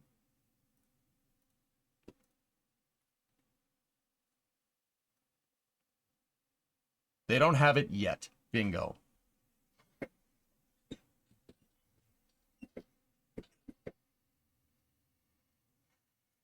Well, I'll figure out something, Hellfish. If I'll propose to talk about this on Flame Trench, and we'll see how that plays out. Okay? Or maybe, yeah, if we can talk about it. We could talk about it on Flame Trench. That would be very, very useful.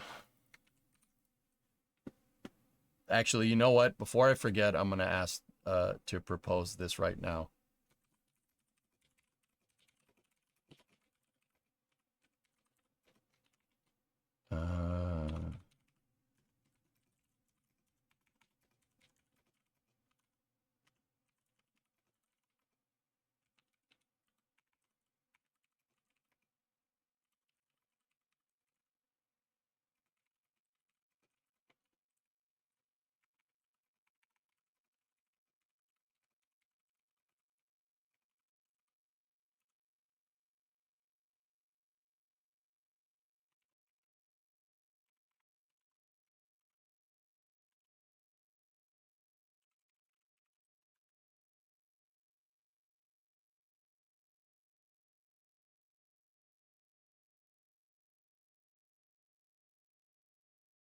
All right, cool.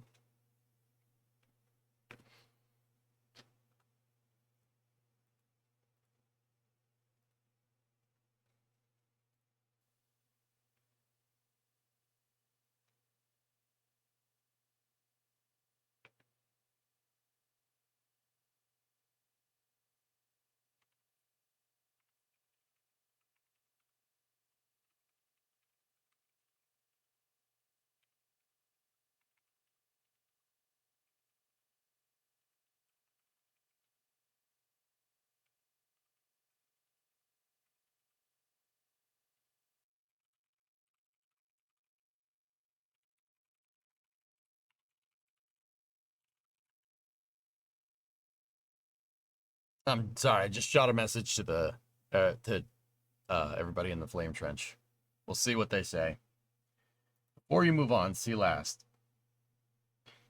I have a question. Can SLS become viable beyond like 4 to 5 launches?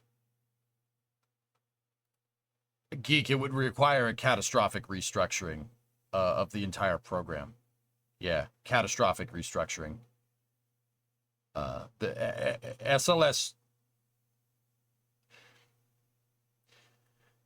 SLS contracts look like a shoots and ladders game.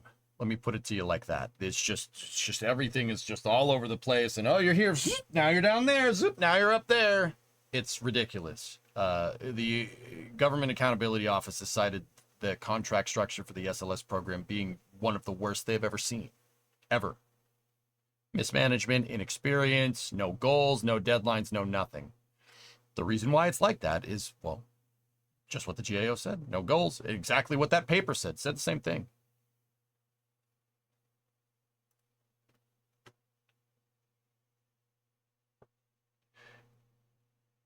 Restructuring SLS at this point. Here's the problem. Restructuring SLS at this point would cause easily, with like what I would do, for instance. I would restructure all the contracts, and I would have NASA retool and figure out production optimizations to scale SLS. In the meantime, I would contract out a commercial provider, could be ULA, could be Blue Origin, could be SpaceX, whomever, to do in-flight testing for the Orion capsule over the next 5 years, right? Heck, with the current contract schedule for the SLS program, we ain't going back to the moon till the end of the decade from what it looks like. So restructuring and baseline and testing of the Orion capsule at this point, on top of restructuring SLS to support a 4 launch-a-year flight cadence, will net you the same damn result. The thing is that that's going to take some cash. You'd need a funding increase to do that. But a long-term viable goal, guys, I'll be honest with you, exploring Mars in the 2030s is hilarious. That's off the table. That ain't happening. That ship sailed. That ship sailed already. That's not happening. Let's focus on the moon in the 2030s because, yeah, trying to somehow, I always thought it was funny, NASA trying to basically say, yeah, we're going to go to Mars in the 2030s. We're going to do our first moon landing in 2025. Oh, wait, no, 2028. Good luck with that. That ship sailed. Focus on the damn moon. SLS does not need a lot to recoup the costs of development that we incurred. It doesn't need a lot. 4 launches a year would be fine. Think about it. Why would 4 launches a year be fine? That's nothing. That's nothing like Starship. Why wouldn't you want to launch it like every week, like Starship? SLS can launch everything in one shot if you develop a good lander for it. You could do lander on Orion, just like the Apollo missions. Or heck, you could do Orion in the Gateway or something. And if you have a reusable lander, you could do Orion with payload that could make its way out to a reusable lander out there, like Starship or SLD or whatever, right? You would start with week-long baseline missions out there. Couple of days at the Gateway, day down on the surface, couple of days at the Gateway, come home. All right. Week-long missions out in the lunar SOI would mean a week out, week there, week back. So it's about a month, right? If you launch 4 times a year, that gives you enough of a blanket overlap and time to review the data of every mission and do a good mission report before you get ready for the next mission. So as one mission is ramping down, the other one ramps up. This is exactly what the Apollo program did. And before anybody says, well, EJ, that was the Apollo program, this is, 60 years ago. Yeah, that's the only one that's worked, so maybe we should start there. Right? Maybe we should do that. 4 SLS launches a year is all you need to sustainably explore the moon. And in order to do that, you're going to need to block by SLS cores. And in order to block by SLS cores, you need to drastically restructure the contracts.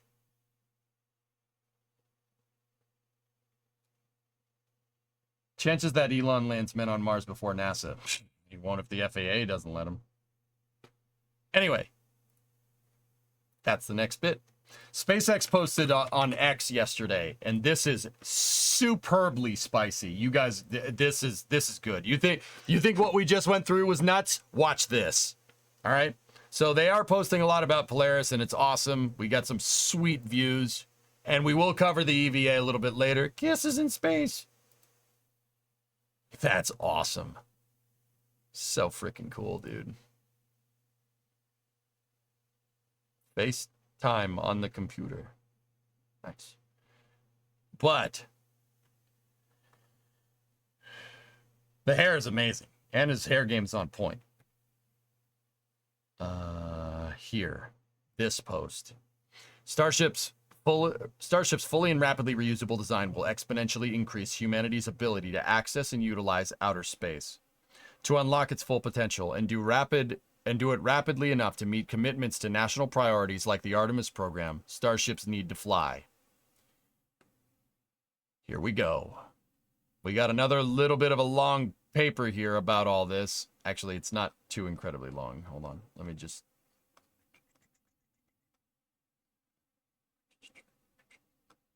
Yeah, it's only to there. Don't worry. It's not too long. It's not as long as the 204-page National Academy of Science paper about how NASA is becoming useless. Anyway, September 10th, 2024. Starships are meant to fly in big, bold letters. SpaceX was founded in 2002 to expand access to outer space, not just for government or traditional satellite operators, but for new participants around the globe.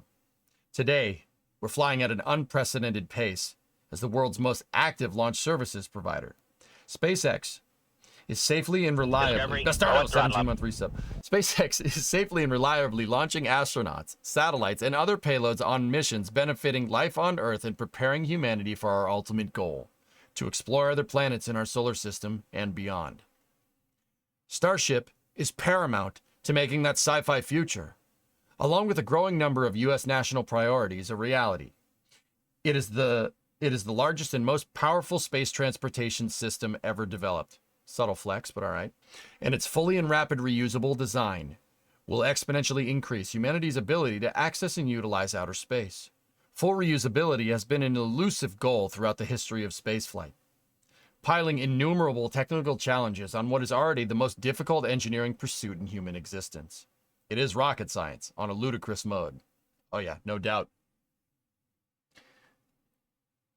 MGB, you're not familiar with Flame Trench. I'm curious as to what it is. No pun intended. But it is a forum for heated debates. Flame Trench is a podcast about space that I host on NSF. Well, that I'm a part of. I don't host it all the time. That I'm a part of. That's on NASA Spaceflight's channel every Friday at 5 p.m. Eastern Time. MGB. It's where me, Jack Sawyer, sometimes Das, talk about the news from the week. And it's a little more candid discussion. So when I say it gets spicy, I mean NASA Spaceflight is giving me the avenue to say the crazy stuff that I say here on stream on there. Not get too crazy though, but yeah. Yeah, it's a great show. Your link is above. Might help with Starship. I don't see it, man.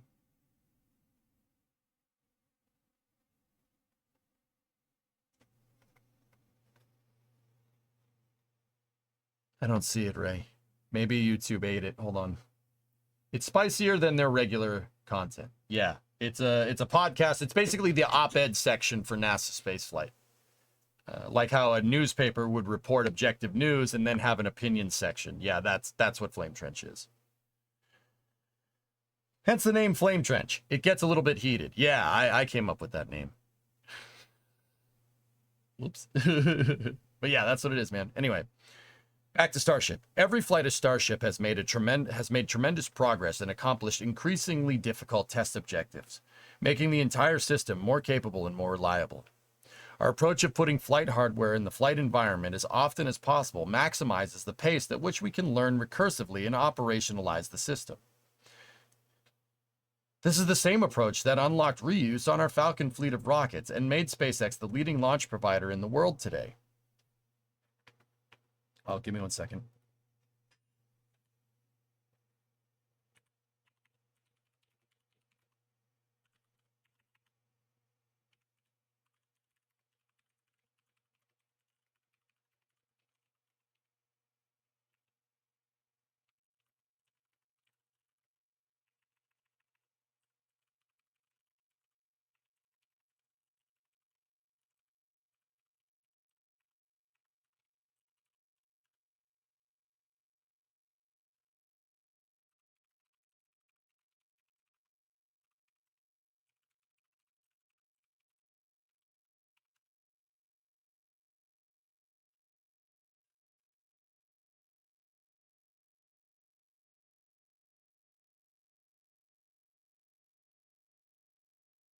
Cool. After hours flame trench would be nice. Yeah, right. I remember when newspapers did that. No comment. All right. To do this and do it rapidly enough to meet commitments to national priorities like NASA's Artemis program, starships need to fly. The more we fly safely, the faster we learn. The faster we learn, the sooner we'll realize full and rapid rocket reuse. Unfortunately, we continue to be stuck in a reality where it takes longer to do the government paperwork to license the rocket launch than it does to design and build the actual hardware. Oh boy. This should never happen and directly threatens America's position as the leader in space. Wow. Speaking of getting spicy, Flight 5. Starship and Super Heavy vehicles for Flight 5 have been ready to launch since the first week of August. The flight test will include our most ambitious objective yet, attempting to return the Super Heavy booster to the launch site and catch it in midair. There's a render of that happening there. Returning the booster after the launch is a core capability to Starship becoming rapidly and reliably reusable. This will be a singularly novel operation in the history of rocketry. Yep. That's a nice way of saying that's a cool way of saying no one's ever done that before. SpaceX engineers have spent years preparing and months of testing for booster catch attempt, with technicians pouring tens of thousands of hours into building the infrastructure to maximize our chances for success. Every test comes with risk, especially those seeking to do something for the first time. SpaceX goes to the maximum extent possible on every flight to ensure that when we are accepting risk to our own hardware, we accept no compromises when it comes to ensuring public safety. It's understandable that such a unique operation would require additional time to analyze from a licensing perspective. Unfortunately, instead of focusing resources on critical safety analysis and collaborating on rational safeguards to protect both the public and the environment, the licensing process has been repeatedly derailed by issues ranging from the frivolous to the patently absurd. At times, these roadblocks have been driven by false and misleading reporting built on bad faith hysterics from online detractors or special interest groups who have presented poorly constructed science as fact. Whoa. Whoa. Yeah, Skeleton. Just get perms from the moderators, please. I'm going to keep reading.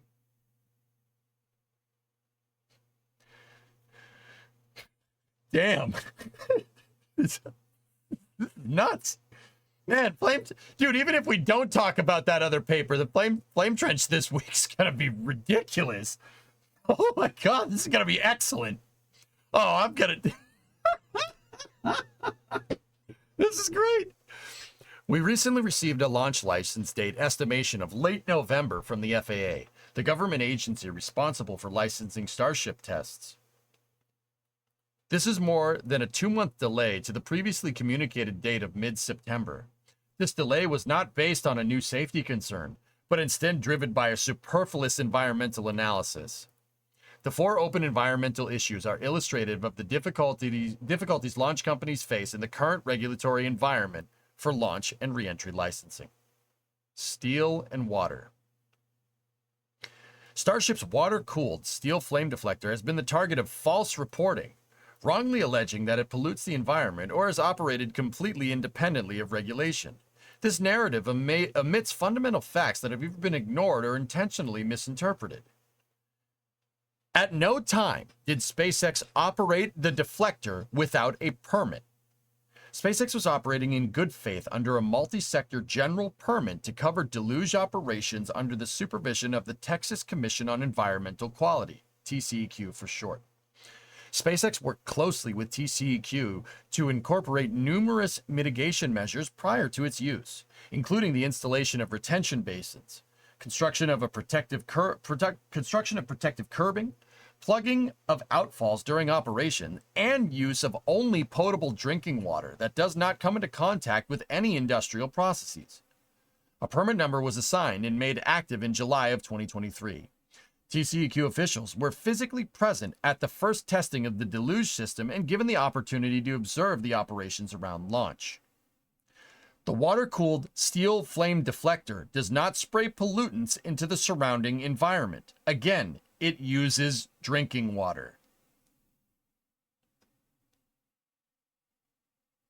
Outflow water has been sampled after every use of the system and consistently shows negligible traces of any contaminants, and specifically that all levels have remained below standards for all state permits that would authorize discharge. TCEQ, the FAA, and the U.S. Fish and Wildlife Service evaluated the use of the system prior to its initial use, and during tests and launch determined it would not cause environmental harm. When the EPA issued its administrative order in March of 2024, it was before seeking a basic understanding of the facts of water-cooled steel flame deflectors operation or acknowledgement that we were operating under Texas multi-sector general permits. After meeting with the EPA, during which the EPA stated their intent was not to stop testing, preparation, or launch operations, it was decided that SpaceX should apply for an individual discharge permit.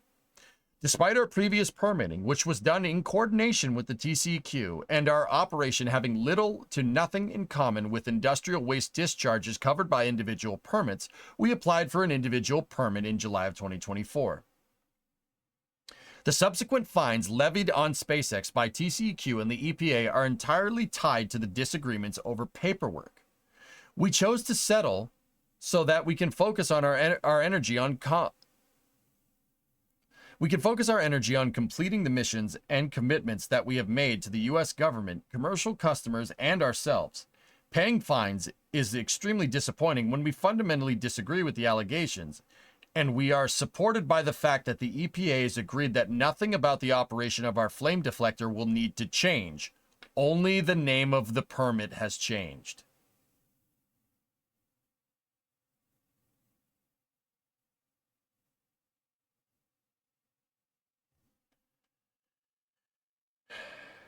Good steward.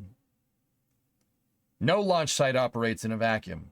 As we've built up capacity to launch and develop new sites across the country, we've always been committed to public safety and mitigating impacts to the environment.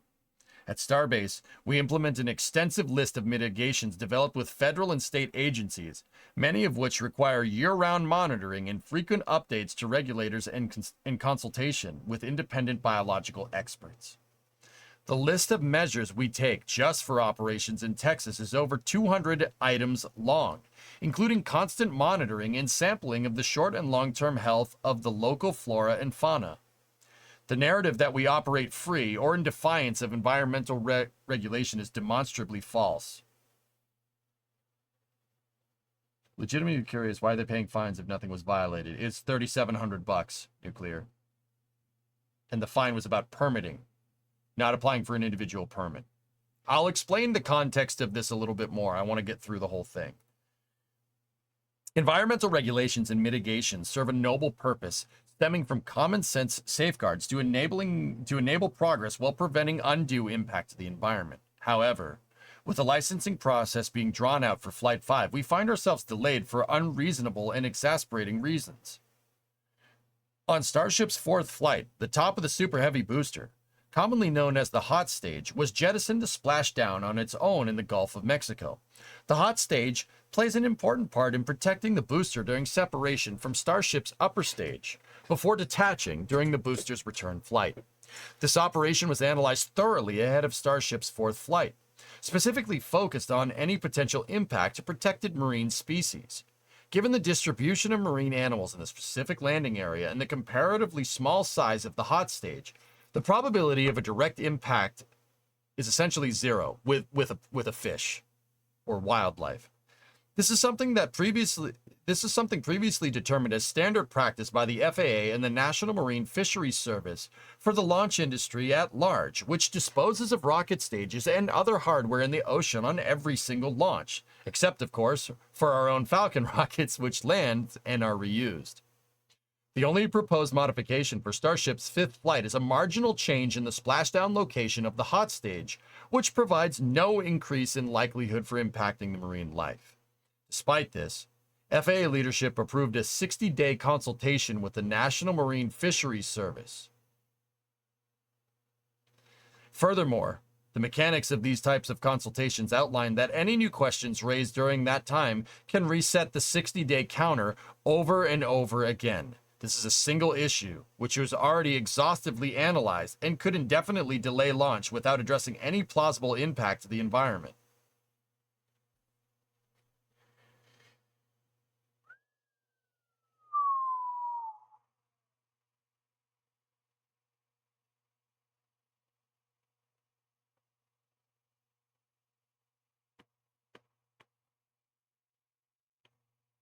Lord, look at that scroll bar. Don't worry, it's not the whole thing. Don't worry, it's not the whole thing. Don't worry.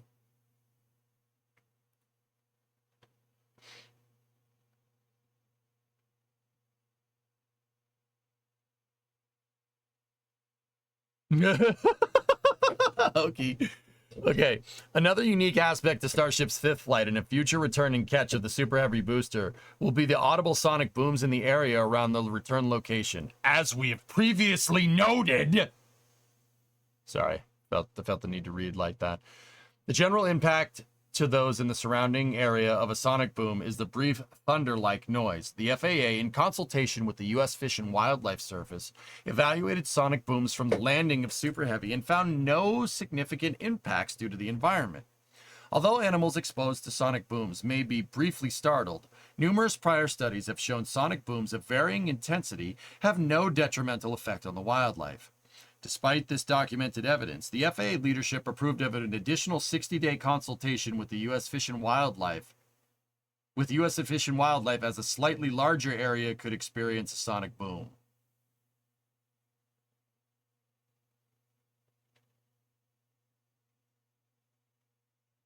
Lastly, the area around Starbase is well known as being a host of various protected birds.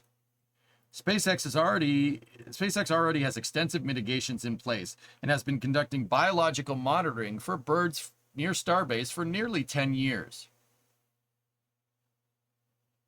The protocol for monitoring was developed by the Fish and Wildlife Service and is conducted by professional, qualified, and independent biologists. To date, the monitoring has not shown any population-level impacts to monitored bird populations, despite unsubstantiated claims to the contrary that the authors themselves later amended. Woof. Woof.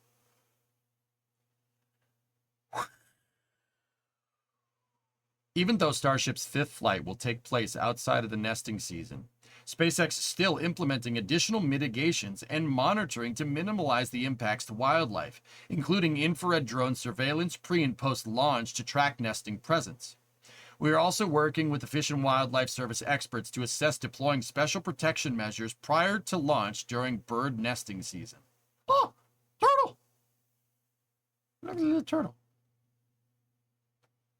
SpaceX is committed to minimalizing impact and enhancing the surrounding environment where possible. One of our proudest partnerships in South Texas is Sea Turtle Incorporated, a local nonprofit dedicated to sea turtle conservation. SpaceX assists with finding and transporting injured turtles to their facilities for treatment. SpaceX has also officially adopted Boca Chica Beach through the Texas General Lands Office Adopt a Beach program, with the responsibility of picking up litter and promoting a litter-free environment. SpaceX sponsors and participates in quarterly beach cleanups as well as quarterly State Highway 4 cleanups. SpaceX has removed hundreds of pounds of trash from the beach and State Highway 4 over the last several years. SpaceX also fosters environmental education at the local level by hosting school tours, as well as an annual Environmental Education Day with Texas Parks and Wildlife, U.S. Fish and Wildlife, National Park Service, and Sea Turtle Incorporated. To fly. Despite a small but vocal minority of detractors trying to game the regulatory system to obstruct and delay the development of Starship, SpaceX remains committed to the mission at hand. Our thousands of employees work tirelessly because they believe that unlimited opportunities and tangible benefits for life on Earth are within reach if humanity can fundamentally advance its ability to access space. This is why we're committed to continually pushing the boundaries of spaceflight with a relentless focus on safety and reliability. Because life will be multiplanetary and will be made possible by the far-sighted strides we take today. Damn.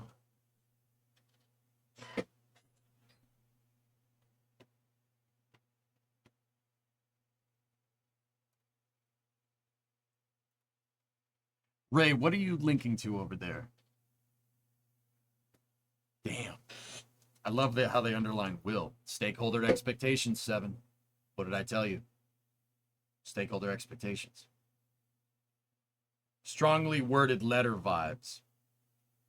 Can I get the link to the article? Yeah, sure.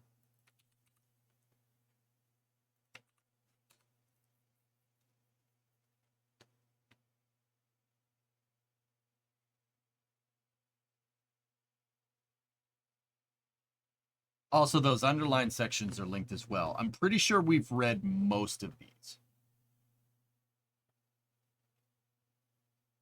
Yeah, that links to the article about CNBC.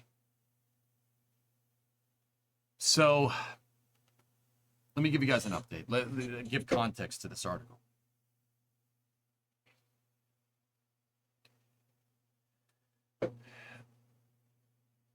Yeah, Geek, well, let me explain. All right, so SpaceX made the pad deluge system. They applied for a general wastewater discharge permit from the TCEQ. That happened. What they said, that happened, right? And everything seemed okay, all right? The TCEQ looked at it. Fish and Wildlife looked at it. Everybody looked at it. Everybody was cool with it, apparently. Somewhere along the line, the EPA got wind of this, that SpaceX would probably need a more detailed, like a more individualized permit. The reason why is unknown. We don't know why the EPA said this. I think we kind of do. Somebody complained. Somebody complained to the EPA. Somebody, don't know. I have my guesses who it is, but I don't know who it is. So the EPA then went over to SpaceX and said, wait, why are you operating under a general permit? This needs to be an individual permit for water discharge because the general permit is not specific enough for your application. And SpaceX said, all right, sure. And then TCEQ issued a fine to SpaceX because their permit wasn't individualized enough, and said that the wastewater discharge that was done before they ruled that they needed an individual permit would resulted in a fine.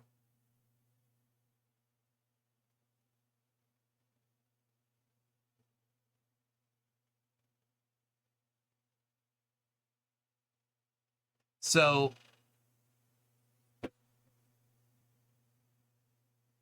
why is this bad? They didn't do it correctly. It's all on SpaceX.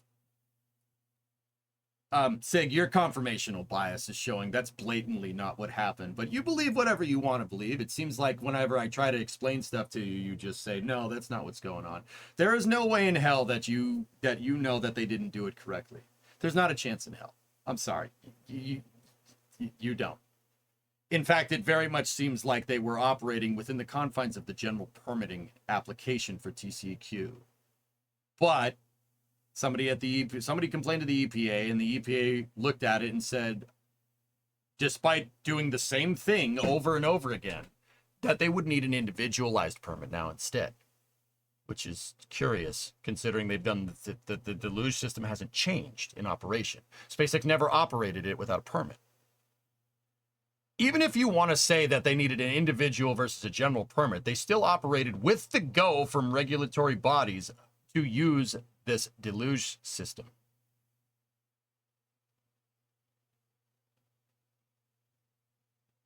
I'm sorry, the EPA is there for a reason. Okay, yeah, I'm ignoring you from now on. Yeah, no. Yeah, that's if they complain and the EPA didn't find any fault, would it still be an issue?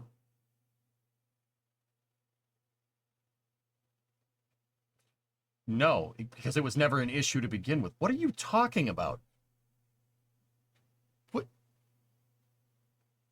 I've never heard, see, I've never seen somebody that speaks with such, certainty in what they're saying, but knows nothing about what they're talking about. Like, how do you know? How do you know? You don't even live here. Like, how do you know? Have you gone and read the EPA, like what the EPA's founding charter is or something? Do you even know who founded the EPA? Who did? Tell me, 5 seconds. Who founded the EPA? You would know this if you knew a lot about the EPA. 5, 4, 3, 2, 1. Richard Nixon. Nice try. Carry on. Yeah, that's right. You heard that correctly. So, don't write checks your mouth can't cash. You know what I'm saying? It's very clear that SpaceX was operating with a permit the entire time. If I had to guess what's going on, is that wastewater discharge probably includes nomenclature for stuff that has nothing to do with rockets. The reason why? TCQ has no prior regulatory approval for any application that has anything to do with rockets. Do you know why? No one launches rockets from Texas. Right? So they issued a general permit that said, oh yeah, this should be good enough. And then they went and watched the deluge system work, and they also said it was good enough.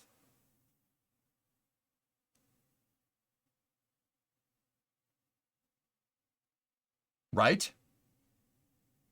The EPA came in and saw that they need a more individualized permit because maybe the TCQ wasn't good enough in their due diligence. Who knows? But SpaceX never operated without a permit. They didn't break any laws here.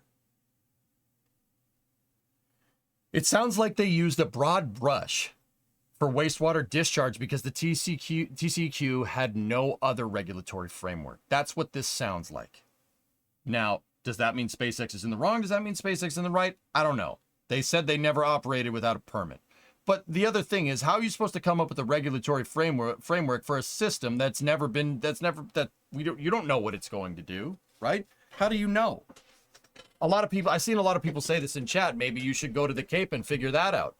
Clearly that wasn't done here.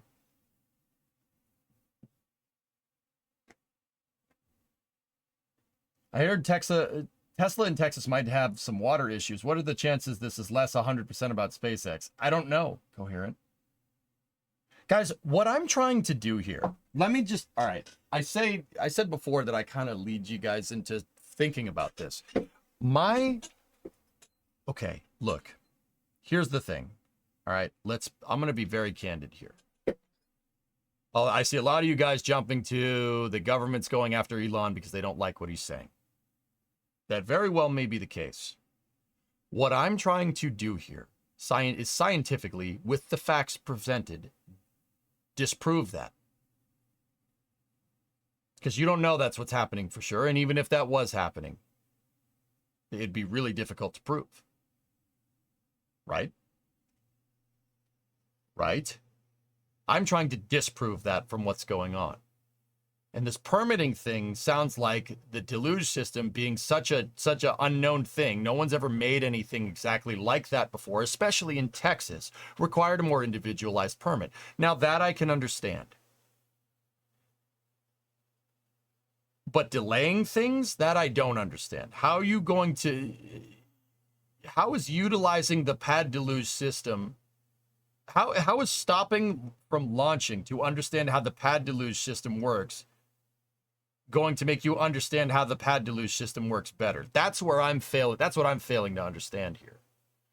We don't know what this pad deluge system is doing. This is an industrial process now that's being, flooded into the local wildlife here. It's an industrial wastewater process, right? That's being flooded into the local wildlife. How is not using that? How is utilizing it less going to make you understand more about it? How does that work? That's where I'm getting confused.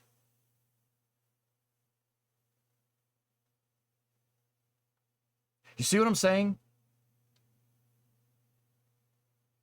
I posted yesterday, they should start bottling all the wastewater to drink. Then it's no longer considered wastewater, Repairy. Jeez.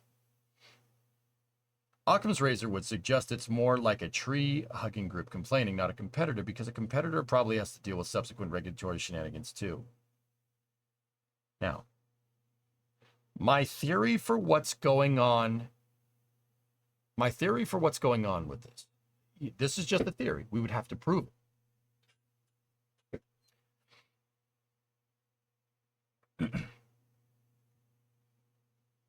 My theory for what's going on here is that, I said that TCEQ has never dealt with a process like this. They've never dealt with a process like this. Sure, they've discharged vast quantity. They've given permits for discharging vast quantities of wastewater under general permitting application, right? Oh, absolutely. But none of those have been flame trenches. None of those have been pad deluge systems. It's an entirely new process to them. And subsequently, maybe the EPA, with oversight, but knowing what they know about what goes on at the Cape and the Merritt Wildlife Refuge, which is a federal wildlife refuge, might I add, maybe they had something to say about it. Maybe they said, no, this isn't good enough. But also, at the same time, they didn't recommend any changes here. Interesting. Right? Now, simultaneously, the FAA is delaying the launch because of this, right? They're delaying the launch. My theory in the past has been the FAA they're not dragging their feet. They're going slow and methodically because the FAA is in charge of certifying a commercial spaceport. A commercial spaceport. The likes of which has never been seen before. No one's ever done this. No one's ever made this before. Think about that for a second, right?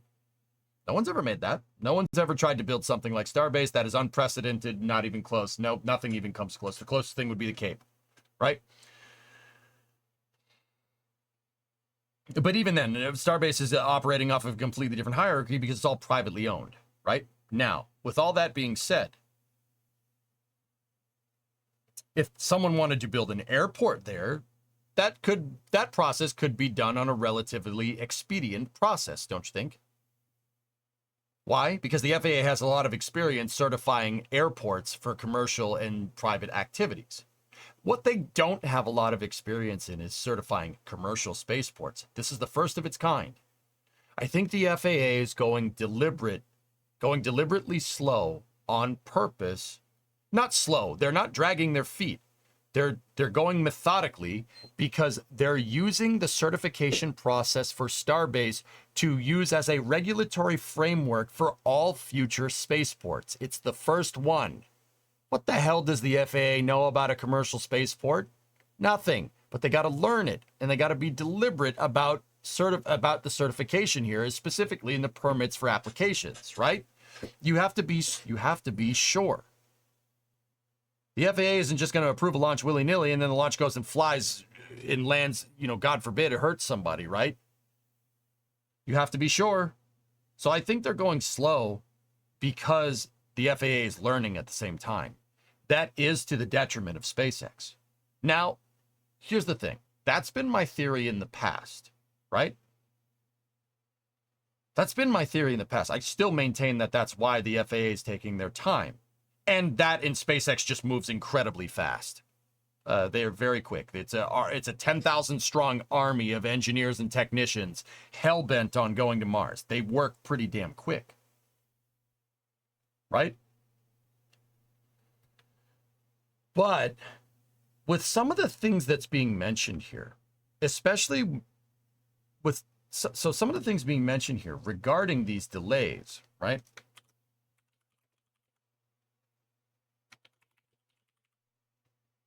Hold on.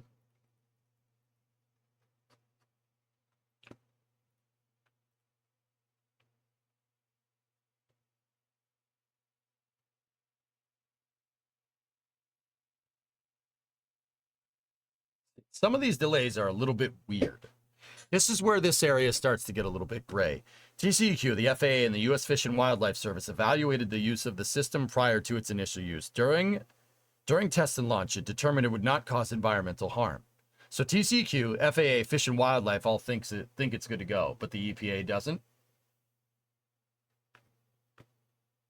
So that tells me that different alphabet organizations in the government have different standards for criteria for what's potable water and what's an industrial waste process. Yeah, that seems like par for the course. Does that sound right? That sounds right to me. Government agency interoperability? No. Not a thing. That's not a thing. It's never worked like that. Right?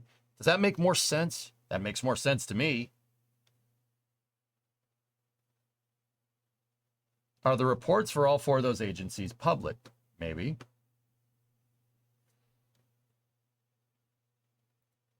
Do we have comments from the other's perspective? Yeah,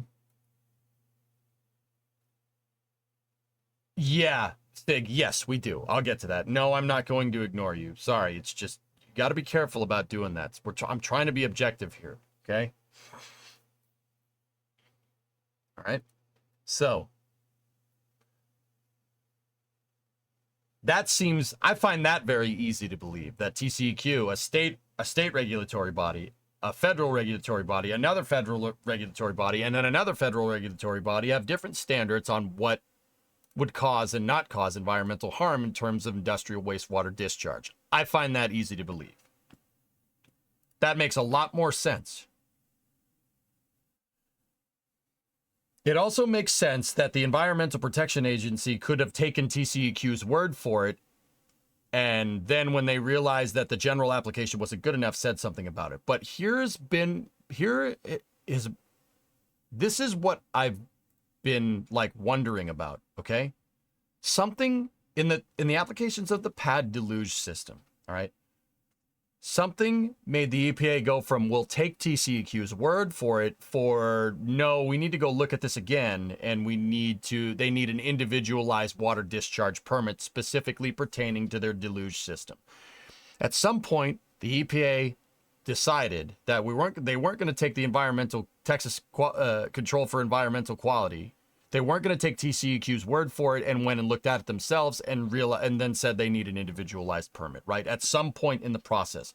What I'm really wondering here is, what was the catalyst for that? Why change your mind?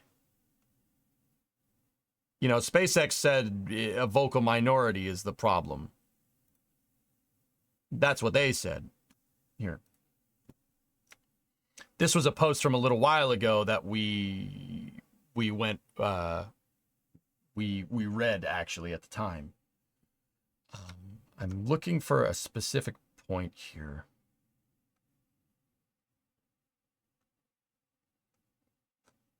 This was regarding a CNBC story that reported that improperly cited a TCEQ report and reported it as news. The reason why was because the TCEQ made a typo. But yeah, for one reason over another.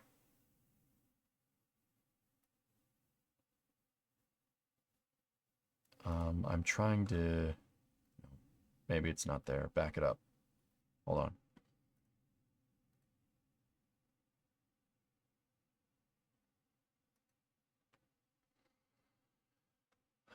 Where's that damn article?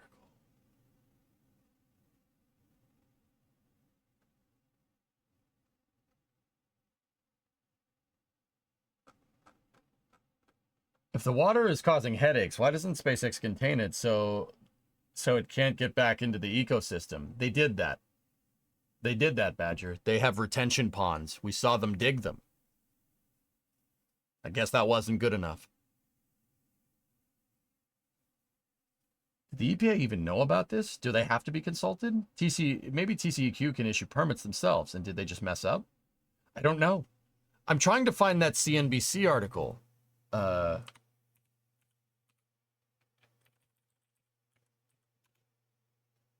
Give me 1 second.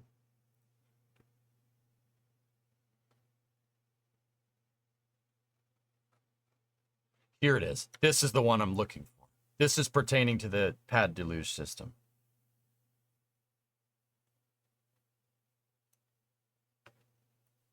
SpaceX basically says the same thing they said in that update. This is from a couple weeks ago.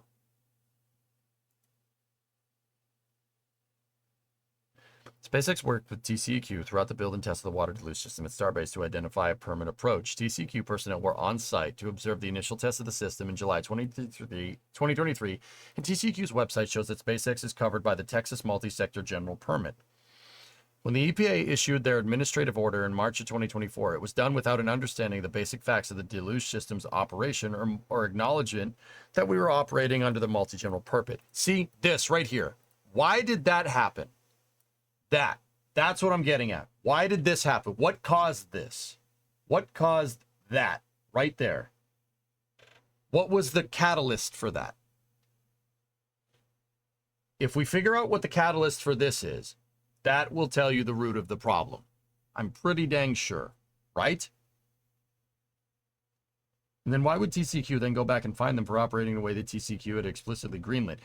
That's what I mean, Aqualex. Something is weird here. Something doesn't jive here. Something, we got to find it. There's an anomaly here, right? Because we're looking at it, right? And it's saying 2 + 2 = chair. All right? Like, something's wrong.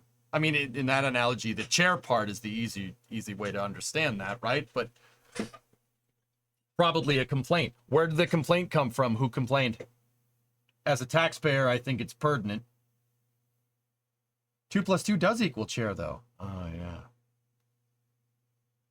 Why would they issue fines if SpaceX operated with, at the time, valid permits? I think that's what SpaceX is pissed about, RB. What happened to being assumed innocent until proven guilty? Yeah, it's interesting, James, because the burden of truth seems to be on SpaceX, which is stupid.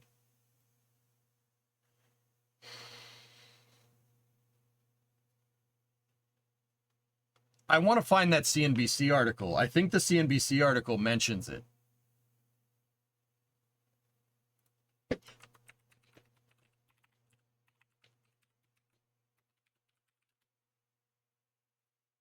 Oh, I found it. Here we go. This is from August 12th.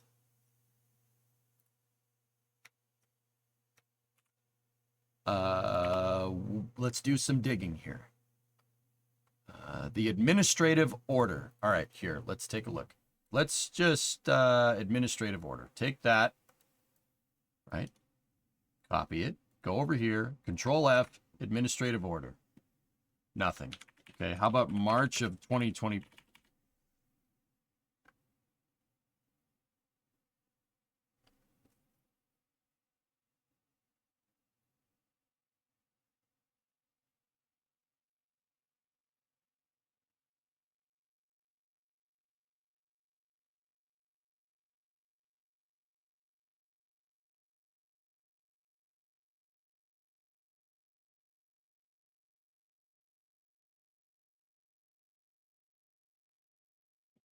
Any other times? SpaceX ran its first full pressure test of the water deluge system in July 2023. About a month later, on August 25th, 2023, the EPA initiated a probe and requested information from the company regarding its wastewater discharges and more. The agency issued a formal notice of violation to SpaceX on March 13th, according to records obtained by CNBC. On March 14th, despite receiving the EPA notice a day earlier, SpaceX pressed ahead with its third test flight of Starship, again using its unauthorized water deluge system. See, this article says that it's unauthorized, but it's not. It was authorized by the TCEQ general permit. That's what happened. We know that.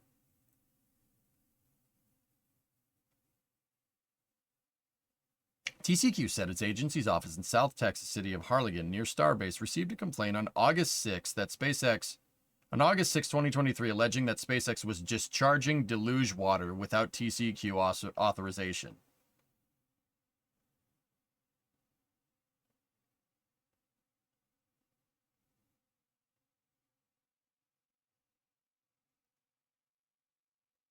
A complaint. Okay.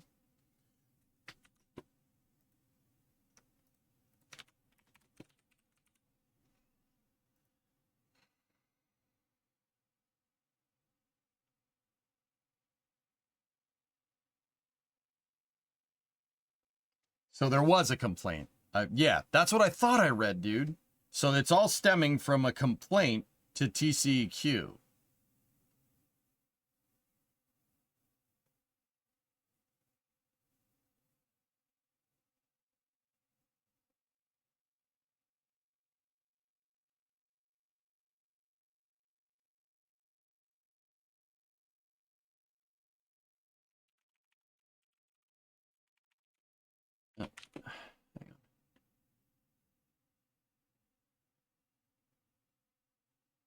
Throughout our ongoing coordination with both CCQ and the EPA, we have explicitly asked if operation of the deluge system needed to stop, and we were informed that operations could continue. Okay. Neither regulator answered CNBC's question regarding SpaceX's statement. I wonder if these complaint record are public record. That's what I'm wondering, Aqualix. EPA initiated a probe and requested information from the company regarding its wastewater discharge. The agency issued a formal notice of violation to SpaceX on March 13th. On the 14th, they launched their third test flight. Company hit new milestones with the test flight and appeared triumphant. Bill Nelson congratulated SpaceX on a successful test flight, although the rocket was lost during its descent above the Indian Ocean.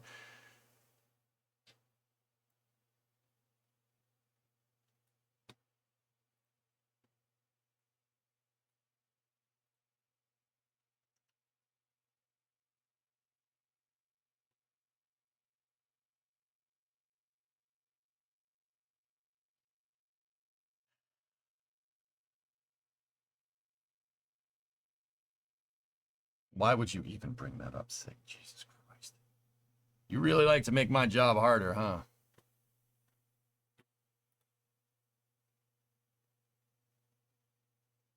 It says no permit.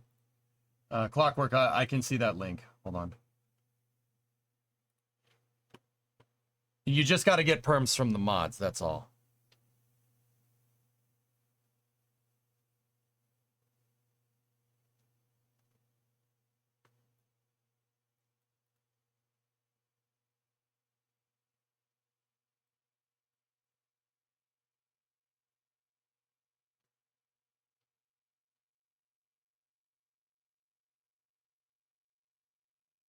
That RC notice of violation from the EPA. SpaceX was required to apply for a permit 30 days. The company didn't submit its application until July 1st, about 110 days later, according to a copy of its application made through the TCQ's Public Records Office.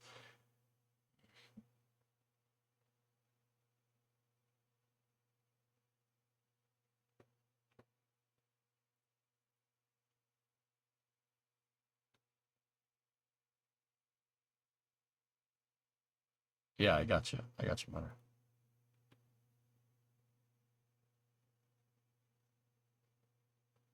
From the EPA, the deluge water discharge to the surrounding wetlands is considered an industrial wastewater process. Yep. Yeah, I got you.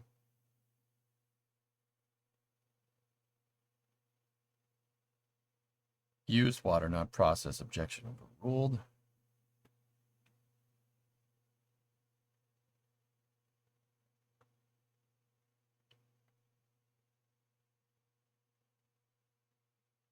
Yeah, just like I said, I have my theories about who filed that complaint.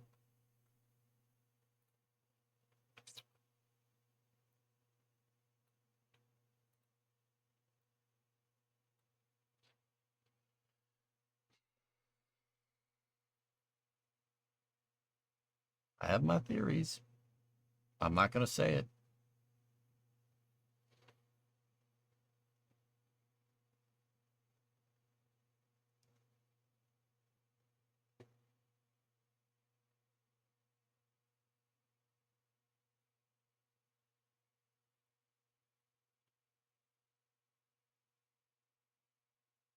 What are you telling me, Katra? What is this?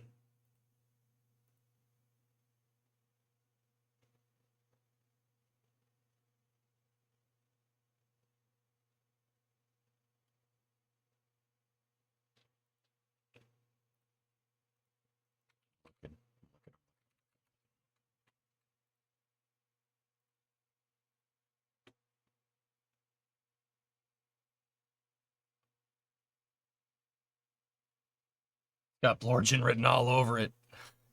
Wouldn't that be something, dude?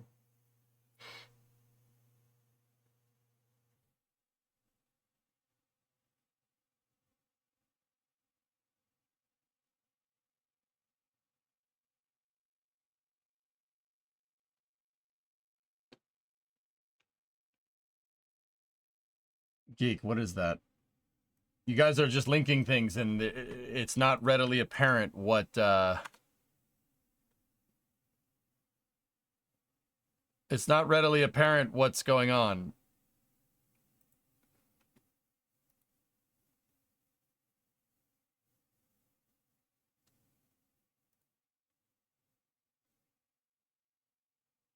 Yeah, Shipman, it sucks.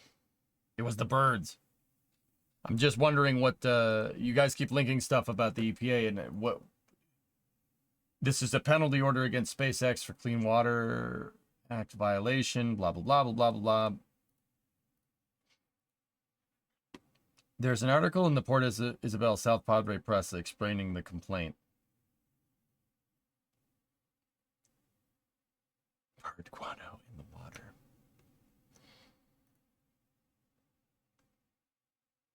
Yeah, I mean, you guys, if you guys are gonna keep digging for that complaint, that's fine.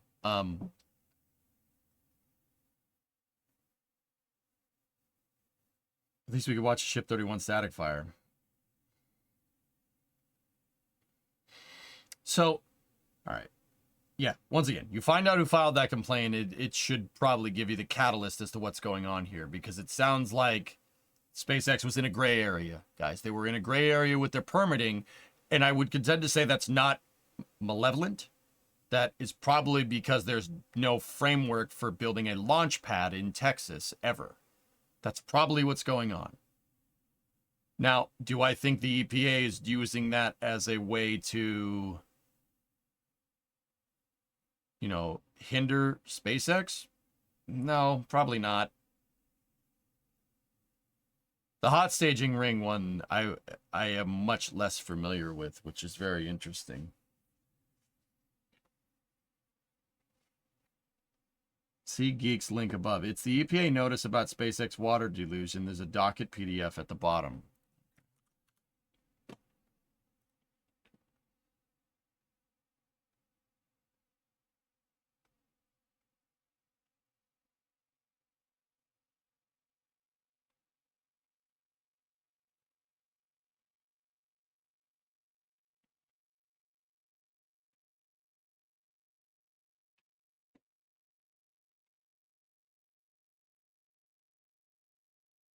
Yeah, give me a second, Sawyer. I haven't even gotten to that yet.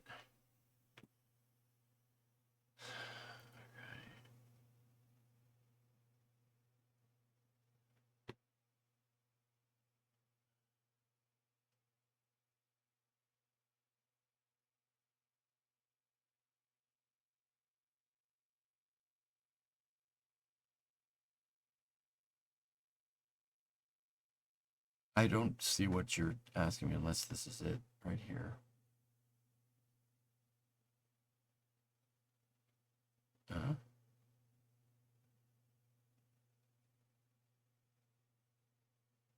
Oh dear. Okay. All right. Guys, I got to look into that more. All right. I'll go digging. Anyway, okay. So now I have some questions. In a clockwork church, like the administrative penalty, page 3, paragraph 14, those after detail what permits SpaceX lacked and what they did, including the unauthorized discharge of liquid oxygen.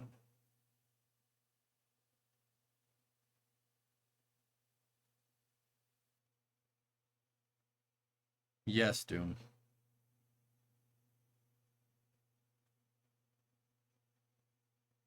They're citing methalox emissions as a... Oh dear.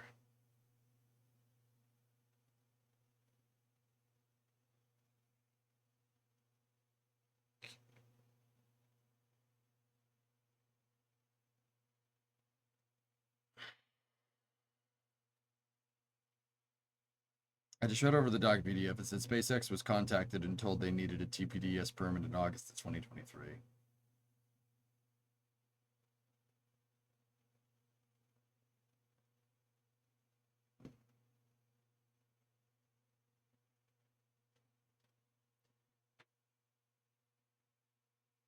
So it sounds like SpaceX thought that the general permit was good enough, and the EPA thought that the general permit wasn't good enough. That's what sounds like. That sounds like what happened here, right?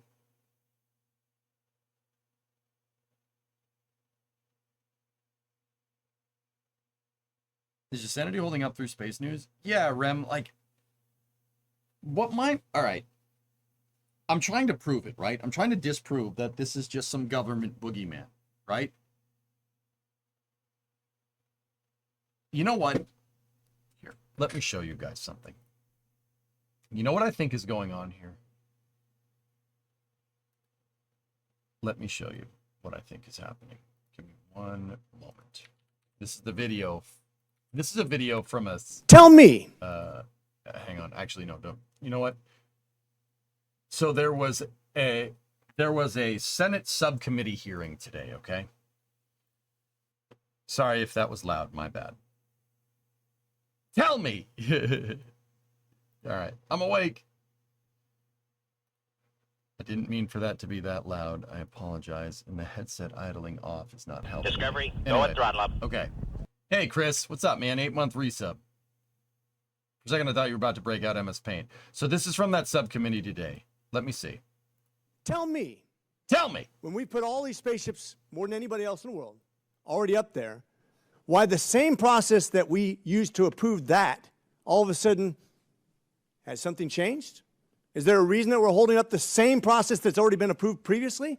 These 27, I think you said advisories, 17 in 1 year, 10 the next year, that you put out in the last 2 years, how much has that sped up the process?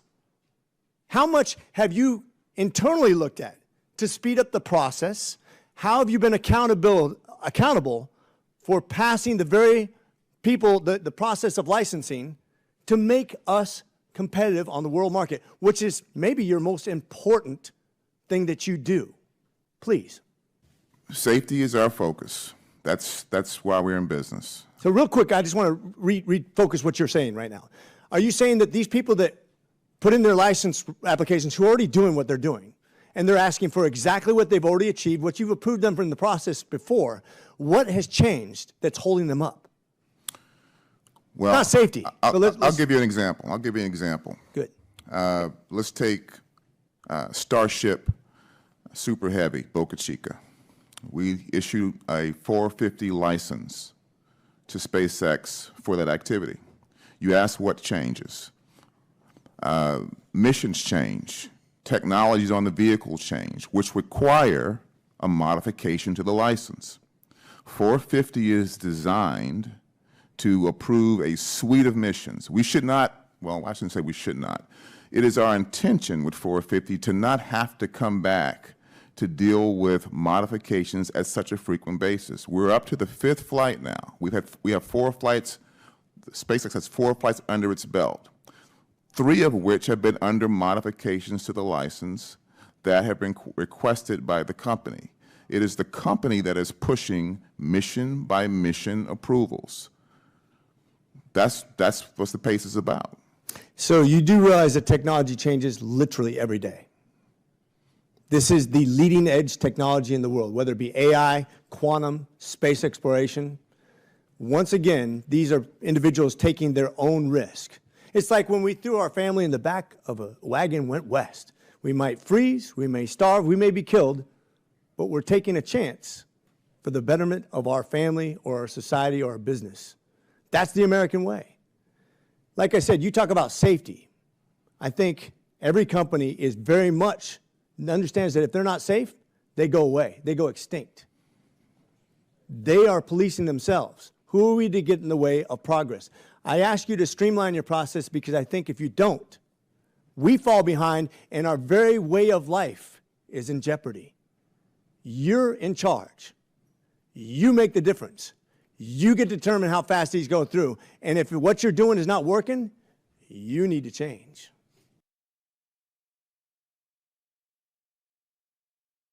So, the reason why I showed this conversation, okay, you know, I don't really like showing politics at all, particularly a Senate subcommittee or something. Guys, the reason why I showed you that, all right, and the reason why I brought it up, what I think is going on is very much the embodiment of what's happening in that conversation. Is the guy on the subcommittee wrong? No, not necessarily. Is the guy from the FAA wrong? No, definitely not. They're dancing around each other. The guy brings up a great point, you know, and he said at the end, it's up to you to make sure that the processes are going right. And you, if you see that the processes aren't going right, you need to change it. But the guy is saying that the processes are right, and he's saying that they don't need to be changed. They're dancing around each other. See what I'm talking about? That very much seems to be what's going on between SpaceX and government entities in terms of regulatory approval. I think that they're dancing around each other. And I think that this is causing miscommunication, and it's causing inadvertent bureaucratic delays because of it. Does that make sense?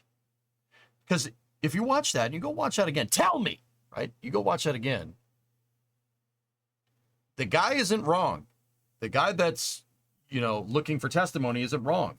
The guy that's giving testimony is not wrong either. See what I'm talking about? When is NSF going live for a spacewalk? Sometime before 2 o'clock.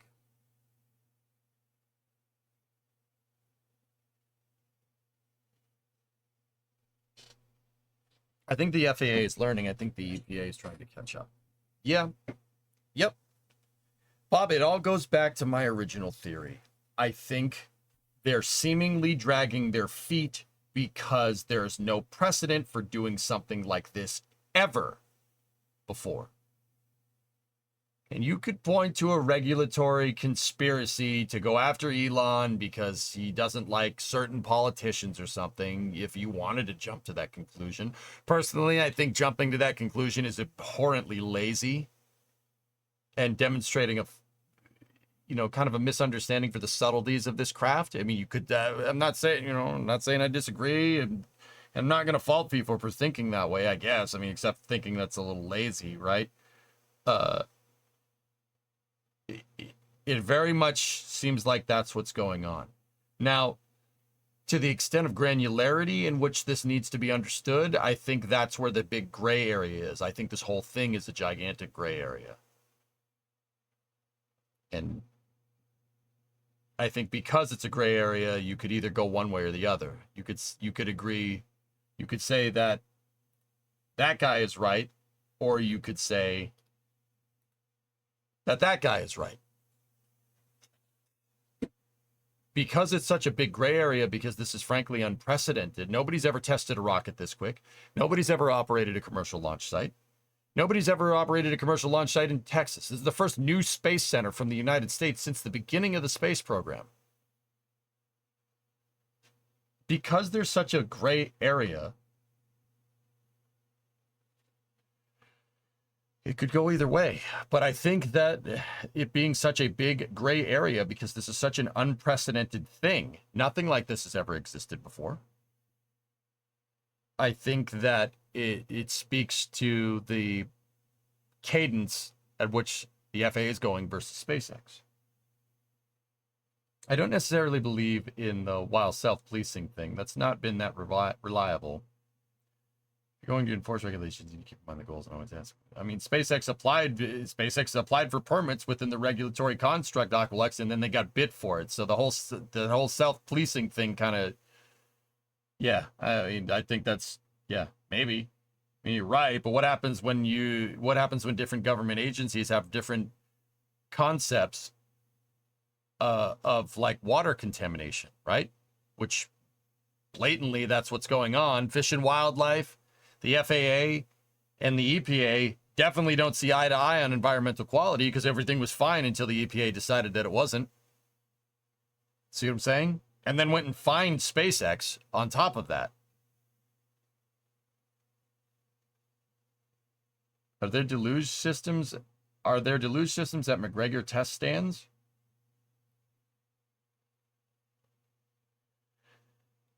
Yeah, floating disc, but that's on government property. A lot of people don't know that McGregor is built on an arsenal. It's built on government property. Yeah. Which is probably why they have their laissez-faire on testing. It's not built on a protected land.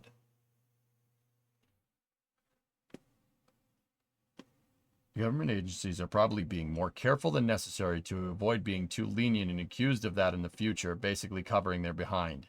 Bingo, Rem. I find that very easy to believe, right? That makes sense.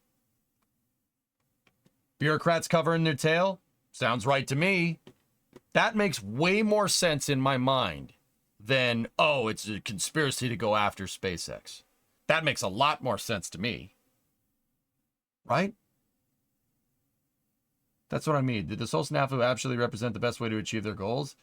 Did getting involved get in the way of catching some other bad actor? Yeah, I don't know, man. Boeing QA was self-pleased. Yeah, that didn't end well. But there was precedent for that before, Andrew. That's the difference here. Boeing had tested many passenger airplanes in the past. Why would they think that the MAX would be any different? I don't know. It's up to them. It's up to their framework. Interesting chat, the gray unknown. Yep.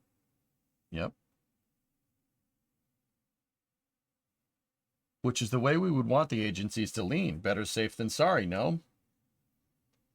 When you're the FAA, yeah. Yeah, absolutely. The FAA probably wants to make sure that all the T's are crossed, and all the I's are dotted, especially after that fiasco with the 737.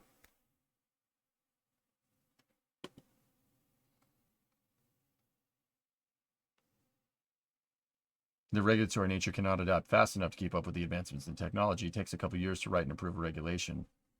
By the time one is written, technology has already evolved several times beyond the scope of the regulation. Yeah, Tessa, I mean, that's a little bit of a different point, but yes, I agree with you on that one. So a blanket license would be needed. I made that point a little bit earlier. You know, you're thinking the pad deluge system is going to cause problems, so your solution is to not let SpaceX use their pad deluge system to figure out what the problems are. How are you going to know what the problems are if you can't use it? Right? That's a case in point for what you're talking about. Yeah, absolutely.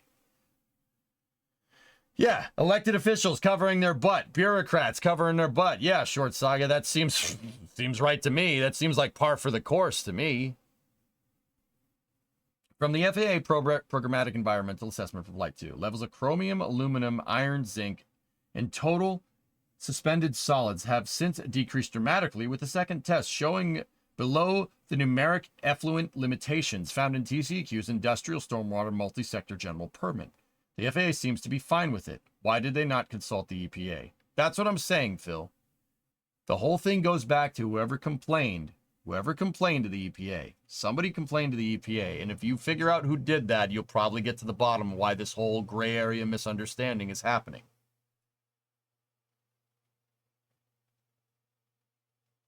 $737 fiasco. Oh, no, nervous. Not that. No, that's a 737-800. That's a great aircraft. 737-800s are fantastic. I'm talking about the FAA and the 737 MAX. You guys know what happened, right? If you know about the systems that they put in place to basically make the plane pull up or nose down. What was that system called? I forget. Long story short, to get FAA certification for using the 737 as a commercial airliner, the FAA basically said, hey, you're Boeing, you got this, right? And Boeing's like, oh, yeah, it's fine. Yeah. The MCAS, that's what it's called, yes. Thank you. They basically were just like, all right, cool. Tell us you filled out all this test. You didn't cheat, did you? Oh, no. No, it's fine. You didn't cheat, right? Yeah, no, it's good. It's good. All right, cool. We'll take your word for it. Okay, stamped, good to go.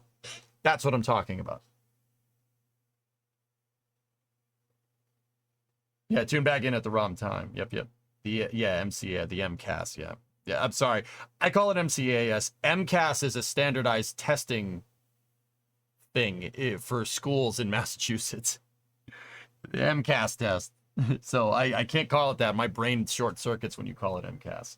I'm like, wait, what? I remember those. Those tests suck.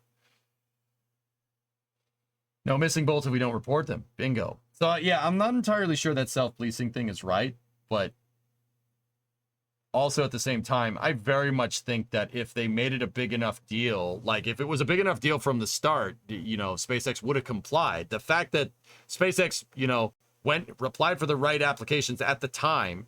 You know, everybody said it was good. They went to fire their deluge system off a couple of times, right? And then somebody said, wait, it might not be right. And what do you mean it might not be right? You already said it was good.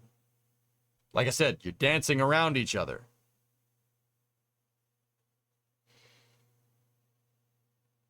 James is like, I did those. Yep. It's like the SO Souls here in Virginia. Yep. Mm-hmm. You just unlocked a core memory in my brain. Do you remember those? Those tests sucked. You know what they're for? They're not. The MCAS tests aren't there to like make sure, you know, you're learning. The MCAS tests are there as accountability to make sure the school is teaching your kids what the state wants them to teach and getting funding because of it. That's what the MCAS tests are for. Oh man.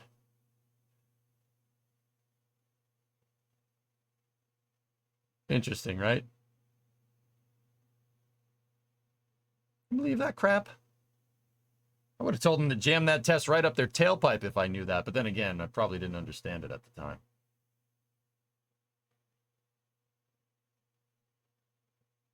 Many Scantron slips. Oh, God, the Scantrons. Dude, I remember that. Oh, you unlocked. Dude, you just bounced right back. Oh, God. Those things, man. Anyway, MCAS sucked. The only good thing about it was that you got to go home early. Yeah, right? Not the Scantrons. Bro. I forgot about that. I forgot about that part. Damn. But anyway. Yeah, a punch card for answering multiple choice questions, Tessa, on our standardized testing. The U.S. education system is not standardized, not centralized at all, which is easy to tell with the outcomes. Once again, are you familiar with Common Core? Are you just guessing? You just like guessing and judging the U.S. for stuff you know nothing about. Common Core education was implemented in 2005 at a federal level, standardizing education across all 50 states. Nice try. You're just gonna make up stuff to make the U.S. look bad? You can go frick off, dude. I really don't like that. You have no idea what you're talking about, but you speak with a lot of conviction. Don't do that in here.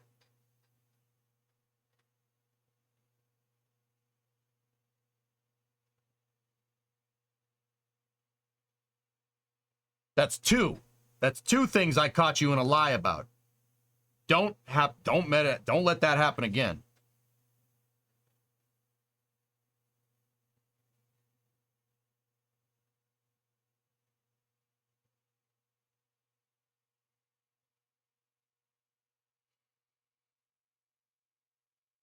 Especially if you heard your Scantron going through the grading machine, it was popping off. Oh, jeez. Yeah, Ryan, that's interesting. Yeah, Gagan, exactly. Gagan, exactly. There's plenty of legit documented provable things that make the U.S. look bad. You don't need to make stuff up. Oh, God, why you gotta say it like that? Scantron sounds like a synthwave project. Yeah, right. Hell yeah.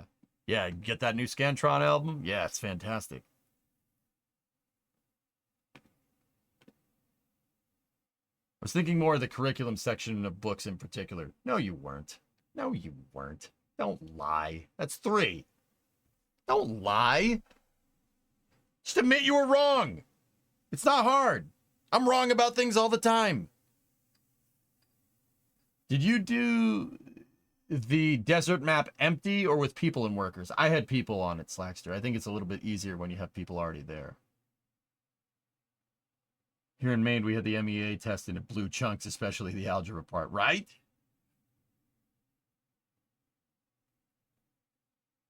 Sounds like you had PTSD from Scantron. Yeah, those tests sucked. The teachers made it seem like such a big deal, W. Like, you got to learn this, you got to learn this, you got to learn this. Yeah, that's just so... Yeah. It's not because they're worried about your education. They're worried about their salary, which... Okay, I guess I can understand that. But also, you could have just said that.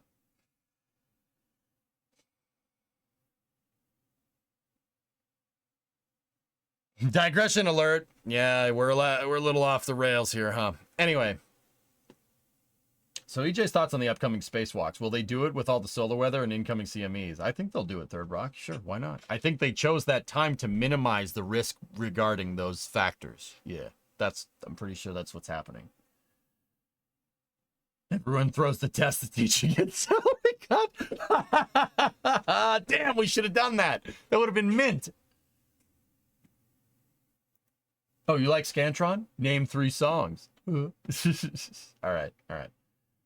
When are we going to be satisfied?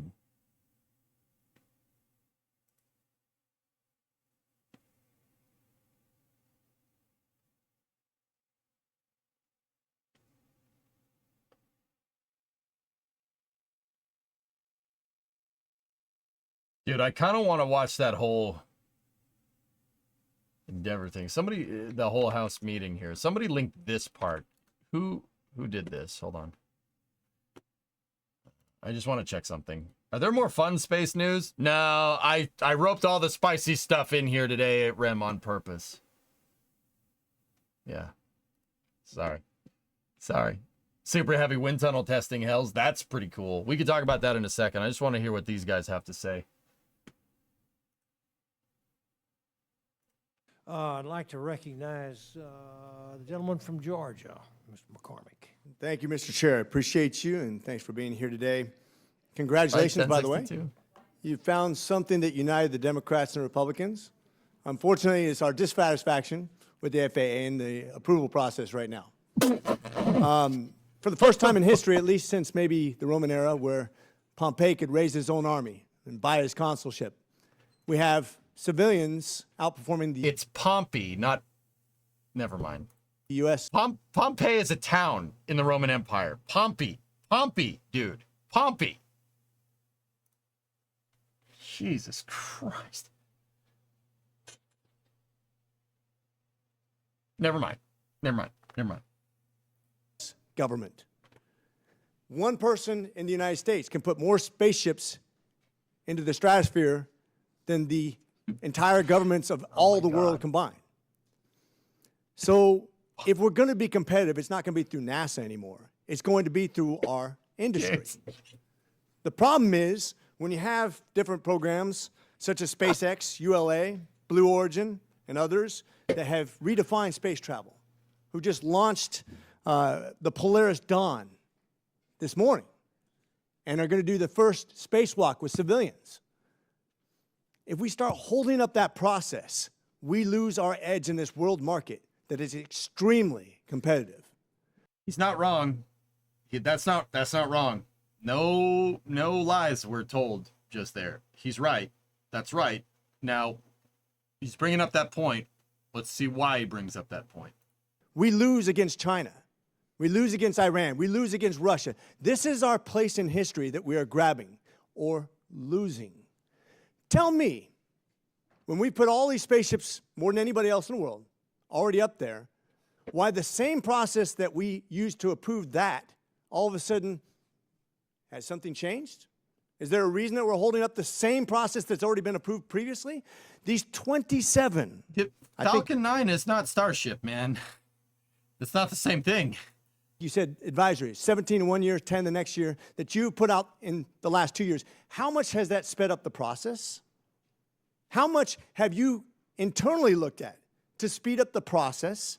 How have you been accountable for passing the very people, the process of licensing to make us competitive on the world market, which is maybe your most important thing that you do? Please. Yes, Mr. Coleman. Thank you, sir. Thank you, Congressman. Safety is our focus. That's why we're in business. Okay, so real quick, I just want to... We listened to this part already. I'm just going to push us through a little bit more. Tension with 450 to not have to come back to deal with modifications at such a frequent basis. We're up to the 5th flight now. We have 4 flights.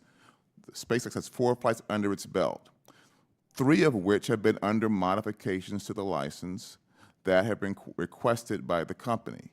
It is the company that is pushing mission by mission approvals. That's what the pace is about. So you do realize that technology changes literally every day. This is the leading. Okay, I just want to point out that I hate it when people say literally. Him saying technology literally changes every day means someone writes a book about technology and that book changes every day. That's what literally means. It's derived from the word literature, books. Okay? Stop saying literally. That's what I'm trying to tell you. Edge technology in the world, whether it be AI, quantum, space exploration. 113. Once again, 40? these are individuals taking their own risk. It's like when we threw our family in the back of a wagon and went west. We might freeze, we may starve, we may be killed, but we're taking a chance for the betterment of our family or our society or our business. That's the American way. Like I said, you talk about safety. You guys suck. I think every company is very much understands that if they're not safe, they go away. They go extinct. They are. You're saying 113.40. All right, let's jump back a little bit. I want to hear this. What's going on here? Because we already heard what he said. Oh, Mr. Garcia. Okay. All right, let's see. Black hole. I'll look at Starship 5 license approval, which you had initially promised would be issued by September 17th. It then took about a week ago a shift of about 2 months to November 22nd, and then yesterday you shifted the overall readiness date to November 26th. And for this license modification, you're already just now 3 days away from violating the 180-day shot clock requirement.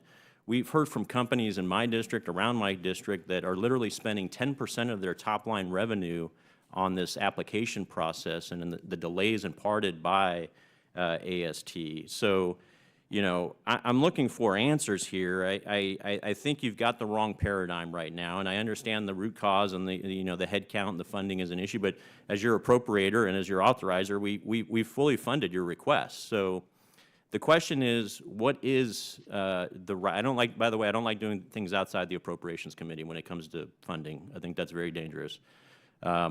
What is the appropriate amount? What is the head count needed to successfully adjudicate and approve Part 450 licenses by the time that is required, 180 days by the date of 2026, where all licenses will be needed under that construct? What is the right amount? Because if you can't execute it, I would submit it shouldn't be under FAA's domain. It shouldn't be under AST. We can find other places like AFRL, DARPA, other go-fast agencies to man this and do it correctly. But what is the right funding level that you need to do your job successfully, which we have not been doing? Damn. Damn. If I recall correctly, that Garcia's a Navy fighter pilot, if I'm remembering correctly.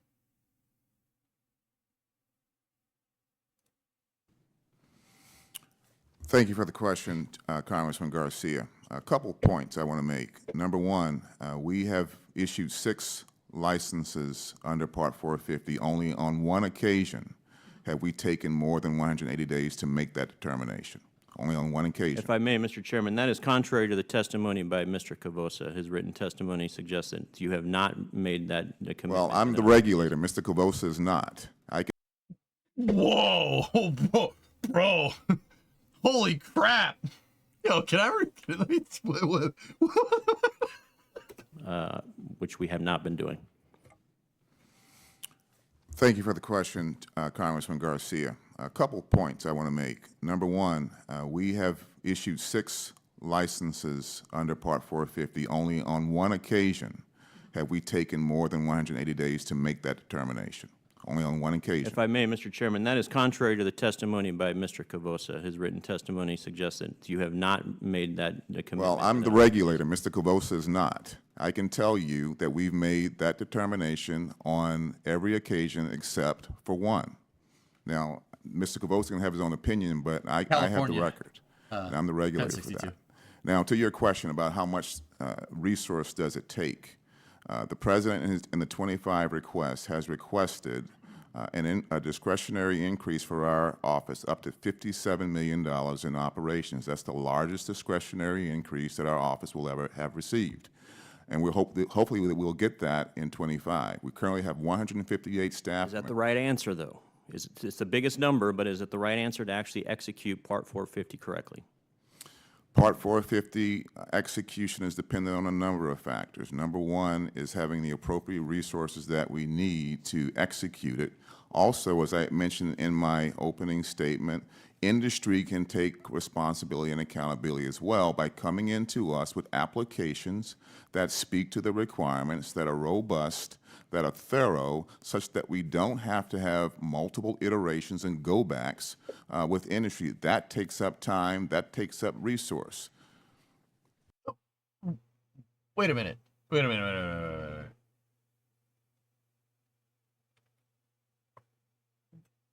I'm confused because he's saying that the FAA has taken a long time because the reports weren't. Did I hear that right? He's saying the reports are taking a long time because they're not complete, right? They're not complete reports. But also said that they get the most amount of reports from SpaceX, right? Did I hear that correctly?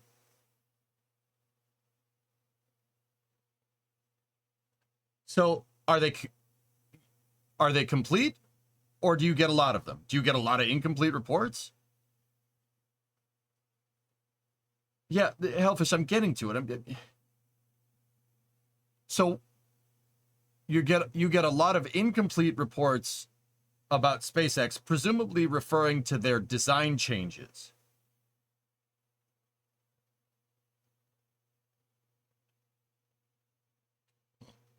Interesting.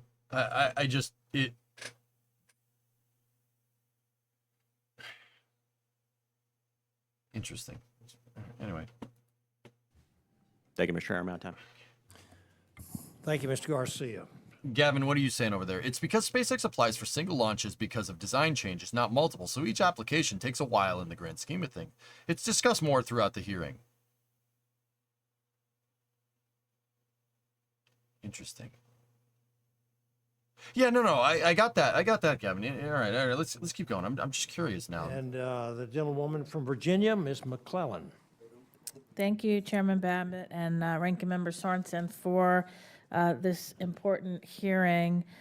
This is a particularly relevant issue for Virginia. As you know, we are home to the Mid-Atlantic Regional Spaceport at Wallops Island, which is one of only 4 spaceports in the United States that is licensed by the FAA for vertical launches to orbit. And it is critical that not only to spaceflight, but to the robust operation of that facility and all of the infrastructure that supports it, it's critical that our regulatory frameworks not only work, but protect humans engaging in spaceflight and the communities across the country that support those operations while allowing the United States to maintain its leadership in space. And so, Mr. Coleman, as you know, the Memorandum of Agreement for range coordination between NASA and the FAA is important for launch operators to have clarity about their licensing responsibilities, especially around ground safety and flight safety. Can you provide an update on the status of this Memorandum of Agreement? Certainly. Thank you, Congresswoman. Absolutely. And first of all, these memorandums of agreement are very important. As was mentioned earlier, Space Policy Directive 2 directed federal agencies such as the Department of Transportation, the Space Force, as well as NASA to minimize duplication of effort and to streamline our concerted efforts to oversee and work with this industry. We are working on a memorandum of understanding or agreement with NASA right now. It is being drafted. We are pushing hard on that. We certainly want to see that such that we can have clear understanding and delineation of roles and responsibilities for launch service providers that are conducting operations at NASA ranges, such as the NASA Wallops in Virginia.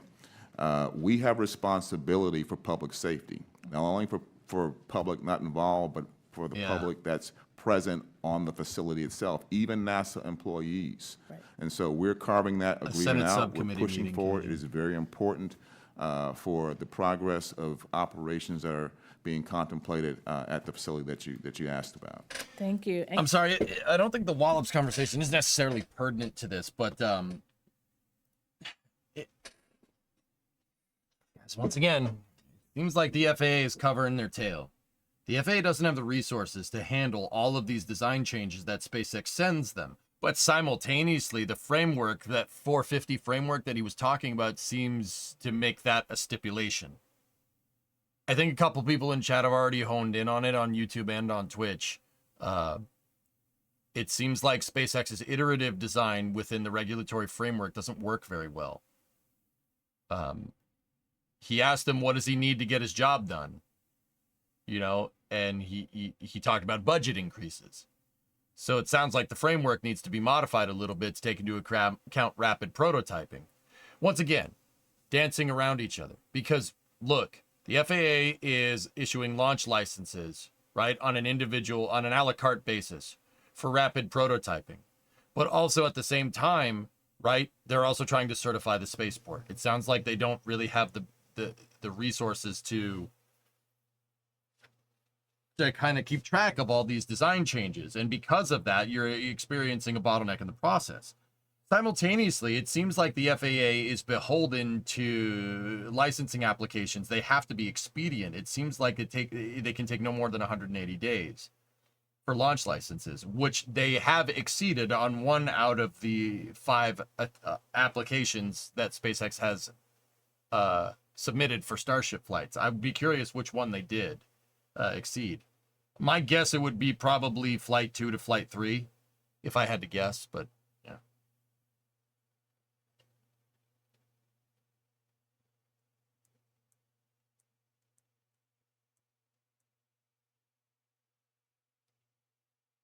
The framework may not, okay. The framework may not need to be modified. The amount of people and resources may need to increase to work through the framework faster. Also possible. That's exactly what I gathered from it, Gavin. Yeah, I think you're right, dude. I think that's what's going on. I think, once again, it's just like that conversation, that excerpt that the other congressman was asking the guy from the FAA. You know, he was saying, this is America, we need to launch more. And he's like, yeah, I know. But I'm working as fast as I can. He goes, no, but you don't understand. We need to launch more. You see, they're dancing around each other. Interesting.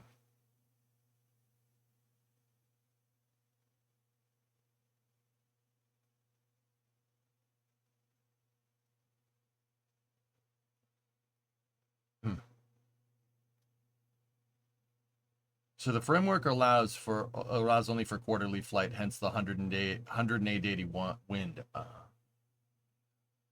The FAA guy did seem to handle the hardball hearing style pretty well. I mean, he didn't answer Garcia's question. Garcia asked him, what do you need to do to get this done? And he basically didn't answer him. Any chance of some late night workers before the EVA? If anything, it would be satisfactory, King. Interesting. SpaceX doing rapid prototyping isn't new. They've done it from the very start. You would think the FAA and relative bodies would have adapted to match. The FAA didn't have jurisdiction over this before. The FAA didn't have jurisdiction over this before like 2021. I'm capping. I forget what the exact day was. But even then, regulatory agencies had stopped SpaceX in the past. SpaceX wasn't allowed to show a mission one time because the NOAA said they couldn't put cameras on their rocket. And that's kind of what prompted this whole, you know, the whole kind of... Actually, guys, if you really want to know, the whole idea behind the FAA kind of overseeing all of this was to normalize spaceflight in our air traffic control systems. Like to basically make spaceflight another flying vehicle, just like a plane. That was the whole idea. It was not supposed to... It wasn't supposed to deregulate the process so much as to consolidate it under one roof, which is why, you know, yet here we are. That policy kind of went into effect. It was either 2019, 2020, or 2021. I don't remember because COVID made it all blurry. That process was supposed to be there because because you had to shop to like 20 different 3-letter agencies to get anything done. Yet here we are in 2024, and SpaceX seems to be beholden to 23-letter agencies to get anything done. See what I'm talking about? Fish and Wildlife, TCEQ, the Environmental Protection Agency, the FAA, the FCC. The whole point of this was to put it all under one roof and avoid this exact thing, but it sounds like we're not doing that.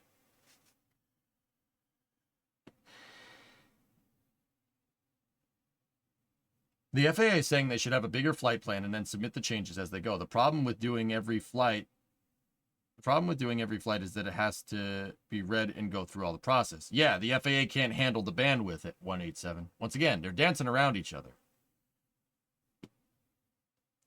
The problem is regulatory capture. Just look at the NRC. They're not equipped for speed. The FAA was not prepared for the speed of testing. They dealt with aircraft development, which takes years, not weeks.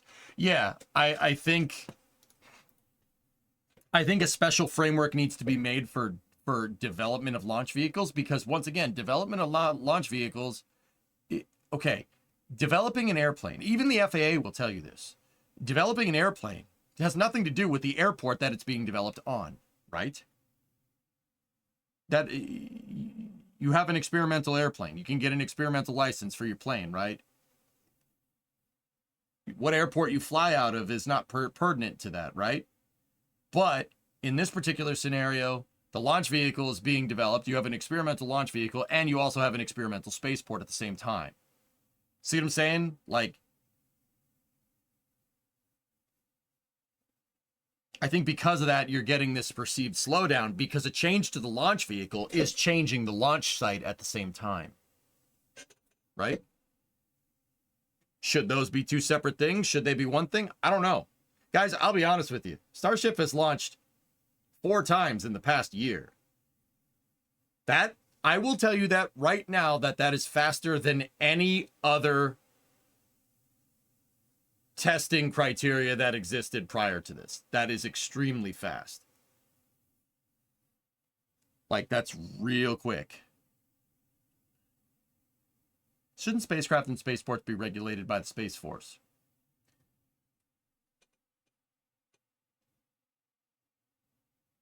What? No. Why? This Space Force would be like air traffic control, which is not the FAA. Geek. That the range is ATC. It's not the FAA. Different thing.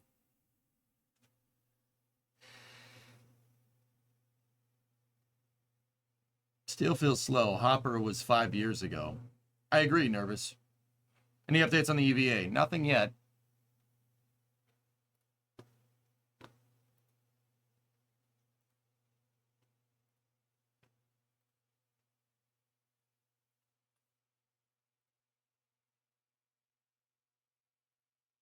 Adrian posted this a little bit earlier. SpaceX's current license authorizing the Starship Flight 4 launch also allows for multiple flights of the same vehicle configuration and mission profile. SpaceX chose to modify both. Look, SpaceX's current license authorizing Starship Flight 4 launch also allows for multiple flights of the same vehicle configuration and mission profile. SpaceX chose to modify both for its proposed Starship Flight 5 launch, which triggered a more in-depth review.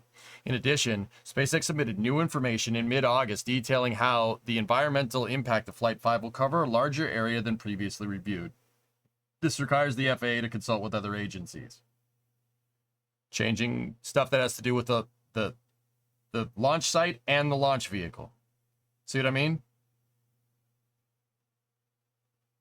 SpaceX must meet all safety, environmental, and other licensing requirements prior to the FAA launch authorization. A final license determination for Starship Flight 5 is not determined.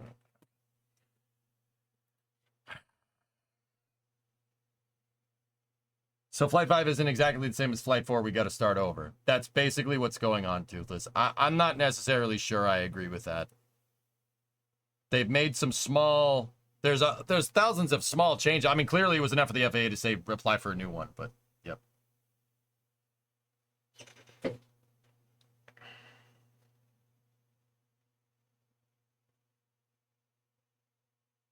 There should be a threshold. You can make design changes up to a certain point without it impacting your next launch window. That's what I mean. There's framework that there's a whatever threshold in framework 450, right? Badger it was exceeded.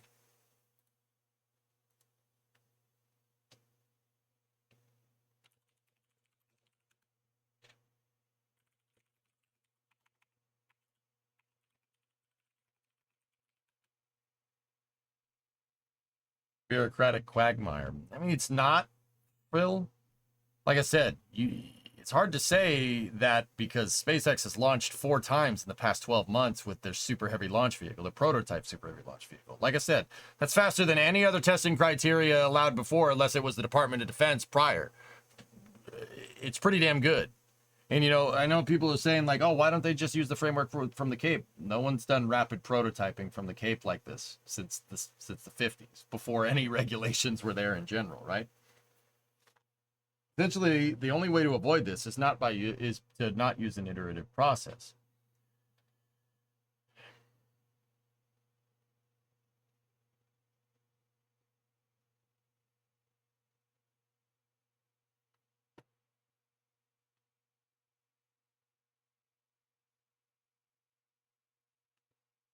But see, here's the thing. It makes sense, but like, see, guys, I don't know where to fall on this one. The reason, okay, so let me be real for a second, dudes. This is what EJ thinks. This is not news. This is not what should happen. I say, frick it, launch it. Launch it. You're going to learn the most about the environmental impact from an actual rocket impacting the environment, but you don't want to risk the environment. I understand that, but it's very unlikely that anything different is going to happen between 4 and 5. Knowing SpaceX, they're going to want a good bait. They're going to want to keep continuity of launch so they can, you know, work towards the reliability. It's kind of like that's what they mean by the self-policing thing, you know. But I don't think they mean it like that. In rocket testing, you don't want to change too much, right? In terms of like the actual flight profile. Like Starship isn't going to go up and do an IFT-1 and do a freaking loop and then fly up into space, all right? It's not going to do that. It's going to fly on a similar trajectory to 4. So, like, once again, EJ's opinion, launch the damn thing. Launch the damn thing and learn, right? However, like I said, that's what I want. I want to launch. I want to launch. I want to see it fly. Seeing it fly makes me happy. I don't care about the environment in that regard. Now, if the thing went and crashed into the Rio Grande Valley and killed a bunch of animals, yeah, I'd be a little annoyed. I'm not going to sit here and pretend, but how do you know that that's not going to happen? This is what I mean. I got to be kind of impartial about this, right? I want them to launch. I want them to tee up both pads and launch 2 at the same time. All right? Now, I don't think it's wise nor smart to go around just saying that, right?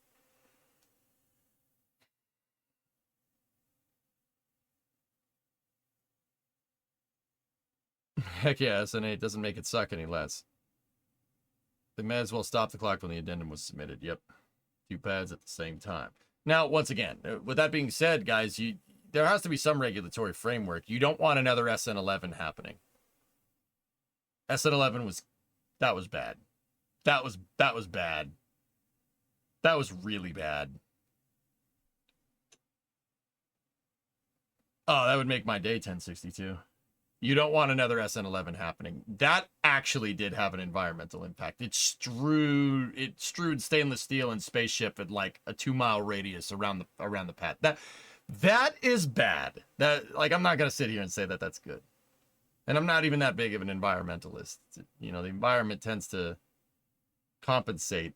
You know, it's a trade-off, right? You're gonna be invasive. The environment will find ways to be invasive another way. If you want to be invasive to the environment, Mother Nature's going to come and bite you for it. That's what I'm trying to say, right? It was cool to watch, though. We didn't even get to see it. It was behind a cloud, man. SN11 hard started a Raptor because SpaceX hadn't figured out how to get the fluid management right from that, you know, horizontal landing. It was an epic explosion, right? But also...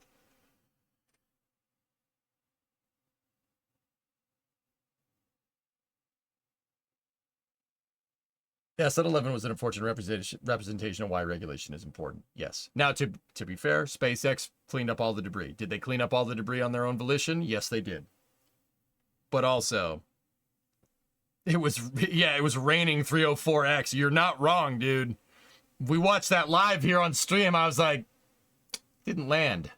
Up, that. Okay, you know. But see, that's what I mean. That's why there is a line here that you have to, like, guys, you have to have some regulation. You can't just go willy-nilly, all right? But also at the same time, you can't have the regulation slow you down to a point. There's a sweet spot. I think what's going on here is we're still kind of bouncing back and forth, and we'll find the sweet spot eventually. I think we're honing in on it, right? And the four prior Starship flights in a pretty rapid cadence for such a large launch vehicle is a good example of this. We'll get to the point where SpaceX will be able to do what they need to do to launch at the cadence they want. It's just going to take some time. I'm still wondering how China's regulation works. Oh, you have a rocket? You want to launch it? Okay, go ahead. That's how it works. The problem is we can adapt and invade a bit faster than nature sometimes. Yeah, there you go.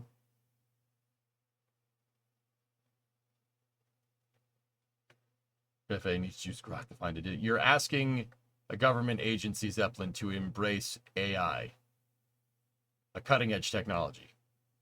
Okay. That's just going to lead to psychosis.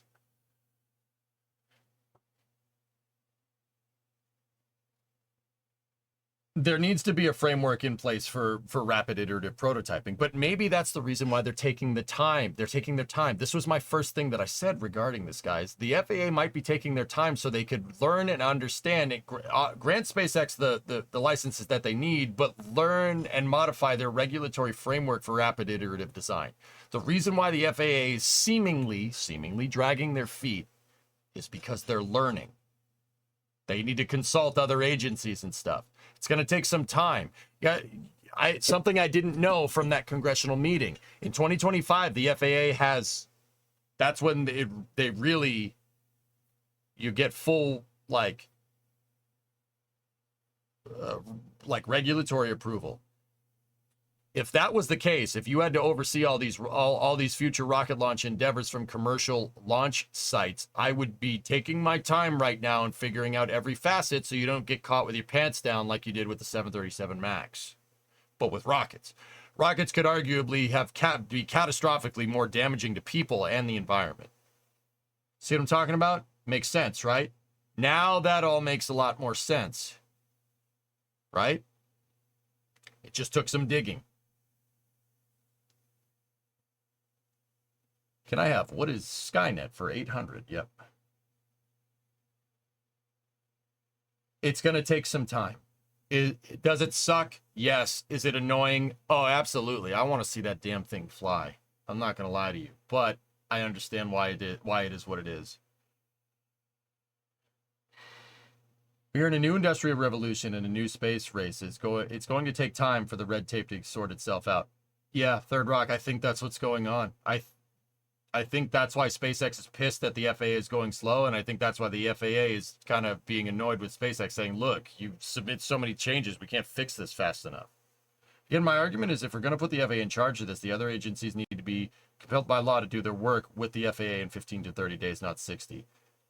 ICE, I think we're honing in on it. Look at how much faster it's gotten in the past 8 months than it had in like the couple of years that the FAA had this prior. And also, at the same time, the FAA has no problem blanket certifying Falcon 9 for Starlink missions. We'll get there. We'll get there. There's clearly a framework for block certification for a lot of launches. So we know that that's already a thing. What isn't there certification for? Certifying a commercial launch site and certifying and basically going through the development process of an experimental launch vehicle. It'll take some time. But in the future, SpaceX will, I've said this before, SpaceX is basically leading the way in pioneering, along with the FAA, at the same time. The FAA is pioneering the regulatory framework. SpaceX is pioneering the actual thing, the actual task of operating a commercial spaceport, a fully rapidly reusable commercial spaceport. I think that's what's going on. I think the FAA is being very due diligent so they can learn what it takes to certify a commercial spaceport, and that's to the detriment of SpaceX, but it could be to the benefit of every company in the future. And I think that's what SpaceX is pissed about. I think that's a pretty damn good conclusion there.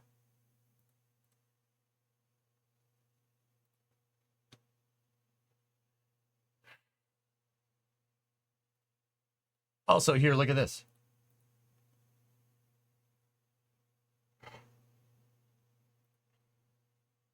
Pioneer, satisfactory?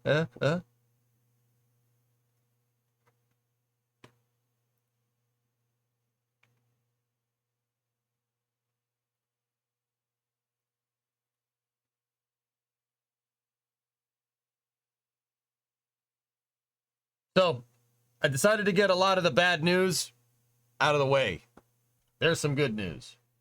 EVA should be happening early in the morning. And on top of that, guys, we have AST Mobile, Bluebird Block 1, 1-5 at 4:52 in the morning. Are we going for it? Are we going for it?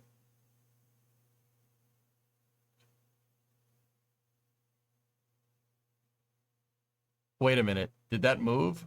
It moved. Yeah. Okay. Starlink moved. Yep. Okay, cool. AST Mobile is an internet satellite constellation. Actually, cell phone internet satellite constellation. Do you consider the Polaris Axiom mission space tourism? No. Space pioneering, Dill. You're gonna mess up your health. Yeah, we're already past that point, Rem. That ship sailed already. Imagine if the launch happened under EVA and they could see it live. Oh, you gotta say that, Nervous. Video Dragon at 1,400 kilometers had a very nice country below it. In SpaceX 4 high apogee. Oh yeah, Smirks? Oh yeah. No, it's great. Sweet. Go SpaceX. No, that's cool. Dragon, you've soared to over 1,400 kilometers, Dude, and you're farther from Earth than any other person since the last Apollo mission over 50 years ago. Holy balls. Dude, that's the Maya Peninsula right there. SpaceX, That's where Rocket Lab we all launches look from. forward to our friends at the Artemis program to take us to even greater Freaking heights. trippy, dude. That's cool, man. Oh, that's Well said, Dragon. sick, dude. Has there ever been an EVA while another launch has happened? I don't think so, Cajun. Dragon, SpaceX 4 high apogee. I can see my house from here. Go. I can see my house from here.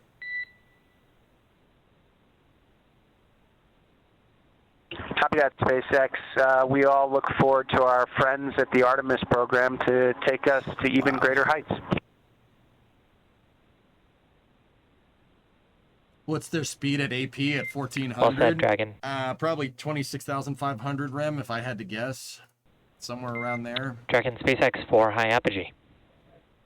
Polaris Dawn News has been reaching the masses. People who have no idea what's going on in space are talking about it. Great, good, great, grand, wonderful. I'm serious. That's fantastic. This was posted 5 hours ago from the Polaris Dawn crew. It's a 10-minute thing. Let's see what we got. Oh, I like it already. Good morning, good afternoon, good evening, Dan, Rachel, and Kensley. Discovery, go at We're throttle up. so excited to bring you along our Dragon capsule. So we've been up here for just over 28 hours, flying around and around the globe. We're going about 8 kilometers per second. That's about 17,500 miles an hour, going around every 106 minutes. It's pretty wild to see Earth from this altitude. We're up at 1,400 kilometers. And why is that significant? It's the highest anyone has ever been since 1972 when Apollo 17 went to the moon. So it's a beautiful opportunity for us to see Earth, Mother Earth, from this altitude. And it's also pretty special because 2 of my crew members have set an altitude record for the furthest any female has ever traveled from the planet Earth. Let me take a moment and introduce my crew. I'm Kid Poteet. I'm the mission pilot for Polaris Dawn. To my right, you got Sarah Gillis. Her call sign is Cooper. She is a mission specialist. She's also an engineer with SpaceX.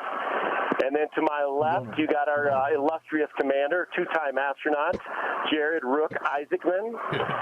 And then to his left is Anna Menon. Her call sign is Walker. She is a mission specialist, also a medical officer for this flight. We are so honored to have this opportunity to talk to you guys.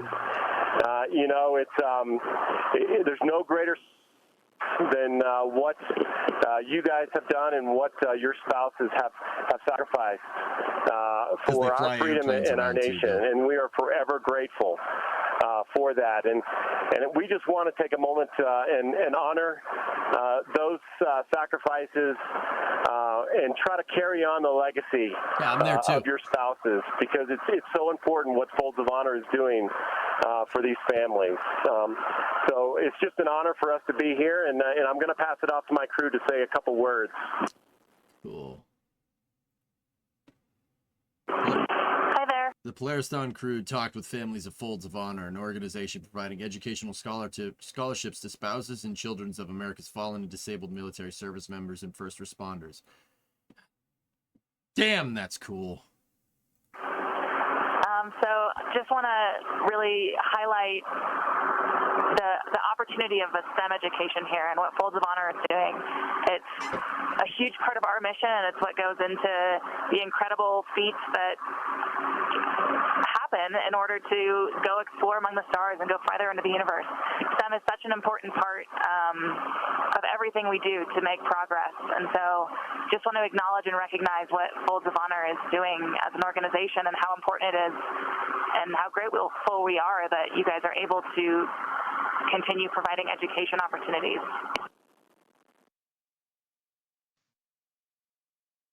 Just want to say what a real honor it is to speak with all of you today. You know, a little background on the spaceship we're on right now. It's actually named Resilience, and that's what really comes to mind when I think about the sacrifices that you've all made, and what you've endured and persevered, and really in the name of freedom. And again, it's a real honor to really connect with you all today. I don't want to stand in front of these people. Hey there. I am so thrilled to get to talk to you guys today. I also have a loved one in the Air Force, my husband, and while we've made sacrifices, they're nothing in comparison to what you all have had to endure. So, you know, I just so admire what you do and your commitment to continuing their legacy and working with Folds of Honor, and I just so appreciate you. So thanks for everything you're doing, and we're so thrilled to be with you today. And with that, we'd be honored to hear from you guys, Dan and Rachel and Kinsley. Yeah, kid, thank you so much. What a humbling experience to wake up and get to talk to SpaceX crew. So I say courage and comfort can never coexist. You guys are out on a new frontier, the highest since 1972. You know, kid, you and I go back as F-16 pilots, and I just want to share how Folds of Honor started. Then we're going to hear from Rachel and Kinsley on how it has impacted them. But I got back from my second combat tour of duty in Iraq and was actually on a commercial airliner with identical twin brothers, Corporal Brad Buckland bringing his twin brother, Corporal Brock Buckland, home, who had been killed in Iraq. And, you know, when you go to combat, we understand that freedom is not free, but I'd never seen that side of war. And I watched that family on the darkest night of their lives, his brothers, his parents, his wife, and his 4-year-old son. And I just felt a calling from God to do something for that young boy. And a couple months later, my wife and I hosted a golf tournament, kid, and that's a big bond for us, the game of golf. And 17 years later, we've funded over 63,000 scholarships worth $300 million, started above our garage. And again, the places you never thought you would end up is having a conversation in space, getting to share the Folds of Honor story, through the galaxies, if you will. So thank you for that honor on 9/11. And I'm going to throw it over to Rachel and Kinsley to share their stories of just how Folds of Honor has impacted them, a couple of the thousands of families we've been able to support, and that resilient spirit, Jared, that you so eloquently presented. Hey guys, such an honor. I'm Rachel, and my husband, Major Blair Bama Faulkner, flew A-10s in New Orleans at Naval Air Station New Orleans, and then we got blown out by Hurricane Katrina and ended up in the T-38 at Columbus Air Force Base. And 17 years ago, he went out to fly the same year About that 5 Dan hours started Folds of Honor. It's just not a coincidence, a moment of synchronicity for sure. And that morning, he and his student pilot, Matthew Emmons, were killed on the runway at Columbus Air Force Base. And the flap did not work, and they were both instantly killed. And I was left with a 2-year-old little boy, Davis, and a 5-month-old little girl, Campbell. And my life forever changed. But because of what Dan did, 17 years ago, we have continued to be a part of the military community. We have been recipients for 10 years of a Folds of Honor scholarship. My son just went to Auburn, and my daughter got the help that she needed at a special school. And we could not have done any of that. Davis wouldn't have been able to go out of state and go to Auburn without Folds of Honor. And, my favorite quote is a father's legacy is not what is left to their children, it's what's left in their children. And fortunately, that has been left to us. We have been left with an amazing gift of the connection because of Folds, plus an education that cannot be taken away from them. So, Kinsley, you want to tell us a little bit about your dad? Yeah, my name is Kinsley, and my dad is Jamie Reynolds. He was in law enforcement for 25 years. He was always really just go get 'em, like he was the guy. He just never stopped. Even when he was home, he was working. And in 2022, in July, a tree fell on the cab of his car on the way to work. And it was instant. There wasn't anything anyone could have done. But being able to get this scholarship has let me go to college for this year without debt. And that's been huge because he was always the one saying, you need to get the best education you can. You need to go to college. Like, you need to make a life for yourself. And I think without him, it was a big change. It was extremely difficult, but having the support in your corner, it makes it so much easier. Good stuff, man. Good stuff. Well, Rachel and Kinsley, thank you for sharing your story.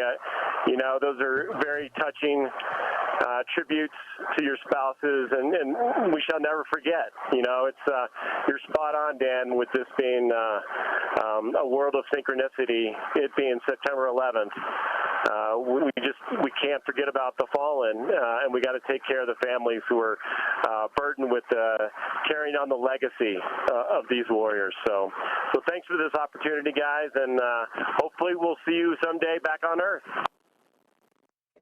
Yeah, baby. Absolutely. Godspeed on your heroic journey to all of you. Thank you so much.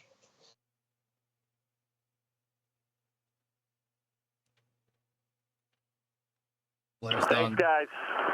Blair's Don's doing some pretty good stuff, man. Pretty good stuff.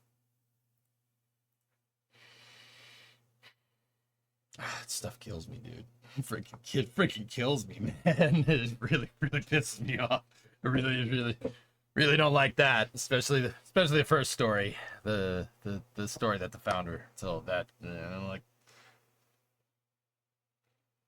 I didn't like that. didn't like that. It made me a little upset. Anyway, so yeah, good stuff coming from the Polaris mission. That's cool, man. They're really using that visibility that this mission has to promote some pretty damn good causes. Then that makes me happy. That's good stuff. Good stuff.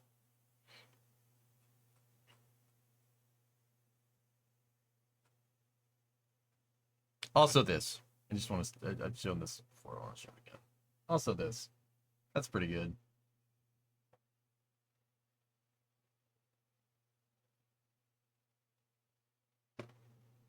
That's cool, Hawks. Good stuff.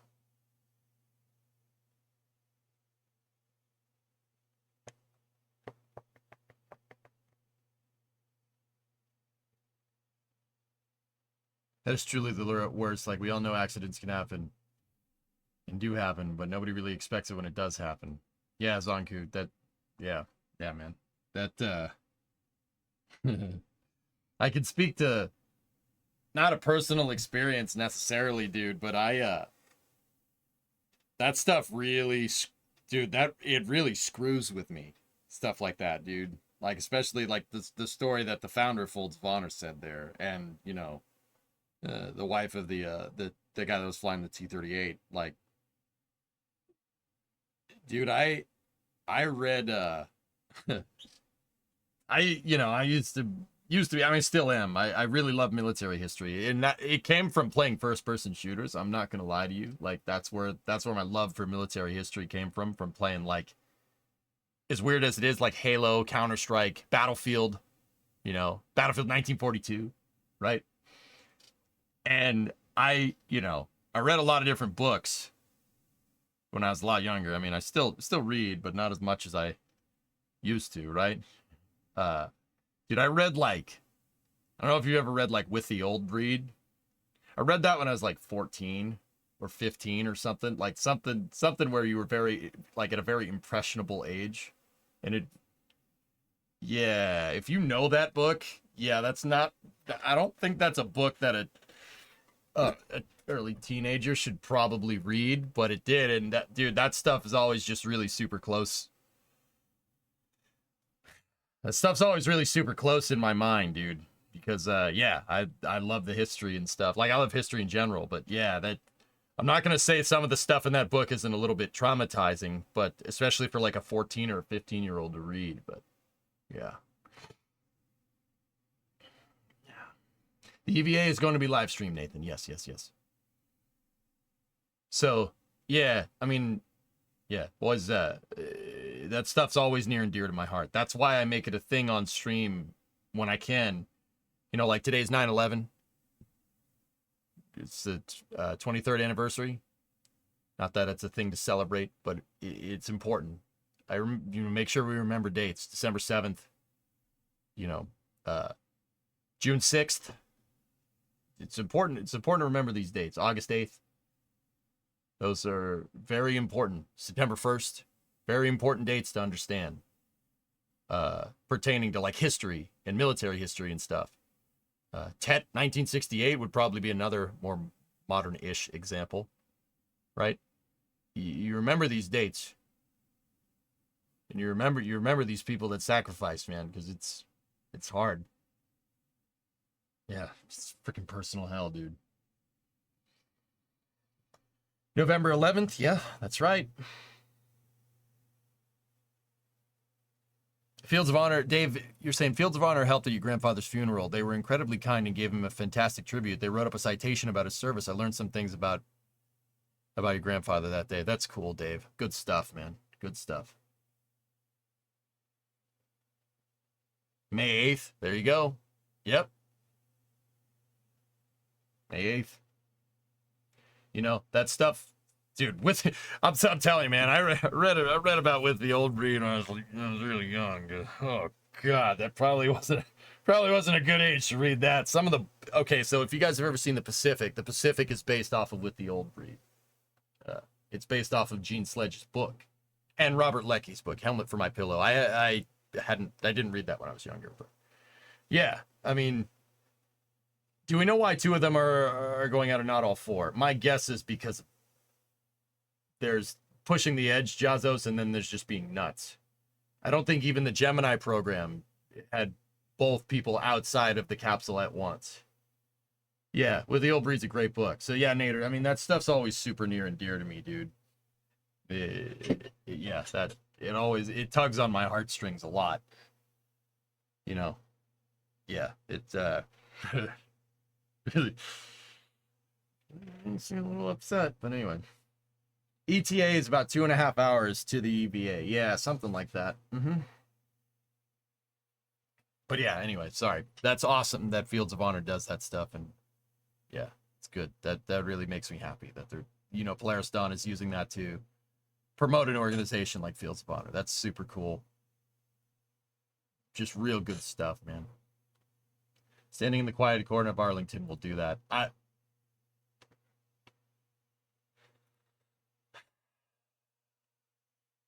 Yeah. Yeah. Going to Arlington. Discovery, go at throttle up. Really doesn't, yeah, it's hard. The last time I was there, it was tough. It was tough, man. It was tough. Seeing it like that, dude, it's tough, dude.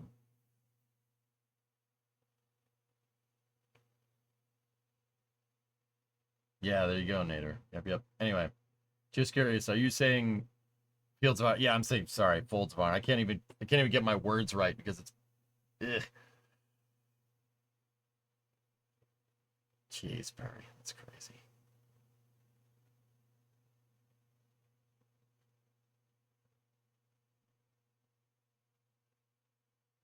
Anyway.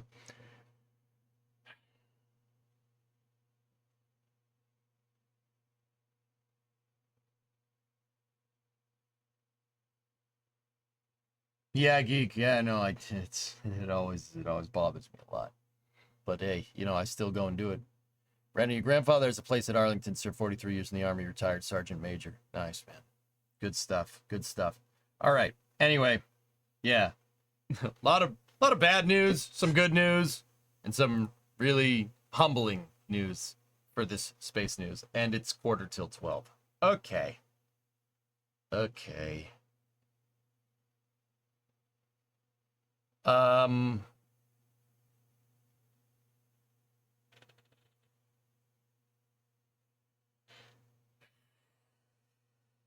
Let me just think about what's going on here. We've been at it for 12.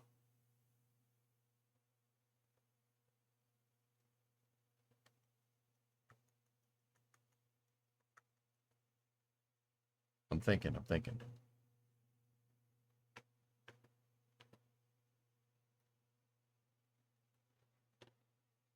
I'm not going to take a nap. No, I was thinking about just going grabbing something to eat real quick. Ended on the best news. Wouldn't have it any other way. There you go, man. Last quick question about EVA. Sure. So yeah, we're going to be coming up on coverage here for Polaris Dawn. I just got to see Heavy Metal Rain at a tier 255. Sorry. Have to rewatch the stream when I get home. Bugger. That sucks, man.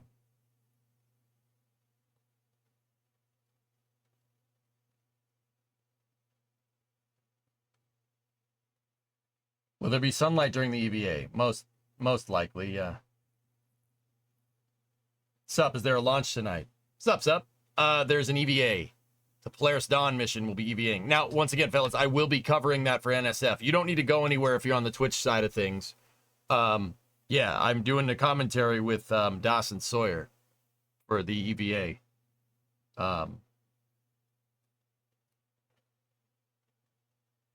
Yeah, Tigris, that's crazy.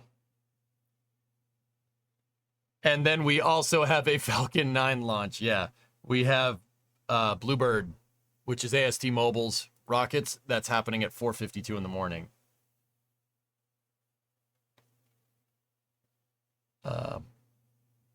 Yeah. Yeah, we got the YouTube stops the stream at 12 hours question. Well, I'll have to restart it. Godspeed on tonight's EVA Polaris Dawn crew. There you go, Simba. Yep. What's up, man? 52 months. If we're on video, Tesla, I'm not sure we're going to be on video, but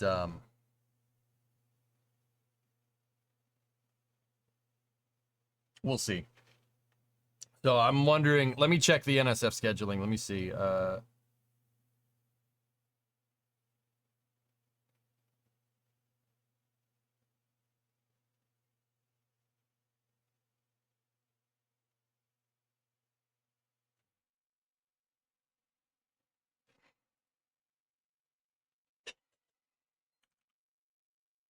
Hang on one second.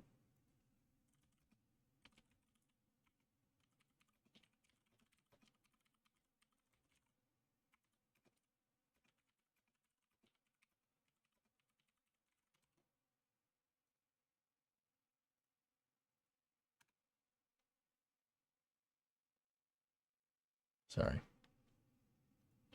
SpaceX may as well launch every day now. Yep, one last word. They shall not grow old. Oh, God.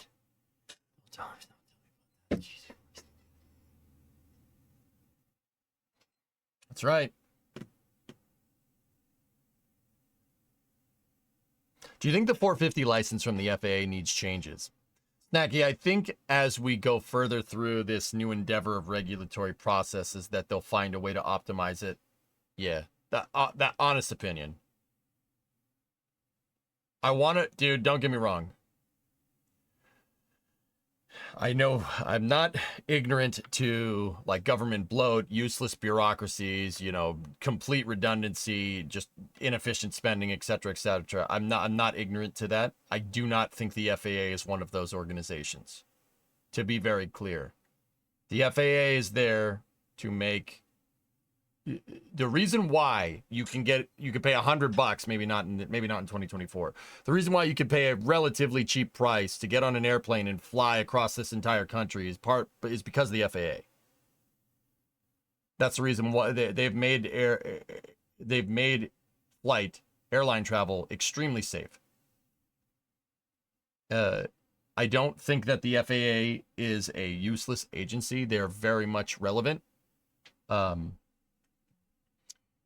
And I think that they work with SpaceX pretty dang well, and they'll find the happy medium. Now, as to why SpaceX went bananas and posted that diatribe on it, there has to be a reason.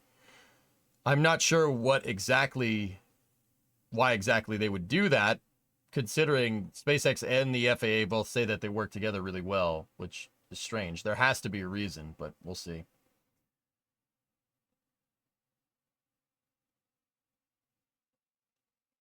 All right, Jacobs, yep. Was the message authored by Elon or Gwen? I don't know. Sounds to me like the 450 license is good in some instances, just not for prototypes like Starship. Well, then we can change it, Snacky. And the whole thing is that 450, the 450 license is there because of this scenario, because of this new endeavor, right? This scenario didn't exist 5 years ago. You know why? Because there were no commercial spaceports 5 years ago, right?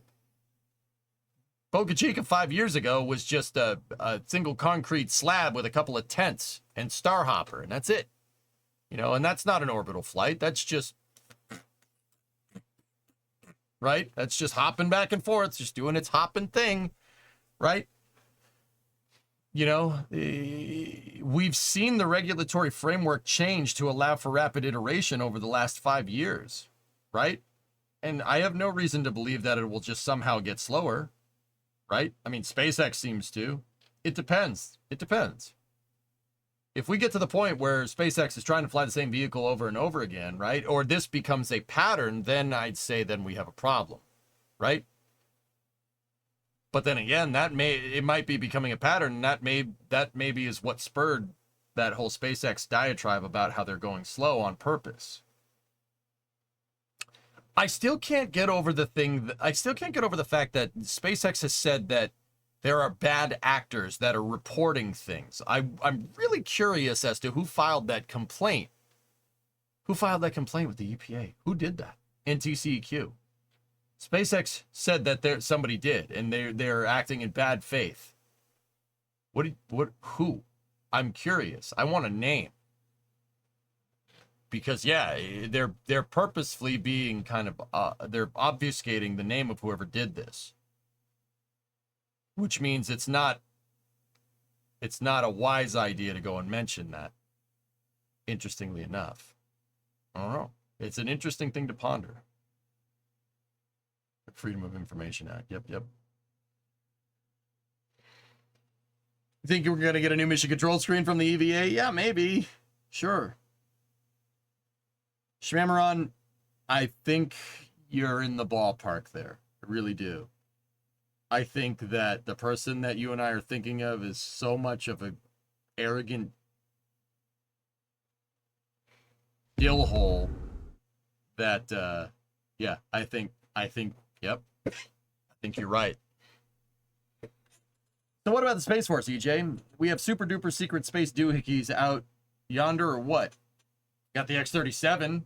134. That thing's pretty sweet. The X-37's pretty baller.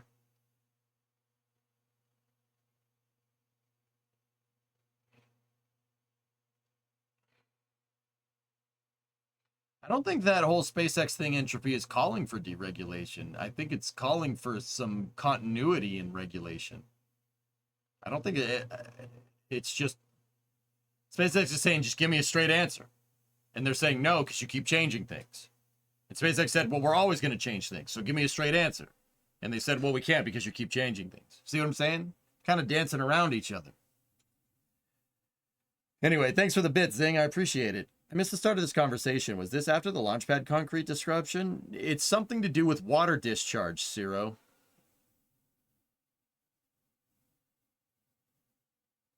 You think so, Levels? Yeah.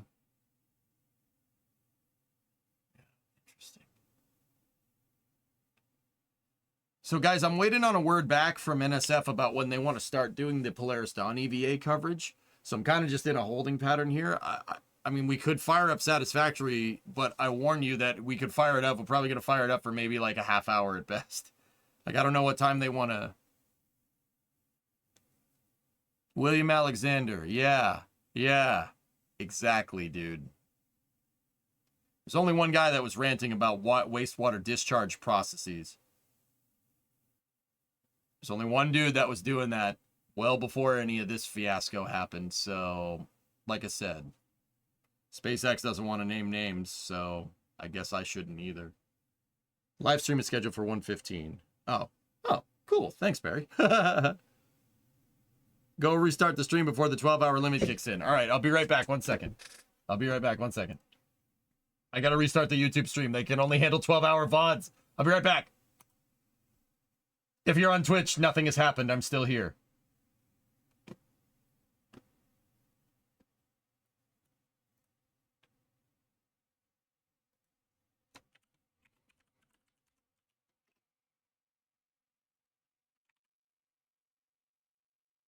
Yeah, if you're on Twitch, you're still here. I'm just restarting the YouTube stream.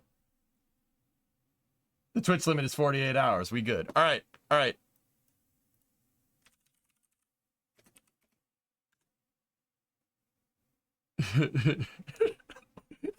I just renamed the title. Still EJ's Space and Rocket Review over there. Damn, I was hoping he'd leave and Titan would take over. Poppers. What are you, a portal turret? Are you still there? Target lost. Target lost. I'm different.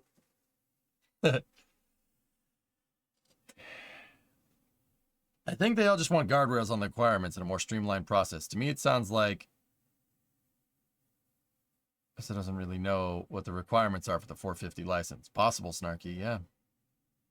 Are you still there? Target lost. I love Portal. What a great game. Or games. Anyway. One Portal playthrough for nostalgia. Smooth Jazz will be deployed in 3, 2, 1.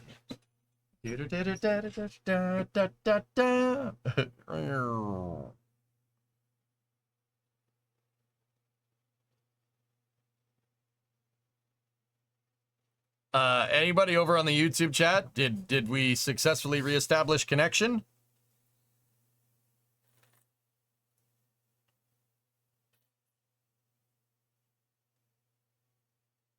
Can you do Kermit the Frog? No. Yeah, thank you, Linda. Appreciate it.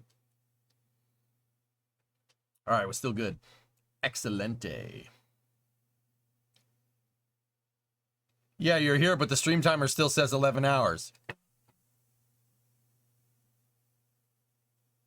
Shit. Crap. What do we do? Maybe we should reconnect it. Spelling is off, though.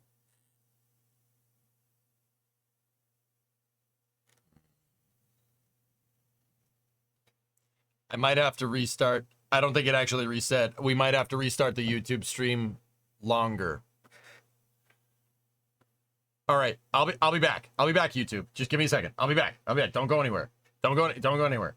There might be a new stream URL. Just check the channel. We'll go from there. Right. If you're on Twitch, just sit here and laugh.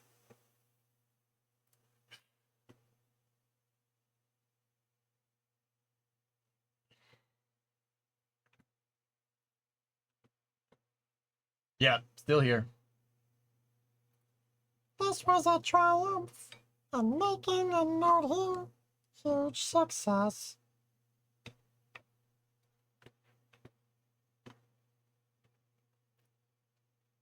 I mean, that's good to know that YouTube has the, you know, like engine out capability. That's pretty dope. Superior streaming platforms we are. Yeah, learning you are. Thank you. No, that one's better.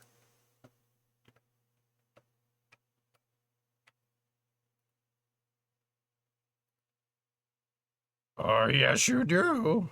No, you don't. That one's better.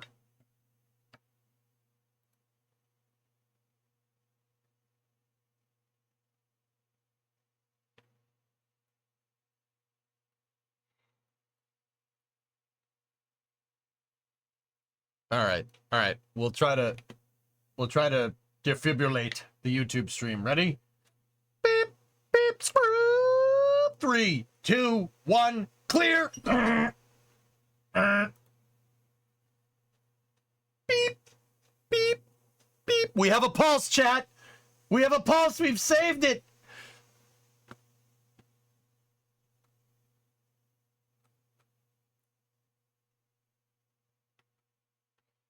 Beep, beep, beep, beep. We must give it the Heimlich maneuver.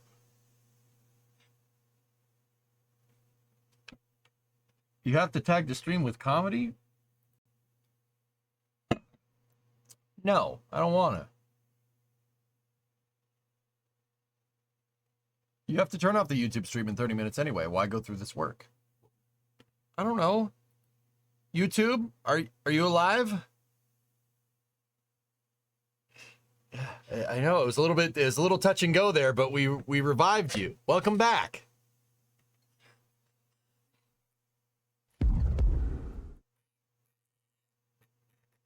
So what about Apophis, EJ? Elon is going to blast that space turret off of the destruction path of Earth. Inquiring minds and people that don't want to die want to know. Zing, it's very unlikely. It restarted. Success! Ladies and gentlemen, we got him. All right, anyway. Zing, what about Apophis? It's very unlikely that, even if it comes near us, it's very unlikely that it's going to hit us, dude. Earth's gravwell is... the high gravity due to the high gravity of Earth. So Earth's we have a pretty big gravitational pull for a planet of this size, comparatively like other planets in the solar system, right? A lot of the planets are like the moon, which is just a lifeless hellhole, right? Ours is a hellhole that's on fire and full of life. Yay! Plate tectonics. No, because of the high gravwell, right? It's very unlikely that an asteroid will hit us. Don't get me wrong. Oh, it's happened. Yeah, it's happened. You could still see the rim from the Chicxulub asteroid, the one that got the dinosaurs. You could still see the rim of the crater. It's big. It's like as big as Texas. Yeah. It happened. It can happen. If you look right here on the Yucatan Peninsula, you gotta find it. It's here. You can see it. You could see the rim of the crater that killed the dinosaurs. Where is it? Where is it? Where is it? Where is it?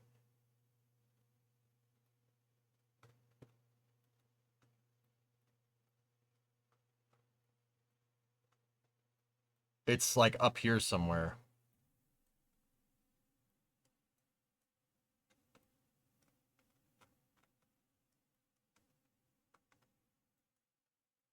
It's very subtle.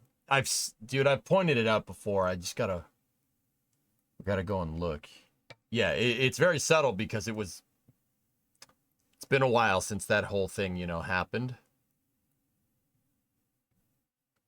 Basically, there you could see it. There's a rim of a crater somewhere. It's like over here or something. It's there.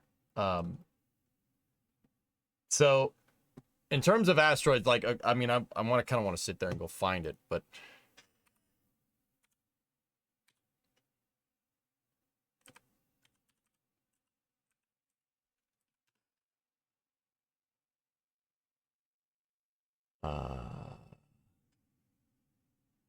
Okay, hang on.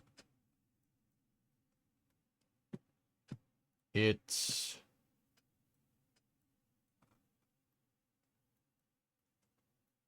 right there. See it? Let me highlight it with the pathing tool.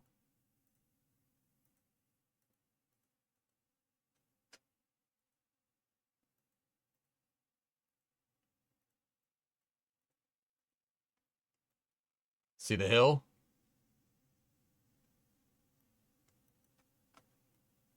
Yeah.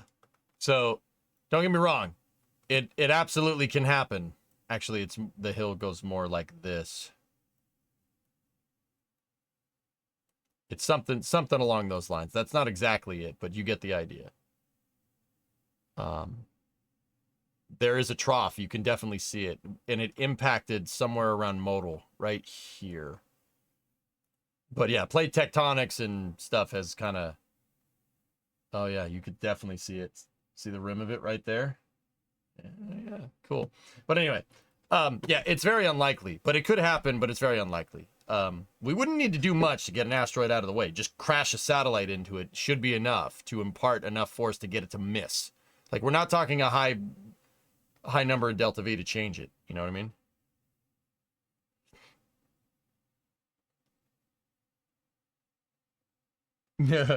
Hey, Pat, welcome back. Welcome back, boys and girls. Look at this, smaller but interesting. It's an impact crater. You can clearly see the rim. It's in the province of Quebec. Oh, yeah. There's stuff like that all over the Earth, dude.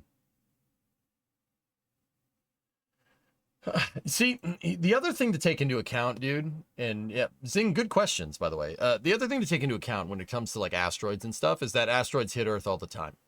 Most of them just burn up. That's what a shooting star is, right? Most of them just burn up. Like, space is a very dirty place, dude. There's a lot of crap up there. Rocks, ice, all kinds of stuff. Oh yeah. Micrometeorites, there's sand. There's sand just floating around in freaking space. You know?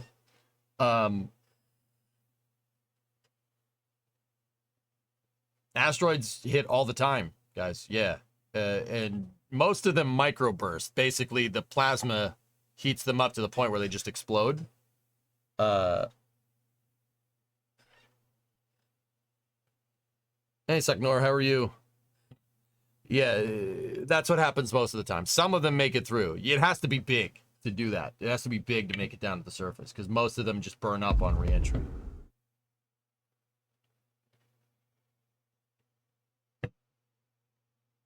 Unless they pull a don't look up moment and try to mine that thing.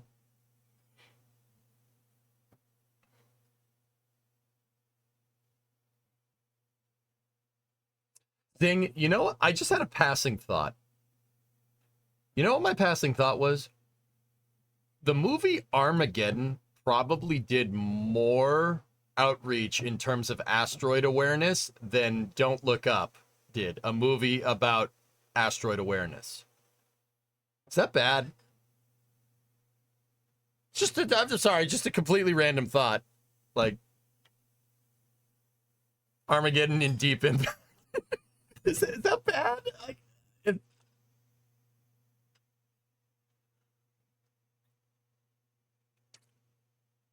American components, Russian components, all made in Taiwan. Like, nah, that's fine. I'm kind of fine with it too. Like, I'm not gonna lie to you, I'm kind of good with it. That's super funny though. It's so, I don't know if that's good or bad, dude. Funny. That makes me laugh.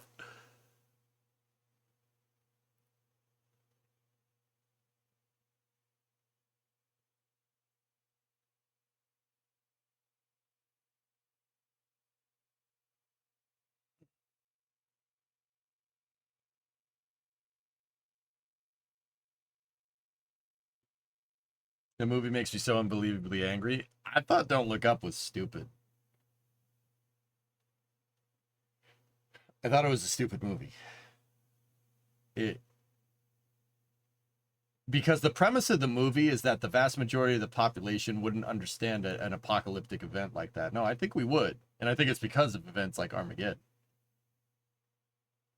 It's the fact that we didn't have the patience and the time to explain it, is what caused the whole disconnect. You know what I mean?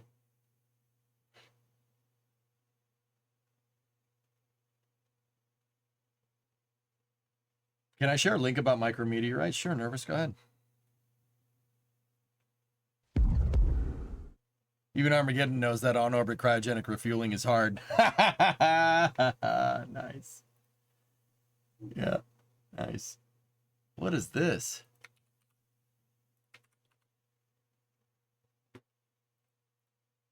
Nervous, what do we got? Hypervelocity impact technology. Ooh, I want to see something get wrecked. Oh yeah. Oh yeah, MMOD impact. There you go. Oh.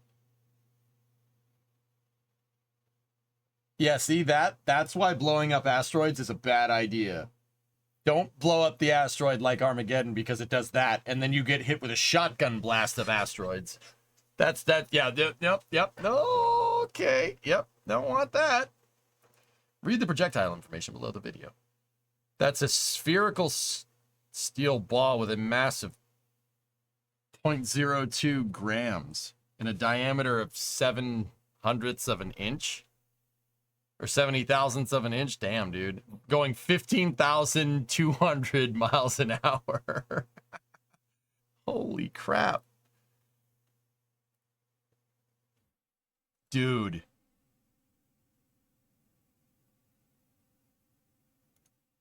Whoa. Oh, that's awesome. I mean, it's not, but also, yeah, that's what MMOD can do. Yep, that's what micrometeorite debris can do. That's what I mean when I say space is a dirty place. Thanks for showing that, Nervous. That's awesome.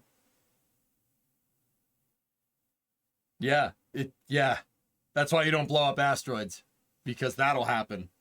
Instead of one big crater, you get a bunch of small ones in a much bigger spread. just push the asteroid out of the way, or just hit it with one satellite and just move it.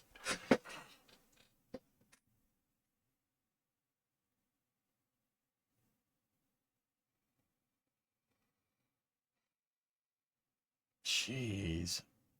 That's crazy, dude. NASA hypervelocity testing.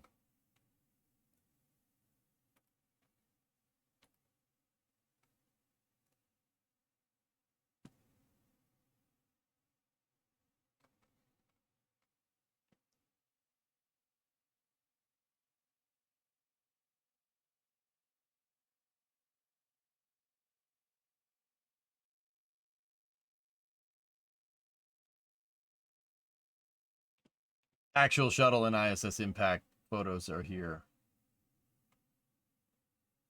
Dude, cool. That's awesome.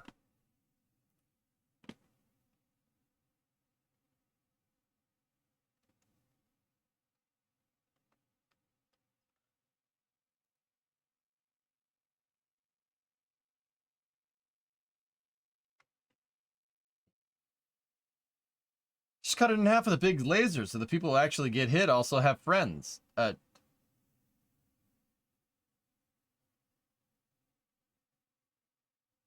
premise was people are easy to manipulate into believing things they know. Yeah. Yeah, I guess, Linda. I just didn't like it. It just came off as insulting, to be honest. I don't know. I didn't like it. I didn't feel good after watching that movie. And it wasn't the intended like bad feeling that the writers wanted. I was just like, this is stupid.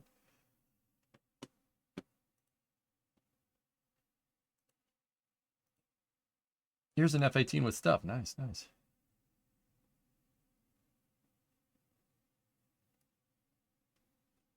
Is the asteroid with the Starlink laser? All right, hang on. I got a word back.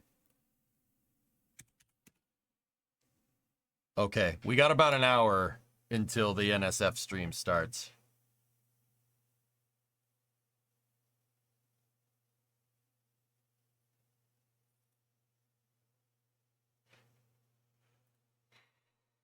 Hour satisfactory, maybe, or 45 minutes satisfactory, then take a break to go get some food. I'd say that's fine. Let's do it. Let's do it. Or I could just go get some food. I could go get nuggies.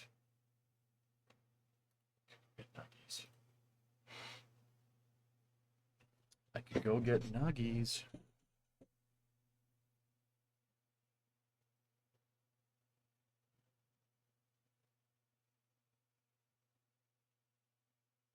Goldfish. I'm out of goldfish, Rick. Kind of screwed. The chicken kind? Dude, I have nuggies in the fridge. Oh, thank God. Yes. I forgot about that. The grocery store has 20 nuggets for $5. Bought a bunch of them for this occasion. All right, cool. Let's load up Satisfactory. I'm going to go heat those up. I'll bring them back. Yeah. Hell yeah. The chicken